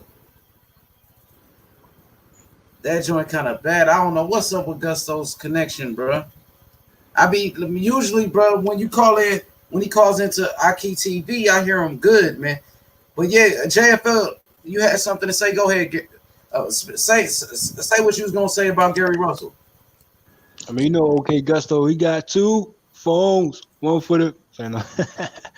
Now, that fight with Russell and Lomo, man, I thought it would be a draw or a type of trilogy type of fight. I thought they would run it back, but Lomo, he definitely set himself apart from a Russell. But I cannot take away the consistency, the pressure. Uh, Although it was pity pat punches, he was catching Lomo with some good shots, man, and really touching Lomo chin and body, and they was touching each other up. It was just Lomo would just, that's when he really showed his savage mode and another side of a Lomo. You know what I'm saying? When you push him to that limit, and he just was the better boxer, outclassing Russell. But unfortunately, it wasn't a run back or a trilogy type of situation, which I think epic fights like that, especially a first fight, why not run it back a few more times? I mean, but at the same time, you beat him convincingly, and yeah. So I tip my head off to Lomo because he really impressed his skill set that night. And, you know what I mean? Man, he beat the brakes off of Gary Russell, dog. I couldn't, bro. When I seen it, bro, I was like, damn, bro, he really whooping his ass, bro. He I was. mean, that's one of them fights like you go back and watch, and you might give more credit to Russell. You know what I'm saying? Because Russell he had to be performed to his ultimate level, like to his highest level in that fight. I think, you know what I'm saying? So that's one of them fights you go back and watch and be like, damn, like I ain't gonna say it was close. I would just say it was just an epic fight and Lomo just showed off. You know what I'm saying? For sure, for He was sure. making that night. For sure. So Gary Russell came back after getting beat by Lomachenko, and Gary Russell became a champion. You know, he beat JoJo Diaz. Gary Russell beat Johnny Gonzalez. So shout out to Gary Russell, man, coming back, after that loss and becoming the champion. But when he fought against Lomachenko, he really didn't bro, didn't show up to me, bro. He didn't put it all on the line. You know what I mean? He looked like he tried to fight to survive. I think he felt like he could have got knocked out against Loma, so he tried to survive. Go ahead. He went. That was his limit. You know what I'm saying? I can't see him go further than that. He didn't make no adjustments in that fight. He just kept it a consistent boxing as he always do. You know what I'm saying? Like he don't change levels. Like that's the only thing about that fight. Lomo changed levels. Russell didn't. Facts. Okay, so he beat Gary Russell Jr. Then Lomachenko beat Nicholas Walters, undefeated Nicholas Walters. You know what I mean? To become a champion in 2 different weight classes when he beat Nicholas Walters. Nicholas Walters was undefeated at the time, coming off his biggest victory against Nonito Donaire. So Lomachenko beat Walters. Then Lomachenko fought against Guillermo Rigondeaux, undefeated Rigondeaux. Well, Rigondeaux was about 36 years old at the time, and then he fought him at 130. Rigondeaux is currently at a smaller weight class. I feel like Lomachenko beat a small Rigondeaux, very, very small Rigondeaux. And the dude who was here, was the Lomachenko fanboy was saying, "Oh, he beat a Hall of Famer. He will assume to be Hall of Famer Rigondeaux. Yeah, a small Rigondeaux. He beat a smaller man than Rigondeaux who was 36 years old. You know what I mean? So he beat an old, small Rigondeaux. So that's his best win to this date. Then he beat Gary Russell Jr., Rigondeaux, Nicholas Walters. Then he beat Jorge Linares. Linares, you know what I mean, who's been stopped before, and he beat Linares. Then he beat Pedraza. He beat Linares, Pedraza. Then Lomachenko beat Luke Campbell. So Lomachenko's resume, he beat Gary Russell Jr., Nicholas Walters, Guillermo Rigondeaux, Jorge Linares, Jose Pedraza, Luke Campbell. You know what I mean? Does this really make this man the best fighter in the world just for those type of wins? I'm not sure, bro. I don't think so. You know what I mean? I got him in my top 5, but I don't think that resume puts him number 1 just to be. H Money, I would say this. At this point in time, right? Like you would think Lomo, Boxrec, and level of competition, and they call him the Matrix, and he's supposed to be pound for pound. You know what I'm saying? You would think his box rec will be like half of Pacquiao's right about now, bruh. Facts. At least half. You know what I'm saying? That's why I'm like, they not moving them fast, they moving them slow. They pick and choose certain opponents. You know what I'm saying? Because he learned from from other opponents that he lost to. So I guess that was they probably trying to, set him up with certain type of fights. You know what I mean? And like his wins consistently cool, but it wasn't like you know what I mean, Linares he could give Rolly a shot right about now. You know what I'm saying? Like he ain't gonna do that, bro. He ain't gonna fight no Rolly. Rolly too awkward for him. No, I'm saying like record wise, you see where he was at with it. He was like what 11, 10 and 1, 11 and 1. Exactly, you right. That does make sense. So all I'm saying is, why not get Rolly a shot? Linares. All I'm saying, you know what I mean, but you would think Lomo he need to step it up, bro. I'm not going, pull back no punches on his so-called matrix. You know what I'm saying? You 14 and 1, buddy. Like, bro. See what I think it is that first and foremost, I think they've taken into consideration his amateur record, which to me, I mean, I guess it holds weight. I don't really care about his amateur record, and then on top of that, I think in the fact that he got the championship in the fewest amount of fights, I think, and then the eye test. That's what I was saying in the comments. I feel like that's what they really putting him so high. But to me, when you just look at his resume, it does not warrant him being where he at. Not at all. It don't warrant him being number 1 pound for pound. I don't care what nobody's talking about. You look at the names on his resume, it's not worthy compared to other people. We talking about what Charlo done, what Andrade done, what Lomo done. They gonna say he beat Gary Russell, bro. He beat a small ass Gary Russell. He beat a small Rigondeaux, an old small Rigondeaux. You know what I mean? He Doug Devin Haney, bro. This man, Loma got skills. I ain't gonna deny it. I ain't gonna say, yeah, I mean, he ain't got no skills. He do got skills. You know what I mean? But damn. Hey, Shakur said Shakur basically said he basically said he was like Loma wasn't really doing nothing to him like that. Like Shakur in an interview recently, I think within the last month or two, he even said in the interview like when he was younger, he had sparred Lomo and Lomachenko wasn't really doing nothing to him crazy. Like he even said he doesn't even feel like. I got a question. How will people feel if Lomo retired at 25-0 or 25-1 or 20-1? You said how many people think he's gonna retire? Like, will only 1 loss? I'm saying how would people react to him retiring officially at 20 fights in, 25 fights in, no more than 25, and retire at 25-1 or maybe 25-2. Who knows who his next opponent is? But I'm just saying. Like, you got a point. I see what you're saying. He need the game makes sense. with the pound for pound status, like, bro. And who you fought, bro? You're right. How can he be an all-time great? He only got 20 wins. Yeah, that makes sense. He came out the gate with for the smoke. You know what I'm saying? You see, he took on certain opponents that had like 25, 2 losses, 45, 2 losses. You know what I'm saying? Stuff like that. Yo, keep that consistent, bro. Like, you was on the right track, but you lacking opponents, bro. You lacking a whole lot, man. And I'm trying to give you that matrix co-sign. I mean, that's what they call them. But I'm like, bro, like, where's that matrix performance with more higher credibility opponents that put way more of a fight than a Russell would? You know what I'm saying? Like, your hardest test was Russell, bro. Russell looks small, man. He's small as a look. Look at they weigh-in, bro. Gary Russell wouldn't even look the man in his eye. He got his head all the way down. Look at him, bro. His eyes are down. Lomachenko, look at him in the face. Let me show you from a different angle, bro. That's when I lost respect for Gary. I'm like, this motherfucker ain't even looking this man in his damn eyes, bro. What kind of shit is that, bro? That shit was weak, bro.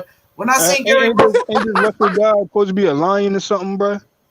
Bro, look at the man in the face, bro. Look him in the eyes like a man, bro. You know what I mean? Lomachenko over here grilling him.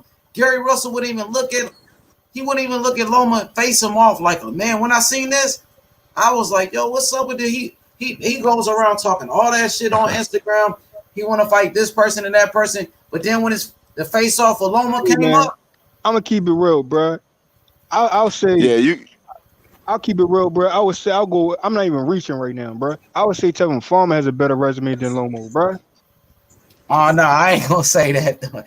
I ain't gonna say that much, bro. Y'all talking about consistent fights Gary back Russell, to back? though, dog. You still got to get his credit for beating Gary Russell, though. That's only one. Yeah, I mean, he beat Rigondeaux. Gary Russell beat Tevin Farmer. Who he beat? Tevin Farmer did get beat by I mean, yes, you know. Shout out to Farmer, though. I'm talking about from him, his run, like the way he was going about it. You know what I'm saying? Before he made that I'm gonna stand on my tweets, words, and shit, and fight his fight and not my fight. I mean, he run that back. I'm pretty sure Farmer will get that win over that guy because he ain't fight his fight. You know what I'm saying? But Farmer, he ain't quit. It was just he was off and he wasn't fighting his fight. So maybe he can rebound and get that rematch back and get his belt back. But even up to that point, I will probably favor Farmer consistency, you know what I'm saying, than the Lomo. You know what I'm saying? But that's just me though. For sure, bro. You know what I mean? We going in, bro. You would have had that boy L Dog. My bad. No, I mean L Dog, me and L Dog are cool, you know what I'm saying? I know he a Lomo fan. Matter of fact, he a bigger fan than somebody else, but all I'm saying is let's not sugarcoat and dance around this Lomo situation, bro. Like, look at his box rec, bro. He said Lomo's the greatest fighter he ever seen. He said Lomo's the greatest fighter he ever seen. I mean, in the ring, he called himself the Matrix. He had a certain type of traits of fast hands, good feet movement. Sometimes he make mistakes, and I know his flaws. And he still makes the same flaws in his fights, but people ain't catch him. Like, only certain people that catch him when he does that. I don't know why he didn't fix that. You know what I'm saying? But I mean, that's probably why he avoiding most fighters, because they will realize that and they will get him out of here. Like, I know Lomo flaws, bro. And his box rec is still not on a level or opponent-wise. I mean, people's got to be real with themselves. I'm saying, like, he got potential, but let's not just stamp him right now, bro. You got to put more work in, bro. Yeah, cause it's a lot of young niggas that's not gonna get that stamp. I had to pull back, bro, because when I first heard about Lomo and checked them all out, you know what I'm saying? I said, I almost got caught up in that too, you know what I'm saying? But I had to, like, pull back and be like, hold up, man. I mean, not get ahead of myself, because obviously he ain't getting ahead of himself with his box record looking like that. You know what I'm saying? So that's what it is with Lomo for me, man. Facts. Yo, I got some exclusive footage I want to play for the people, man. Some exclusive footage of Manny Pacquiao, bro. So make sure y'all hit that like button if you haven't already, bro. You know what I mean? Let's get into this exclusive, bro. And tomorrow episode we gonna talk about Caleb Plant. Caleb Plant, he was a hot topic on the show tonight. You know what I mean? So we want to talk about Caleb Plant definitely tomorrow, bro. So smack that like button. Let me see. Here goes some Manny Pacquiao exclusive footage.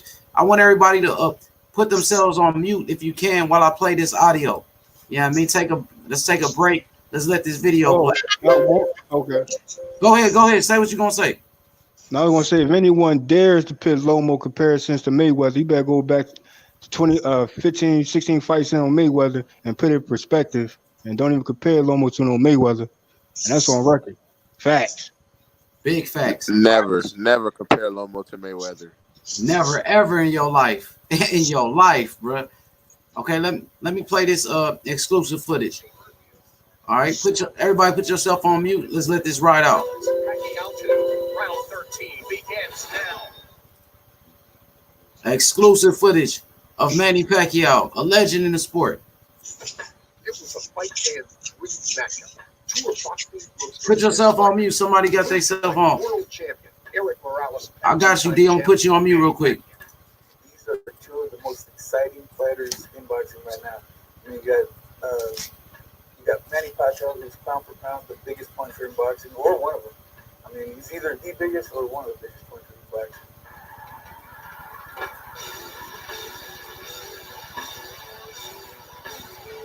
You got Eric Morales, a proven warrior. 12-round championship bout, Saturday, January 21st, live on pay-per-view. Contact your pay-per-view providers for Morales, Pacquiao 2. Round 13 begins now.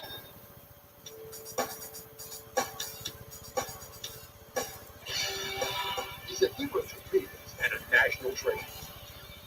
Yet for Manny Pacquiao, there is still something to prove. An attitude to defeat Eric Morales. This fight is really, very important to me because I need to win because I've lost in my last fight against him. Manny to me is sometimes it looks like Bruce Lee came back to life. Just the way that he flies around and he's throwing punches from like crazy angles that you don't expect to see. I mean, Manny's pretty amazing, man. I mean, the speed that he has. Then when he chooses to sit down and he'll really put all his weight behind his punches, nobody can stop that.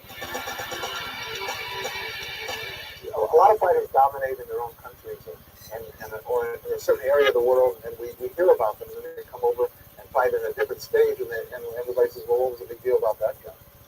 That's not the case with Pacquiao. He's been able to take his act, so to speak, and bring it over to these shores to fight the big names and maintain the power, maintain the poise, and maintain the boxing ability in the past. He's not intimidated by names. He's not intimidated by where he's fighting. We can get a better video for y'all. Got a better one for you. Countdown. This is exclusive footage, bro. You've never seen nothing like this before in your life, bro. Smack the like button. Here it go. Must see television, homie. 4 years and God knows how many hours of running on streets like this. Running for nations where boxing isn't just a sport, it's religion. 4 years since their epic first meeting in the ring. And here they... He weathered the storm and came back the next round. Marquez gained momentum as the fight wore on, and even dominated the action at times. Last chance to make a statement as the... Manny Pacquiao has... Here we go. Let's get into it. Manny Pacquiao has huge heart and huge desire, and he thinks of himself as a guy who should never lose. I think it was embarrassing to him that he could knock a guy down 3 times in the first round, failed to finish him, and then wind up in a draw. The bout is a draw. He felt that he let the Filipino people down. He felt that he didn't live up to his country's expectations. And I think he believed that he didn't live up to Freddie Roach's expectations, his own expectations. I feel like I'm crying because I do my best in that fight, and the decision is draw. After that fight, I get a lot of criticism that Manny was just a one-handed fighter. So I said, you know what? I'm going to make him a better fighter. And we just worked really, really hard on the right hand, the jab and the hook. And slowly it came, and then he started knocking guys out with the right hand as well as the left. I just wanted to improve him and prove to the people that I could make him a better fighter. The work has paid off. Pacquiao's 8 fights since Marquez have included 2 victories against Eric Morales in an epic trilogy. And most recently, a decisive win over yet another Mexican legend, Marco Antonio Barrera.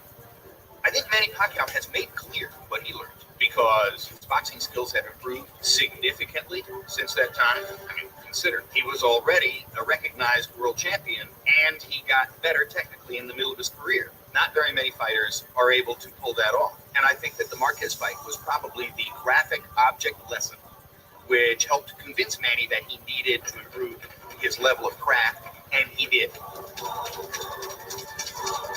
Well, I'm same fighter, Manny Pacquiao, everybody, since 2004, 4 years ago.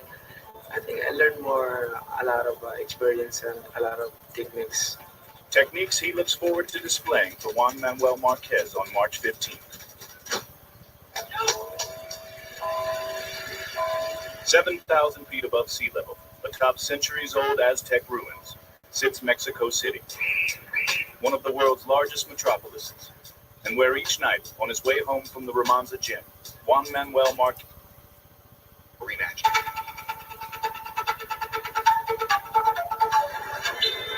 In the Southeast Asian islands of the Philippines, there is no bigger star than Manny Pacquiao, who rose from poverty in the rolling hills of Cabawe to become a champion worshipped by millions.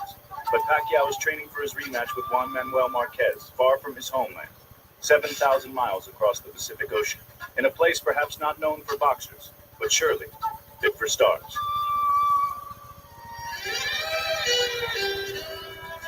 Most fighters, they go to Big Bear, California, or the Poconos. They're in the mountains somewhere. They're out in the desert, somewhere in some ranch, and there's not a person for miles around. Manny Pacquiao, to get away from everything, comes to Hollywood. Hooray for Hollywood. Pacquiao, whose stardom back in the Philippines spans from the boxing ring to the music charts to the movie screen. Dito na ako lumaki. At dito na tumigas ang buto ko. It's like anything, but if it does, it'll be short. I'm sorry, man. Pacquiao may not be a movie star in the U.S., but his fame still resonates in the gym. All right, let's go. Pacquiao time. Everybody out. Let's go. Time to go. Come on.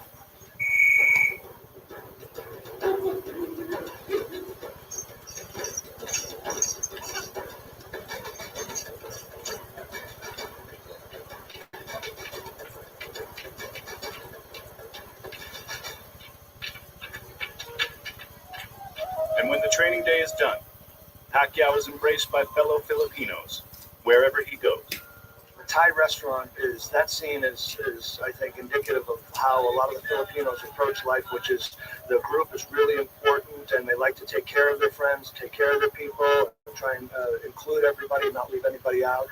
Check it out. This is Napoli out from the Black Eyed Peas.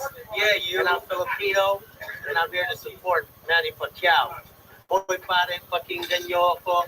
Ito ng tunay na Pilipino. Galing sa baryo sa Pambato. Pumunta ng LA, nagtrabaho para makatulong sa nanay. Ito ang aking bebo. But with his wife and children back in the Philippines, a close look at Manny Pacquiao is a display of the place family holds for the fighter.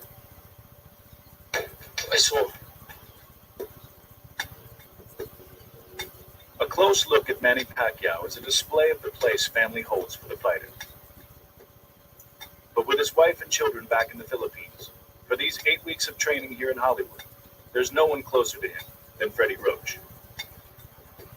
For most trainers, boxing is more than a business, and Roach is no exception. Boxing is Freddie's life. He would rather live right next door, immediately next door to the gym than anywhere else. It's not just the commute. It's also he gets to spend as much time as he possibly can with the boxers.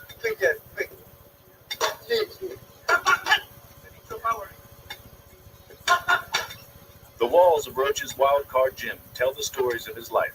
But while there's a long list of championship fighters on his resume, his relationship with Pacquiao stands apart. Manny, we're pretty tight. I've trained a lot of good fighters, and I've had like 20 world champions, but he's my best project.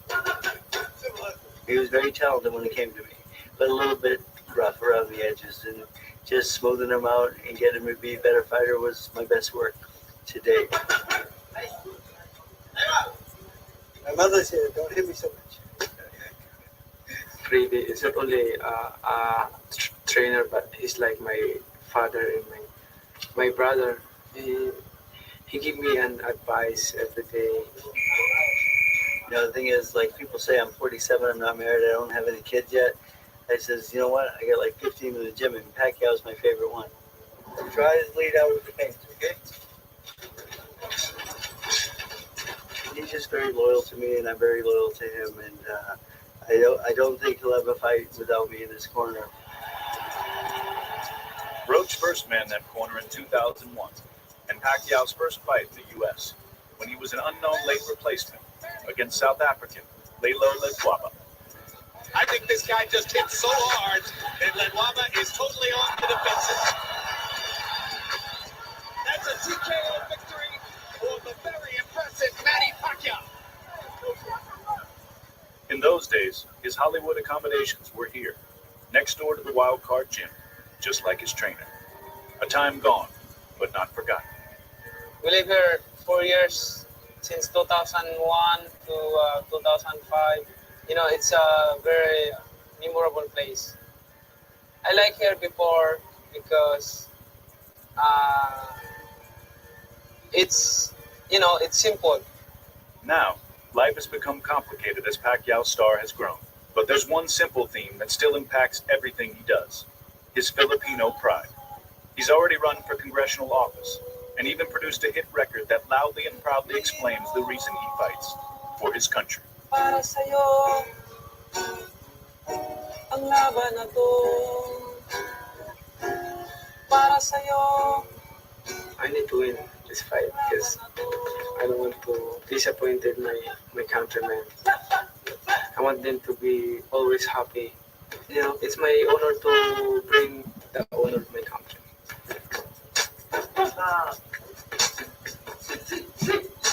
Still, though he's trained for over a dozen fights in the wild card, it wasn't until last month that he gave Roach an authentic Filipino flag to replace the paper version that's hung here for years. Give it to the real flag of the Philippines. See? Like that. Sweat.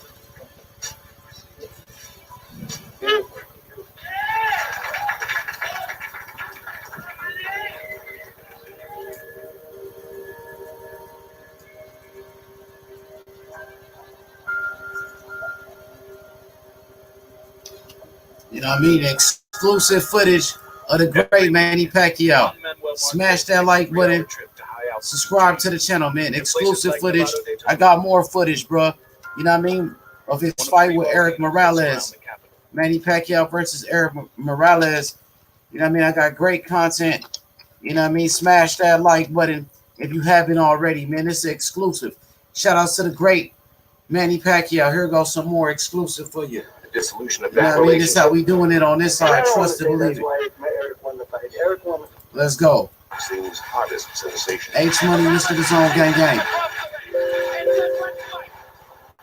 And I told him that, Eric, we took you lightly, and he told me to shut the F up and sit down and stop crying. There's kind of an ugly side to Eric Morales. He's real morose at times and angry, but Pacquiao fought fire with firepower in their rematch. Pacquiao dropped him. Here we go, exclusive. Everybody put yourself on mute. I got exclusive footage of Manny Pacquiao for the people. Video. On the other side of the world, Manny Pacquiao was surviving an early life of dire poverty. Well, the Philippines is a rather poor country. It's a third world country like Mexico. They're considered like on the lower tier. Just, very poor area. They don't have much. In General Santos City, if you go to the bathroom, you take a bucket, and you pour water down, and that's how you flush the toilet. And they don't use toilet paper. They use their hands and wash their hands. We don't have money to support my study, so I had to decide to continue my bachelor. When I went to Manila, I was 14 years old. He told me about his father eating his dog and him running away from home because of that. And that's how he ended up in the boxing gym. And look how small he was, dog. Oh my God. Look how small he was, homie. Crazy.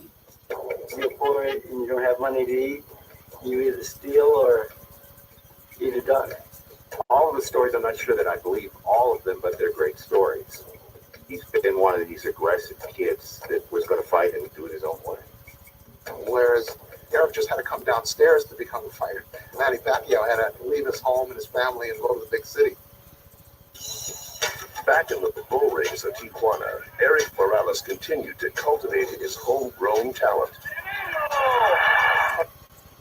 While Morales Morales was carving out an already spectacular career. Look how small he was, bro. Was quickly becoming the most exciting. He's 106 pounds. He's a bloody mess. He's looking for a coup de grace, and he cannot pass. It's over. It's over. It's over. Manny Pacquiao repeats unbeaten. I was Asian champion. This crowd knockout by Manny Pacquiao of the Philippines with a We decided we're going to United States. He started on the East Coast and he worked his way west, and everybody turned him down. He was turned down by every promoter. There was just no interest in him. We visit a different gym and train every day. I saw videos, no time. Would you? I went to my people and I said, geez, can this guy punch, speed unbelievable. I was so impressed with him. Freddie is exactly the kind of trainer who can help Manny to keep that ebullient joy that typifies him while still being sharp to fight and mean enough to fight. He hails from General Santos City in the Philippines. Pacquiao's first fight on U.S. soil came in June of 2001 when he was tapped as a late replacement against feared South African Lomachenko Ledwaba. Lomachenko Ledwaba looked immaculate. He was one of those totally skilled fighters, and so he was a significant favorite here over Manny. Everybody worried because I'm training 2 weeks only before the fight. And I believe that this is my way to be a world champion. He is banging Ledwaba right now. Like the emergence of Greta Garbo. That was one of those stunning, captivating nights. It was the first chance for people to see him, and he was explosive. This guy just hit so hard, and Ledwaba is totally on the defensive. Everything that I thought that he could do, he did. A resignation in the eyes of Ledwaba. That's a TKO victory for the very impressive Manny Pacquiao. I go back far enough that I saw the great Flash Lordy, the last great Filipino fighter, and I thought, whoa, here comes another Lordy, except that he was even more dynamic because he was a great puncher.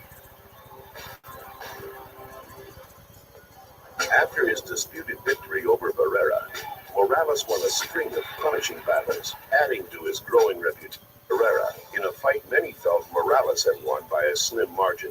And though fans eagerly awaited a third fight, another featherweight sensation loomed on the horizon for Barrera, Manny Pacquiao. I recall Barrera saying at the time before the fight, he reminds me of me when I was 24. He could see that this kid had a certain fire that was going to be hard to put out. I've bet on 3 fights in my life, and I bet Manny Pacquiao to win by knockout against Barrera. I said to Manny, all you got to do is make this guy fight every minute of every round, and he will break down and he will fold. He will not last. Straight on the button by Pacquiao, now goes Barrera. This was, a typhoon that had come across the Pacific. This was a force of nature. Not a lot of time to adjust once those blows start coming, and Barrera wasn't prepared. Here comes Barrera's corner. Barrera's corner man is up on the apron. He's going to step into the ring. That's a good decision. By the end of that night, I thought to myself, well, Marco's done, and I certainly don't want to ever see him in the ring again with somebody as dynamic and dangerous as Manny Pacquiao.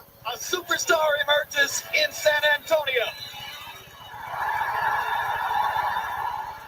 Everything in the Philippines stopped. Everybody was just glued to his TV set. Manny Pacquiao was a heavy underdog, and a lot of people didn't expect him to win. But he brings that hope to the Filipinos. He's been declared a national treasure by the government of the Philippines, which allows them to protect him with military forces. Here's a kid who sold stolen cigarettes on the streets so he could eat, and becomes his country's most famous citizen, most celebrated citizen.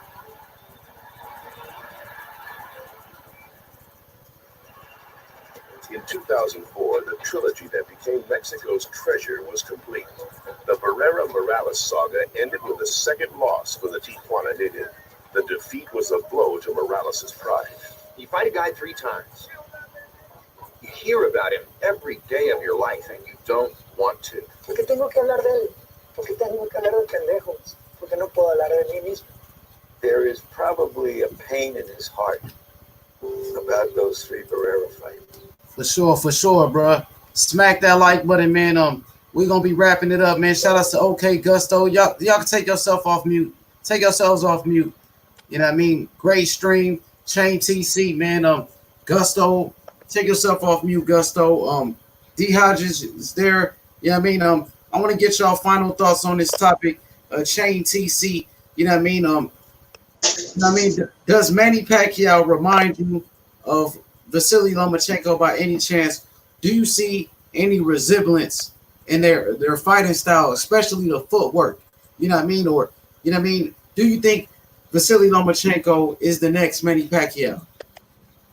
I do, but he's older. I don't think he's gonna become as great as Pacquiao. I think he was amateur for too long, Olympian 2 times. I think it's too late for him.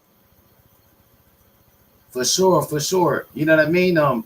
Definitely respects your opinion. Do you think Lomachenko is the closest thing we've seen to Manny Pacquiao? Just what about their footwork and the way, you know, Lomachenko uses angles, just like Manny Pacquiao? There's a lot of people that I've heard in the past that told me, like, man, the dude looks like Manny Pacquiao when he fights. Yeah, probably. I'm not so sure who else reminds me of Pacquiao, though. For sure, because some people say Inoue, Inoue's the next Manny Pacquiao, and that's how they've been promoting Inoue. They saying that he's the next Pacquiao. But for me, the closest thing I think I've seen to Pacquiao was Lomachenko, and the way he's been able to win championships in different weight classes. You know what I mean? He got a lot of skill. So, you know what I mean? Does Inoue remind you of Pacquiao or no? I'm not seeing that. Not really. For sure, bro. I appreciate it, man. And before we end the stream, you know what I mean?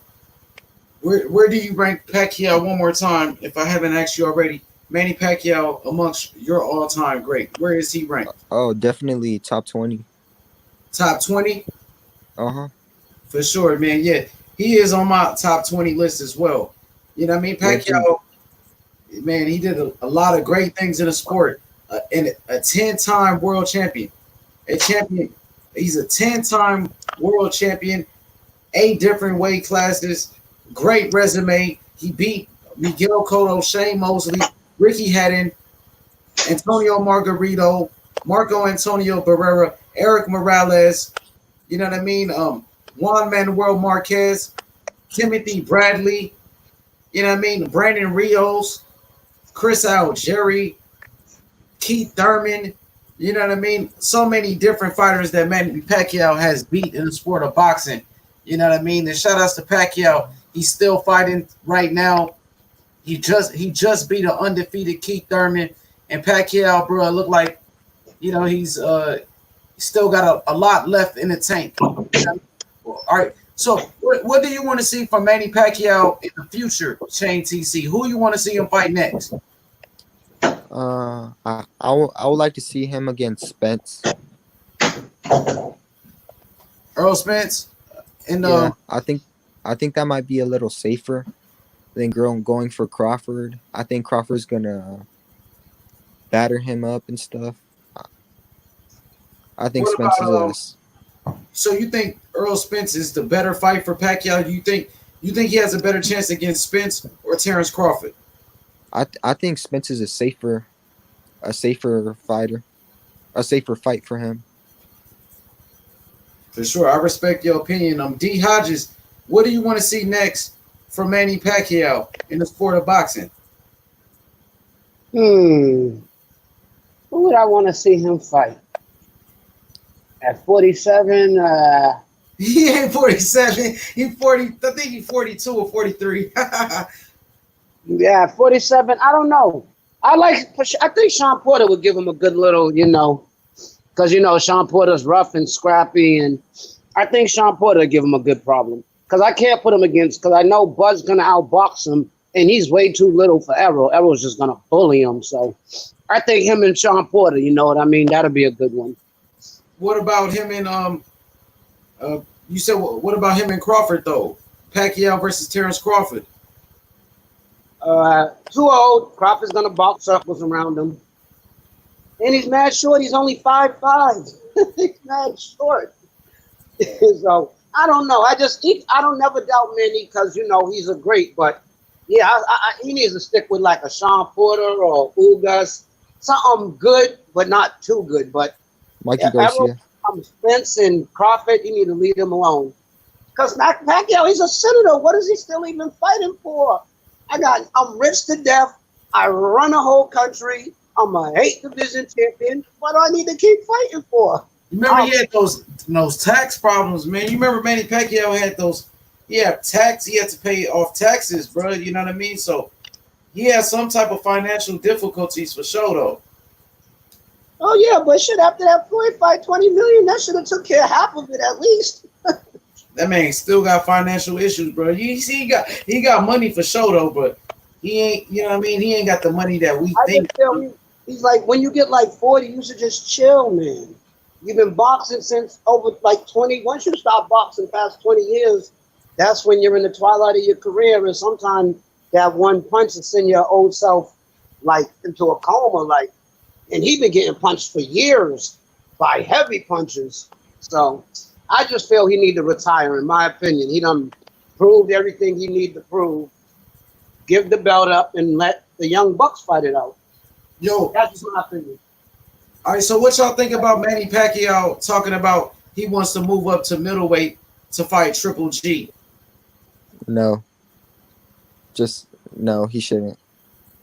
Yeah, I don't think he should either, bro. Shout outs to Coco Tyler and the MXBC movements, bro. You know what I mean? Shout outs to JFL heads in the chat. But yeah, he talking about he want to move up to fight Triple G. What you think about it? Chain TC, he said he doesn't want to see it. What about you, my brother D Hodges? What you think about Pacquiao saying he want to fight Triple G?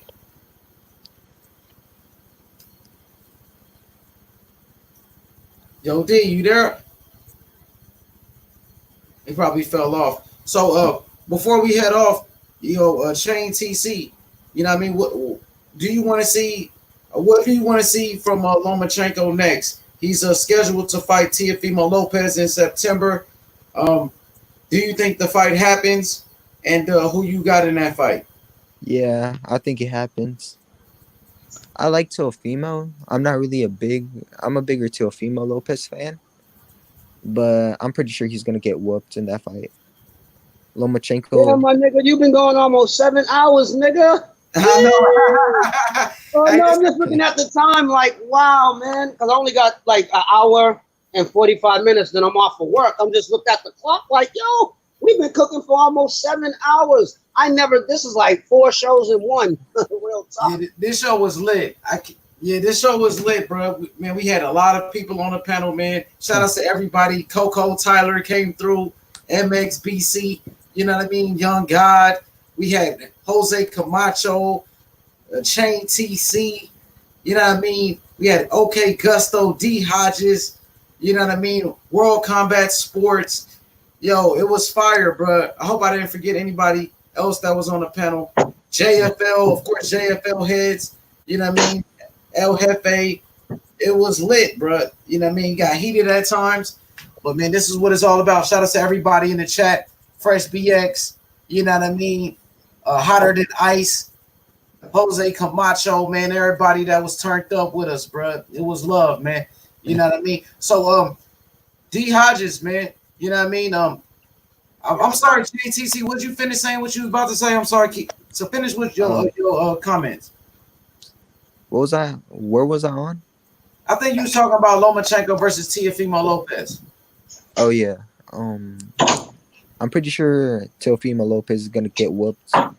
Lomachenko looks superhuman against shorter opposition, and Teofimo Lopez, he has skills, but not like Lomachenko. For sure, man. I agree with you. I got Lomachenko beating Teofimo Lopez. I think Lomachenko has too much skills for Teofimo, and he's just gonna outbox him and make it look easy. You know what I mean? Go ahead. You was about to say something? Oh no, I was agreeing with you. Yeah, man, I agree with you. You know what I mean? I think Lomachenko gonna whoop him, and I wouldn't be surprised if If he knocks Lomachenko him is out. able to stop Teofimo Lopez and possibly get the knockout victory. You know what I mean? D Yeah. Hodges, man. What's your final thoughts on Lomachenko in his next fight against Teofimo Lopez? You already know. I told you, Lomo's gonna box circles around him. I'm sticking with my pick. Once I pick somebody, I don't change.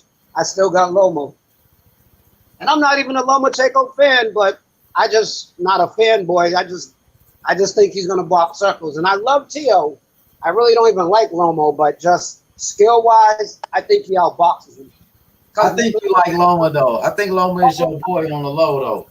Because Lomo ain't gonna stand there and box with you. He's moving. He's not no standing target. And Teofimo, he has problems with people that move too much. Cormier was a standing. I could have probably knocked Cormier out. He didn't move. He was a standing target. So I don't know. I got Lomo in that one. For sure, me too. I got Lomachenko, bro. I think we all agree on the panel. Yo, Gusto, are you still there, Gusto? I think he probably passed out, man. Shout out to OK Gusto, man. You know what I mean? Of course, Gusto was on the panel with us too. Shout out to OK Gusto, man. He's making a lot of noise on these live streams, bro. He got a lot of boxing knowledge, man. He's a big time fan of Shakur Stevenson. So, man, let me take it away. You know what I mean? Appreciate everybody that tuned up, you know what I mean, turned up with us on this great panel, on this great live stream. You know what I mean? You know what I mean? Vasiliy Lomachenko, the next Manny Pacquiao. Both of them are southpaws. Both of them champions in different weight classes. Manny Pacquiao holds the record with eight division world champion. Manny Pacquiao, he's the all-time leader in that category. You know what I mean? Manny Pacquiao is on the Guinness World Records for the most divisions, being a champion in the most weight classes in boxing history. Vasiliy Lomachenko, a three-time world champion, 14 wins, 10 knockouts, only one defeat. You know what I mean? Manny Pacquiao took early defeat in his career. So did Lomachenko in his second fight. Took a loss to Orlando Salido, bounced back, and was able to beat fighters like Gary Russell Jr., Guillermo Rigondeaux, you know what I mean? Nicholas Walters, Linares, Jose Pedraza, you know what I'm saying? Luke Campbell's, you know what I mean? The man is a great fighter. Vasiliy Lomachenko, considered to be pound for pound the best fighter in the world right now. You know what I mean? Vasiliy Lomachenko, we want to see him in there with a fighter like Devin Haney. You know me, I consider Devin Haney to be the next Floyd Mayweather. I think Lomachenko's the next Manny Pacquiao. Why not Lomachenko and Devin Haney fight each other, and we will have, you know what I'm saying, that rematch we always wanted. Lomachenko versus Devin Haney will be like Floyd Mayweather versus Manny Pacquiao. And we all know who won that fight. Floyd Mayweather beat Manny Pacquiao, and I think Devin Haney will beat Lomachenko, bro. You know what I mean? So, yeah, shout outs to Manny Pacquiao, 8 division world champion. You know what I'm saying? A great legend in the sport of boxing, still dominating the sport, still beating up fighters like Keith Thurman and making it look easy. You know what I mean? Shout outs to Lomachenko, a 3-division world champion, a 2-time Olympic gold medalist. If you look at the comparisons and the similarities between Lomachenko and Manny Pacquiao, very similar footwork, very crafty. You know what I mean? Using angles, hand speed, explosiveness from Lomachenko reminds me of Manny Pacquiao. The footwork of Lomachenko reminds me of Manny Pacquiao, man. You know what I mean? Both of them are southpaws. Lomachenko 5'7", Manny Pacquiao 5'5.5". Manny Pacquiao with a 67-inch reach. Lomachenko with a 65.5-inch reach. You know what I mean? If you look at the tail of the tape and their styles very, very similar, man. I appreciate everybody that watched the show. It was a great show, man. Shout outs to the whole panel.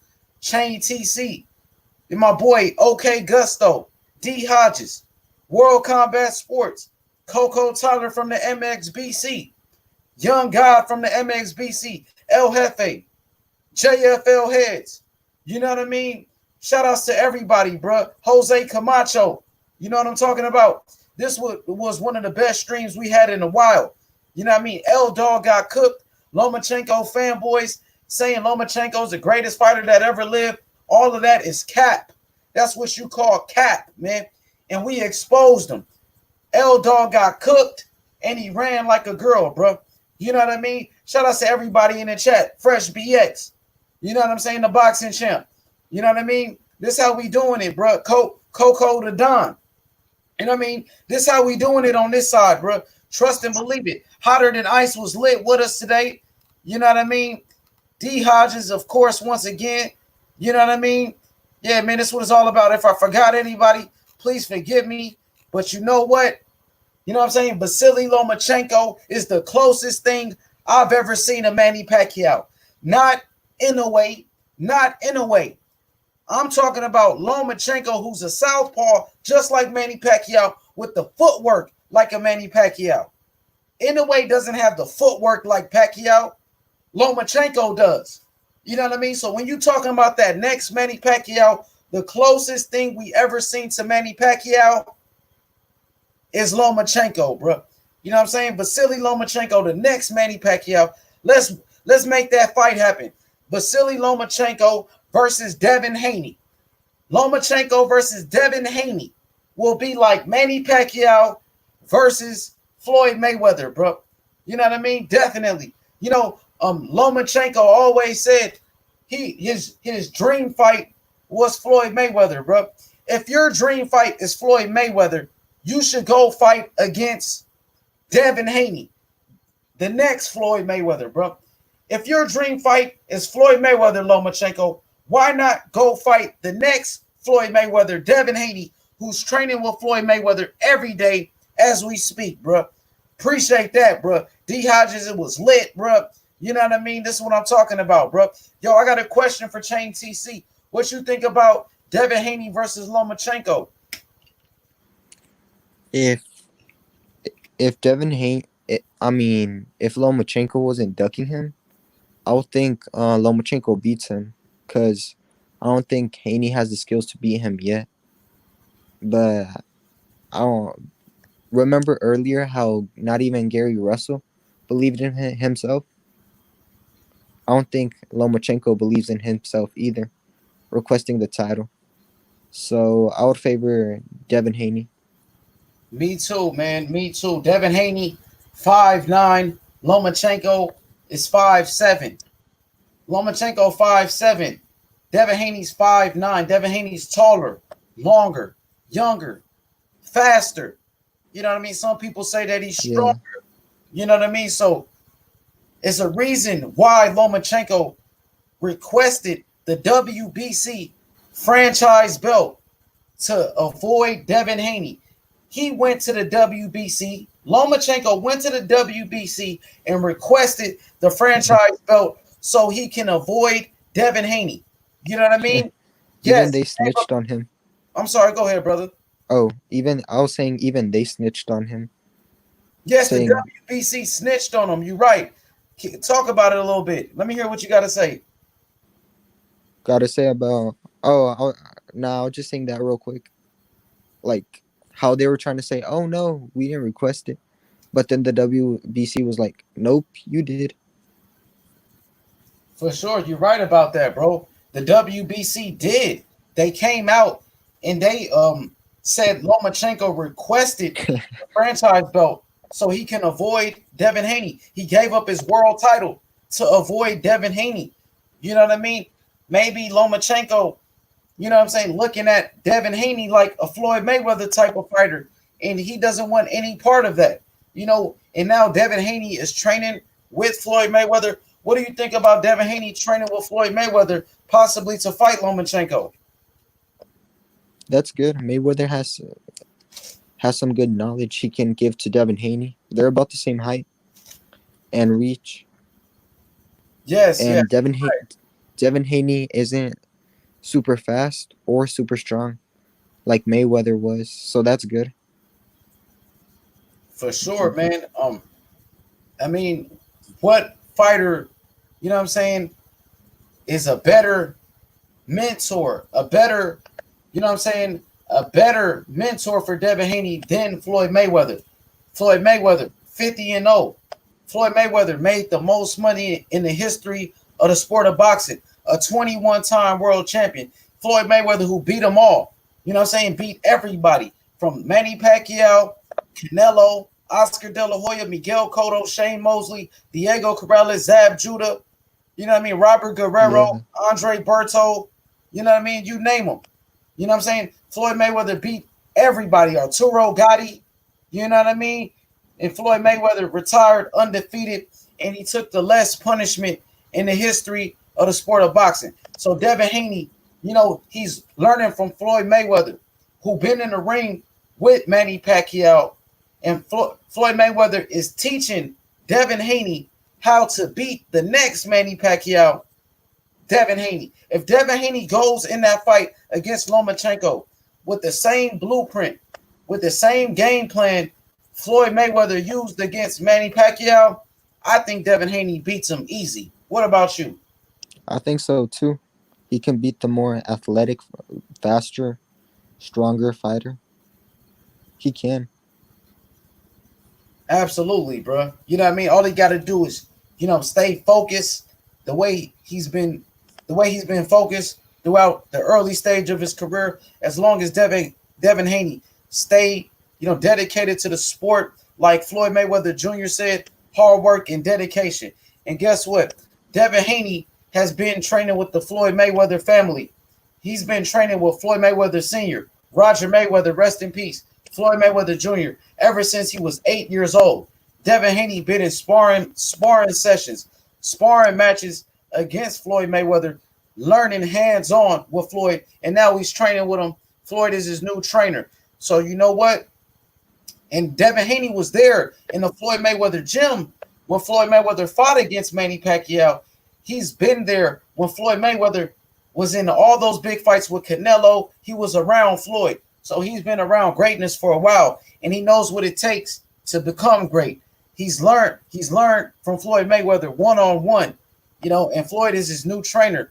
You know what I mean? So shout outs to Floyd Mayweather Jr., shout outs to, you know what I'm saying, Devin Haney. But man, you know what I mean? The topic of the night was great. You know what I'm saying? Vasiliy Lomachenko, the next Manny Pacquiao. Manny Pacquiao is an all-time great, and Lomachenko is following those footsteps. You know what I mean? He's following the Manny Pacquiao blueprint. And yes, man, you know, if Lomachenko can beat Teofimo Lopez, I want to see him fight Devin Haney next for that undisputed lightweight championship of the world. You know what I mean? Appreciate everybody that turned up with us. It was a great stream. Once again, tomorrow we'll be back with another great topic. We're talking about, I believe, I'm not sure what the topic is right now. We might do a video on Caleb Plant. You know what I mean? We're going to talk about Caleb Plant tomorrow. I appreciate everybody, you know what I mean, that shows up with us. Thank you so much. You know what I mean? Vasiliy Lomachenko, the next Manny Pacquiao. Peace.